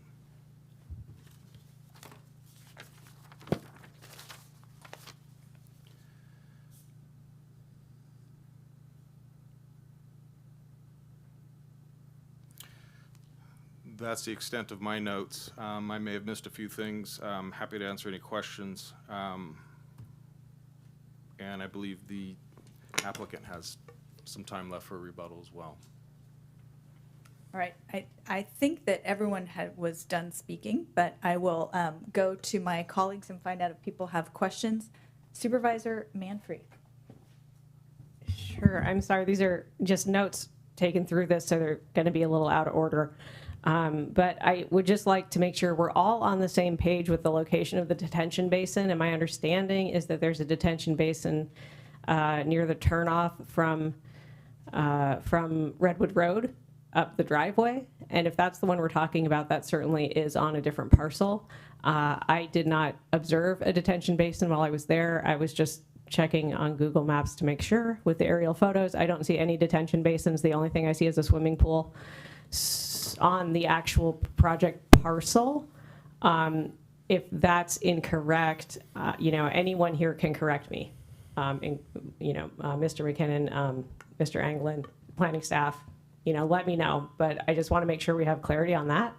And I guess I should probably do these one at a time or else it's going to stack up. So I'll turn to staff to see if there's a response.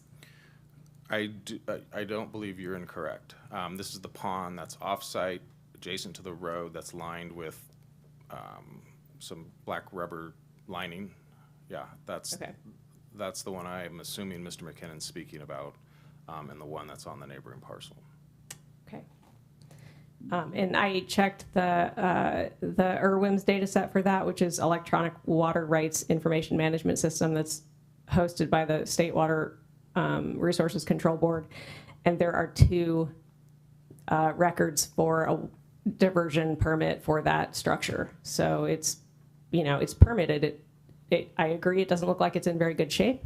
It's an in-stream impoundment, but it is permitted and it is on a different property. So just clarifying. Let's see.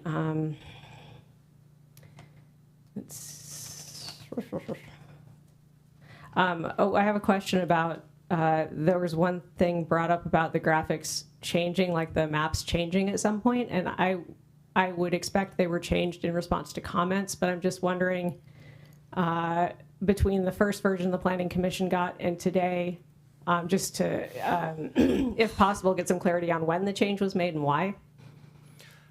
I may need to defer to Michael Parker. My understanding is the graphics didn't change. I think that there may have been attention called to a particular detail of the graphic, but that's not a fundamental change to the graphic itself. I believe the graphics that were submitted to the Planning Commission as part of the August 21st did not change. There were, through various resubmittals from the applicant, certain civil plans, certain, as plans are received by planners, say it's submittal number 4, we make those available to the public on the Current Projects Explorer.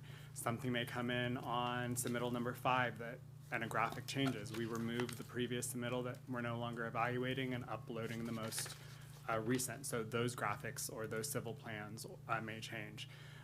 Over the course of the application, civil plans change. It's not uncommon for planning staff or engineering staff to note in an incompleteness letter, your submittal of the plans didn't include setbacks, or didn't include X, Y, and Z. When the next submittal comes in, those do. The old ones get taken off. The new ones get put on. So the graphics packet, the final graphics packet, based on the final application that was deemed complete, that's where those graphics originate from. I can go through quickly. It looks like the graphics packet that the commission had is the same as the one that is included in your packet as attachment H. Okay, go ahead. Okay, I'm gonna keep going. So let's see. This is, Oh. okay. Sorry, one other thing I will explain, the discrepancy may come from the fact that after planning staff presented at the Planning Commission, a very thorough presentation was given by our Fire Marshal, Jason Downs, who had a separate presentation and very thorough graphics that are not part of today's appeal. So that may be the discrepancy in graphics. Okay. And then as far as this project goes, so the road is passing through parcels that are owned by other entities. And, you know, the road certainly is in a landslide prone area. We talked about that this morning with Public Works and last week too, with clearing so many landslides in the area. And so for that component of it, I know there's tree removal proposed to create space for the turnouts. There, if I remember correctly, 3 of the turnouts are on the stream side and the other 6 are on the, is that right? Or on the uphill side? Yeah, okay, I'm seeing. Why don't we direct the questions to staff, and then Okay, if we want to sorry. reopen the public hearing for further ones, sorry. we could do Yeah, that. okay. I just want to be clear on that. Just that it's a landslide prone area. You're removing trees from the downhill side of the slope, and that could create instability. That said, the detention pond at the bottom is going to catch any sediment coming down off of that right now, as long as it's still in place. So, you know, maybe neither here nor there, given that particular setup. And then the actual project itself is, it looks to me as on the crest facing a different creek. And so that would be an unrelated, you know, to that. So just to clarify, on the page 9 of the staff report that went to the Planning Commission, it is noted that turnout 1, turnout 2, and turnout 3 are the locations of the removal of trees occurring in the creek setback. Mm-hmm. And so I would assume that during the construction of these turnouts, that the applicants, the team that's hired will take due caution in assuring the stability of that bank. Thank you. Yeah, just tying it back to the, you know, knowing that the area is landslide prone. And then this is kind of a California Natural Diversity Database question probably, but is there a reason that ringtail cats were not included in the consideration for species present? They're a fully protected species in California, and my understanding is they're in the area. I don't know the answer to that offhand. The applicant may, and I'm sure there's going to be some more questions, and I can look into that and get back to you Thank in you. a second. Other questions?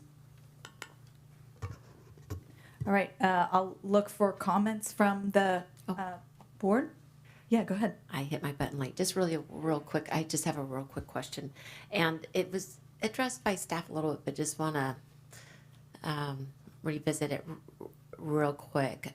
Regarding the checklist, I often hear that that's kind of the point of concern or frustration, is that, and you explain, it's a big document. There's a lot in there, a lot of reports in there that can tie back to the checklist. And I have not gone through the process personally, so I'm kind of trying to imagine myself. And I will say, disclose, I am a checklist person. I like checklists. It kind of keeps me on point, which I don't have right now, by the way. But in terms of the checklist and how that works, can you explain more about that and how consistent and accurate, you know, we are in terms of receiving that and going through that with applicants, just in general?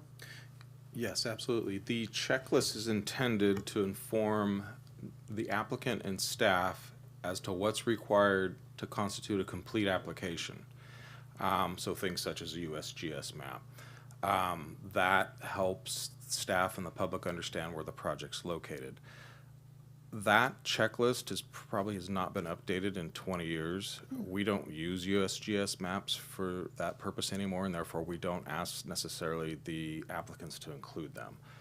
It's a completely outdated way of identifying a project location.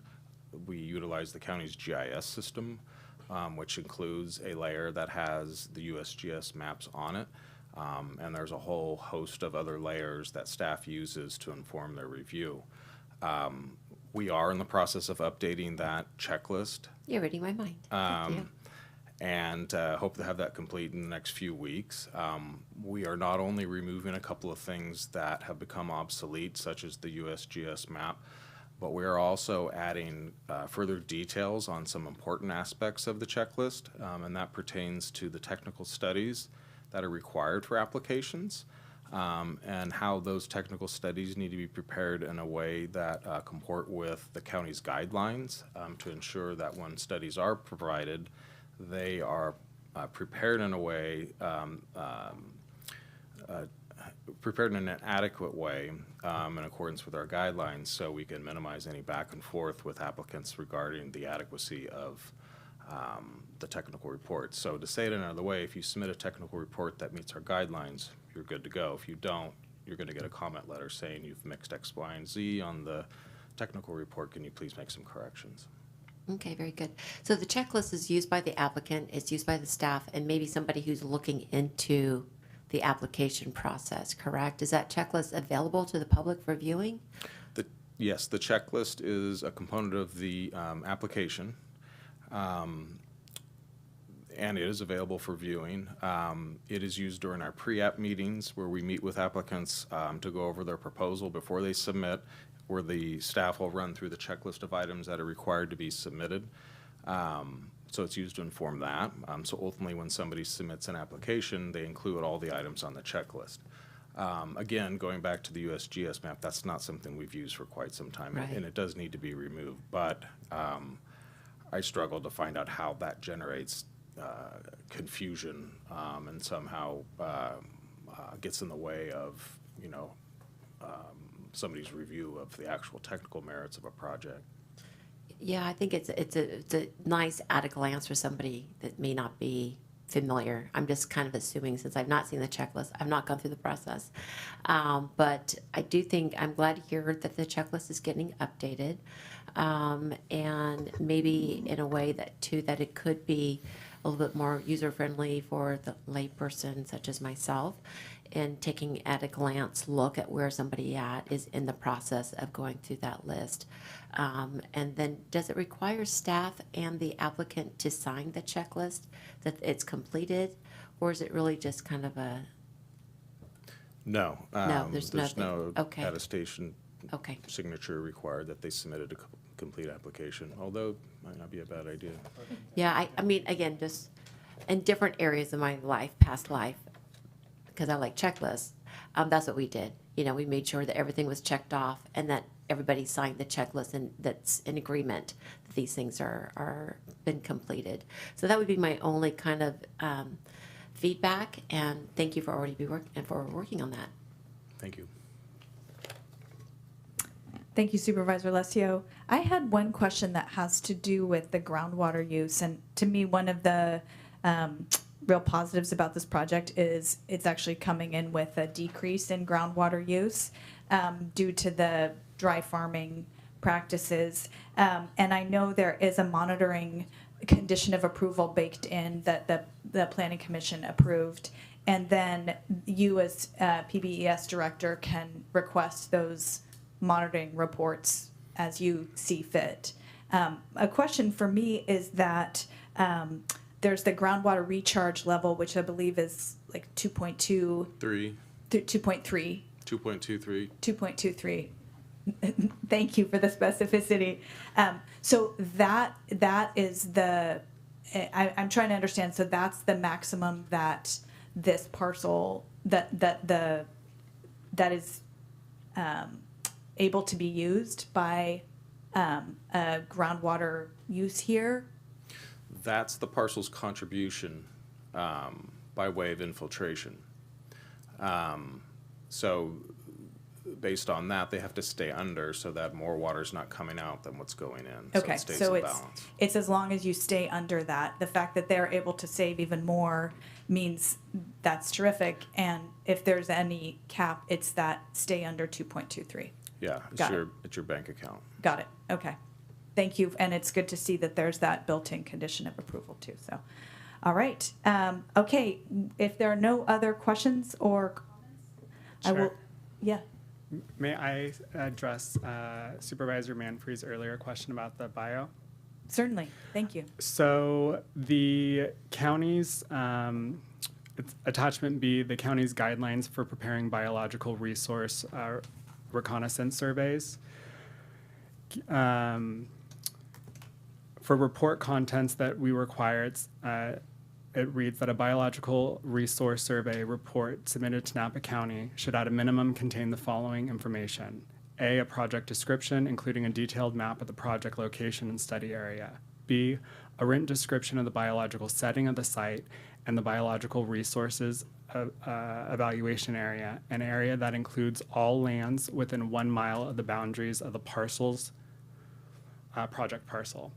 In going to the LSA biological report that was prepared, the species that I covered in the presentation were the only species identified, and their biological report shows recorded observations within a 2-mile radius of the project site. So they went above the 1 mile minimum. And those were the only 4 species identified.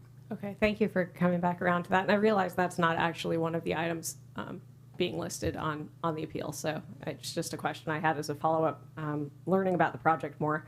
I had one other thing, which is more of an observation. And I'm just wondering if the stream classification of blue line versus not blue line or significant versus not significant is the source of the confusion around the 1,500-foot buffer from the site. Because I think there are streams, there are waterways, there are drainage paths within 1,500 feet, certainly, but I believe that they are not classified as, significant under the criteria. So I just want to say it out loud so that the confusion does not linger. Yeah, just really quick. I think you're absolutely correct. The maps that Mr. McKinnon provided, I believe, showed approximately 700 feet to what appear to be blue lines, but that's not synonymous with a significant stream. The definition of a significant stream is more rooted in hydrologic connection relative to the aquifer. We do have a map in our GIS that identifies the extent of all significant streams. That map is also in our guidelines, and it's also on our website, so it's fairly readily available. Thank you. Thank you. Supervisor Alessio. Are we going to have an opportunity to make comments before we? Yeah, go ahead. Perfect. Oh, should I start? Sure. Oh, okay. Thank you. So first of all, I do want to thank staff. Thank you for today. Thank you for going through the detailed list. I know that was a lot to go through each reason, the 9 reasons for the appeal, and you did a great job. So thank you for all that and stepping in for a colleague. I also want to thank the Planning Commission. Watching that meeting, I learned a lot, which is great. It was very helpful for me as a new supervisor. Very thorough discussion, very thoughtful discussion, great questions, great finds. And I want to thank our Fire Marshal, Jason Downs. I learned a lot, and it's actually a great tutorial on roads and street standards, and I want to thank you for that. I want to thank the applicant for setting maybe, I don't know if it's a new standard, but a very high standard and of this project. It's really more about, as he said, the sustainability and the longevity of his winery, of what he wants to do, his vision, and doing it in such a way of such high ethics. That's what I witnessed when I was on site, everything that I read, and I think that truly is admirable, and I appreciate that. Our small business community, small family wineries, they're such an essential part of the fabric of Napa County, both in past, present, and we need to do everything we can do to preserve that into the future. And I feel like this is even though this is not a micro winery application, it's a small winery. Everything is happening at that location. They're growing, they're producing, they're manufacturing, they're winemaking. Everything's happening there on site, which is really special. They're using regenerative farming, they're using sustainable practices, they're using a lot less water for more product, if you will, for more wine, and using the vineyards that are there. And they're so committed to dry farming, they actually did rip out the drip lines. It's pretty bold, and again, I think it's pretty admirable. I think we always want to make sure that we're doing the due diligence on any application, that we're here to protect our environment. We know how critical that is. The biodiversity in Napa County truly is special and unique. I see this project, the Hillwalker Winery, being very much in line with that and protecting our environment, doing what they can in terms of fire safety in a high fire region. I just want to add those comments, express my appreciation on all those fronts, and let my other colleagues take it from there. All right. Thank you, Supervisor Alessio. Other comments? Supervisor Manfree. I do have a closing comment. Thanks. So, I just want to recognize there's no way to unwind the clock on existing conditions when a project process starts. That's the beginning of what's going to be considered here. And I think it's relevant to say that farms and environmental stewardship are not necessarily incompatible. They can be very compatible. It's a balance of the site location, the scale of the project, and the practices that are going on there. And I think this project has gone through a very rigorous review at this point. And and of course, we're only going to vote on the concerns relevant to the appeal. So, thank you. Thank you, Supervisor Manfree. Supervisor Gallagher.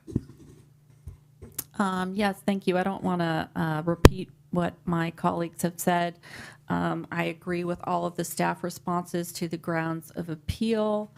This was really well vetted through the Planning Commission. Lots of questions answered. All of that was really, really helpful. Again, Mr. Downs, you did a fantastic job of giving a tutorial. Is he still here?